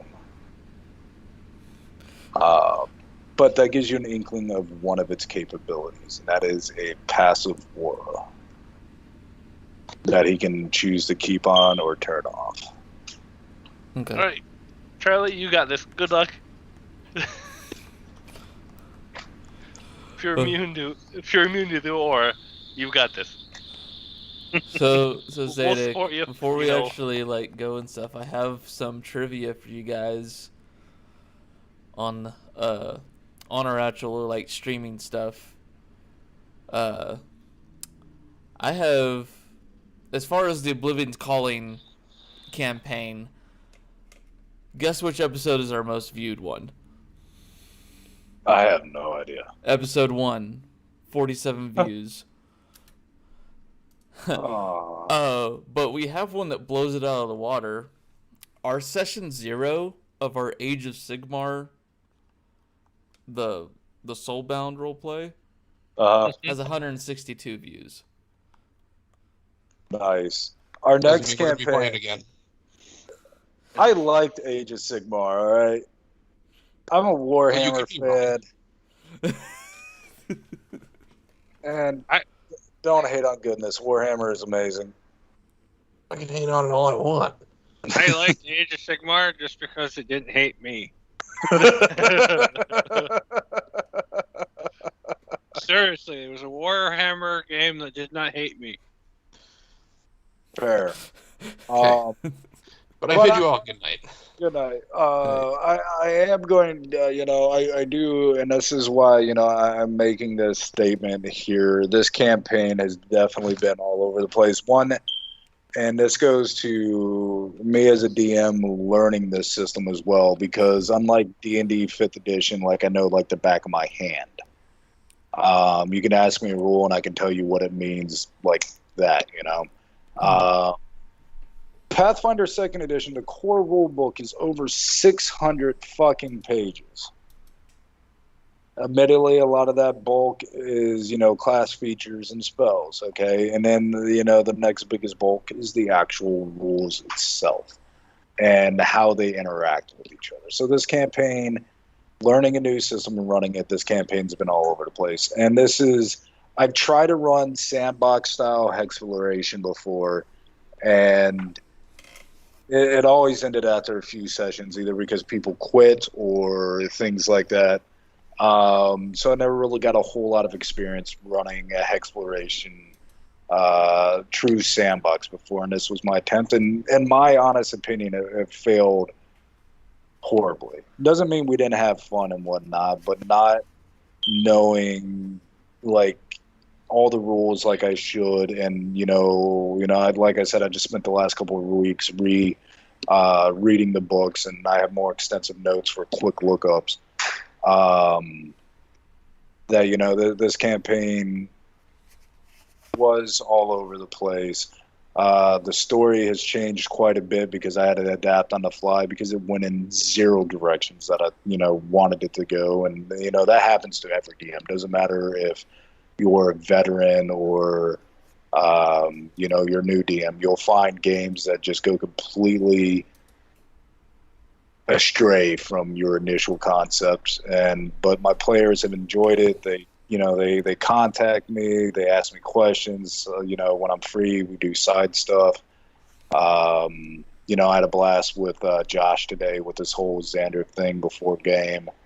But the next campaign, like I said, is my first ever true try of running or writing an adventure path. It is done far more professional. It has structure also with ability for free form, because I know my players fairly well. But next campaign is going to be something entirely new. There are going to be some callback characters that are part of the reboot. While it has death themes, and this is going for my players here, it is not going to be rehashed of previous games and whatnot. The Undying King is a character moving forth that is very big on the canon. Okay. That I've spent the last few months writing. So while it is heavily death themed, it is not treading the same grounds that have been in the last two campaigns or other games I've run. It's setting the stage for that part of the world, which is Savaris and Ostrom in the northern parts of Amira. And it's going to go from there, rebooting the world, and actual making canon, because I am trying to get into actually publishing my ideas. This is I think our viewers and players will have a far more enjoyable time next campaign, and we will be going to a new platform. Either Tailspires or one more multiverse. It's going to be a lot different. It's going to be a lot more fun. We will, unless we go to one more multiverse, we will still use Roll20 for character sheets and showing maps that can't be displayed in Tailspire. Okay. Charlie, to give you an idea too, there are going to be times where I give you GM permission because you are recording. Mm-hmm. So like when because Hexenberg, I am actually creating the whole city of Hexenberg, and trade city, and this massive inner kind of lake that's kind of like a inland sea. There will be times if I take, if we'll say Josh, if Josh wants to go to his homestead in Hexenberg, just him, I would give you GM privileges and whatnot, so you can pan over to where he is and you can record what's actually transpiring there, if anything. Okay. I like the fact that you can do that on Will and Tailspire and stuff. Oh yeah, no, that is really, really cool. And then again, next campaign, and just kind of give those few people that do watch, and hopefully, I do want to bring more viewers for you, so hopefully you can start making money off it, and really get the name. And I will be revealing the name of the company and the product line that I will be publishing in the next campaign. I got to finish the last few legal matters before I do, so that's why I ask if we're recording before I talk about such things. Oh yeah. But it will be reviewed, So the next campaign, there is a level of disbelief I need you all as my players to embody, and I did text it a while back ago in chat. Mhm. Necromancy is not a known school. It is forbidden magic that 99.9% of the populace does not know about. While certain type of undead do exist, skeletons, zombies, rights, ghouls, and things like that have never before been seen. And when it comes to role playing, you all can be very good role players. And I want you to try to put yourself in your character's shoes when experiencing, because you already know that it's a theme on necromancy and whatnot. Mhm. I'm not giving too much of a spoiler. And the reason why I'm telling you all this is so you can actually properly put your minds into the characters you'll be playing. We will be using a few optional rules from the GM guide. The automatic bonus progression and free archetype and ancestral paragon. So those will be 3 of the optional rules that will be in it for sure. I will give you a list of all the optional rules. So if people do start watching our next campaign and we get, some decent viewers and whatnot, I'm not talking, about the people that already view us, but, if we get bigger numbers or if people are curious, even if we have 5 people, what rules we use, they will be there. I'll also give a list of the various elements I'm making for the world and my future publications so people can check it out and whatnot. But yeah, that's the biggest thing. Your characters are starting at level 0. You're undergoing your rite of passage to become an adult. So you're anywhere between the age of 13 and 15. Ostrom, is you become an adult when you pass your rite of passage. If you fail, you get 3 attempts to pass your rite of passage. If you fail your rite of passage, and it's conducted every year, beginning of spring, and then there's 4 hunts throughout the year for new kinsmen. If you fail all 3 times of your rite of passage, and Ostrom, while accepting of people, they're also very harsh of their own. If you fail 3 times at your rite of passage, you become labeled as a liar. You're not a person. You cannot hold any actual jobs or hold land. You can go work for a mercenary company. You can go do things like that, but you have no legal protections in Austria. You have no rights in Austria. You have proved yourself a failure to your people. And 3 times, just like the old 3 strikes you're out, is very much the idea there. However, if you do pass, you become kinsman. Fail 3 times, you become Lair. And then you'll actually, I'll give you I'll be handing out a player guide before the campaign, probably a few weeks before the campaign, so you can get used to y'all can read some of the terminology and whatnot, because people not born of Ostrom, but, moved to Ostrom, they have an actual, title or, prefix or suffix, depending on what it is. If you are married to an Ostrom, you come from a different land and you are now married in, there's different prefixes and things like that. So I'll actually hand out, and you should appreciate that, Charlie, since you're a fan of Legends of the Five Rings like I am. That campaign we did is just fucking awesome. Yes. So when I start releasing source books of the different regions and whatnot, I'll actually have some of that. What I really loved about Legends of the Five Rings, really kind of trying to capture the culture and politics and whatnot of that region. It is very much a dark fantasy.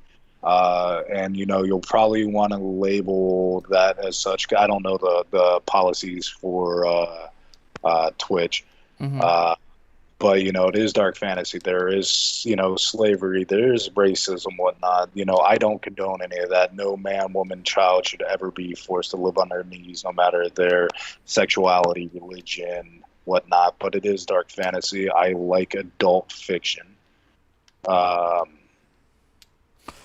And that is probably, like I said, a warning you should put there, because that's not going to be for everybody. Yeah, that'll probably be something when I actually set up proper like audio recording on my stream and stuff, to where I make Skype separate from everything else on like my computer and everything.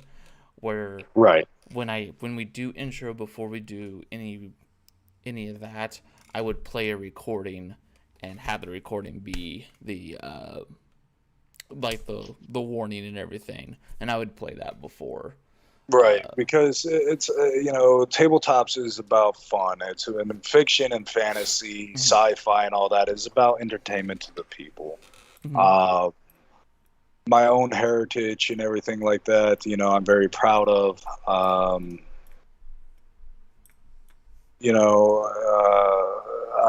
like, dark fantasy, and again, I will stand up for anybody. Maybe it's because I'm a misanthropist, whatnot, but I like dark fantasy. I like the more, gray areas instead of black and white. And, I'm a huge Warhammer fan. Mm-hmm. Like Ostrom, and I'll use this as an example. Ostrom is very open. Men and women have the same rights. A woman can go into the military, they can own land and whatnot. But if you go down to the Nidaean Empire, while women can own property, they can never be in the military unless they sign over, basically service to one of the sisterhoods of the Maidens of Light.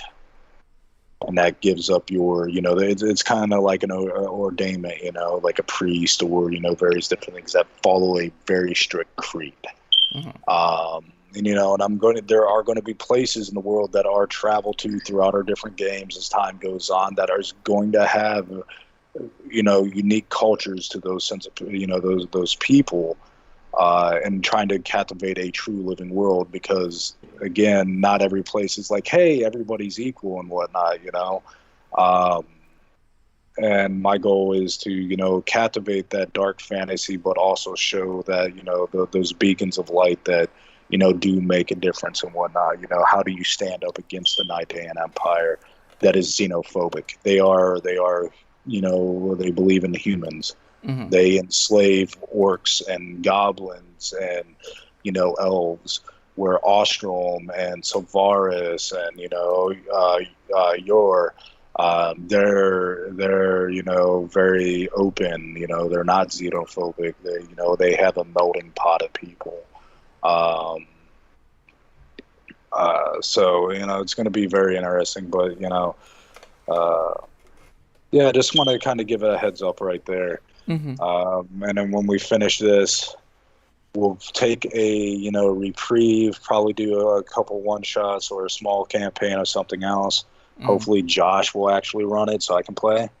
I think when it comes that time, we should definitely do a couple one shots actually in Tailspire. If we need to help, like, get together and help set that up and everything. Yeah. That way we're not stumbling as bad. Yeah, that way people can get, because I definitely learned a few things of how Tailspire works and whatnot that was driving me fucking crazy. But yeah, so I mean, it's going to be, next campaign. Also, and I mean, I'm making this a promise to my viewers and whatnot, and I need you all to understand, the next campaign, I've put a lot of work into the next campaign coming up. Mm-hmm. I've done a lot of writing. I've done a lot of creating. I'm slowly working on the maps in Tailspire. I've made a lot of different maps. But it is, time consuming and whatnot. Our next campaign, when we are playing, if you're going to play in this game, just like you would around the table, put away your cell phones. That doesn't mean you can't be on them. I understand that. Mm-hmm. You might need a text, you might be expecting a call and whatnot, but we are playing digitally, because of the distance and everything like that. When we are gaming, I very much appreciate if people aren't playing other games, that they are focused on the game. We game once a week. Mm-hmm. We're all adults. We can make preparations, and I understand we might adjust the start time or day if we need to, so we know that you're actually going to be there. I know sometimes you're a little later because of things you have to do in real life, Charlie. Mm-hmm. So we might try to adjust that so it's more, going forth. But people, I'm putting a lot of work into this, and I really do feel like everybody will enjoy it. Yeah. I definitely do not want people on their phones or playing other games. When it comes to your turn, I want you to be like, okay, this is. And now I understand again, people do get distracted and whatnot, but try to keep it to a minimum. And that's not at anybody, because not anybody specific, because everybody is guilty, even me at times. Mm-hmm. Listening to you all talk and whatnot, I'll be like, ooh, shiny. But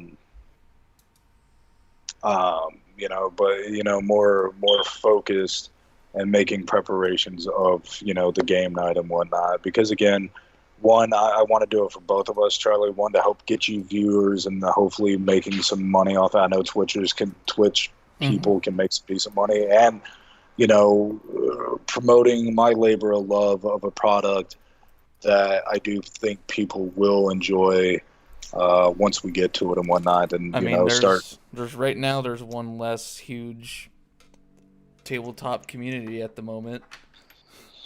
So I don't know if you heard about the stuff that happened with Arcadum and shit. No, what happened? I'm kind of in and out of reality because of fucked up leg and drugs, legal drugs. A lot of leaked voice calls and text messages from the lead guy who did Arcanum being very unfriendly with his female players. That's fucked up. Yeah, it's gotten pretty fucked up on that account.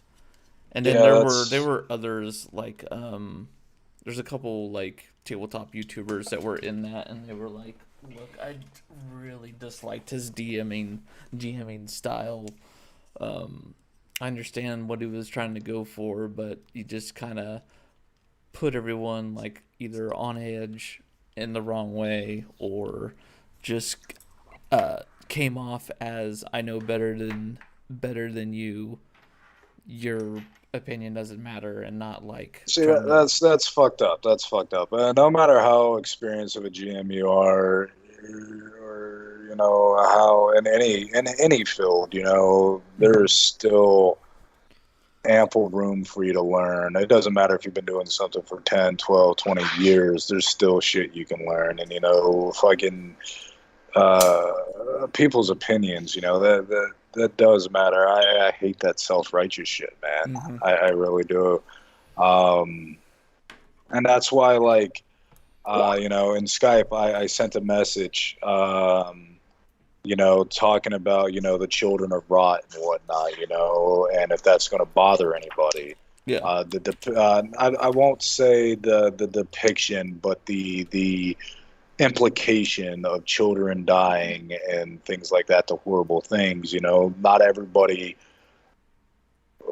likes that. I'm not going to be descriptive. I'm not going to be, talking about how, a child was eviscerated at any point, but alluding to the horrible things do happen and whatnot. And, where do you stand? You as a character, how do you fight this, but, and I'll be posing questions like that for the upcoming next campaign before we actually play. That way I know all of you are comfortable with the content that I will be bringing forth. Now, there will be moments of life and brevity and enjoyment and whatnot, because any good dark fantasy does have those moments of brief away from the darkness and things like that. Mm-hmm. Your actions, good or bad, will be reflected in the campaign we're playing.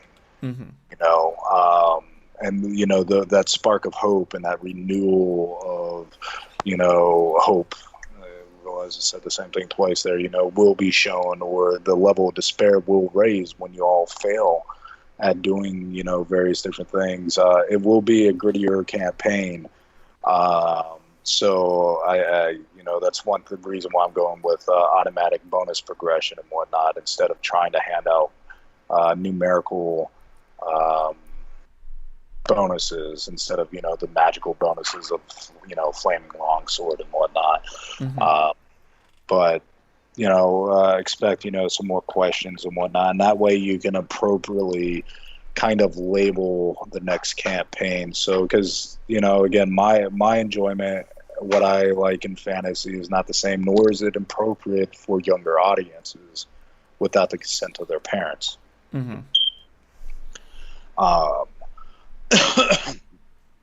Just like sexual deviantness will be alluded at, but I won't ever go into description of somebody being raped. Yeah.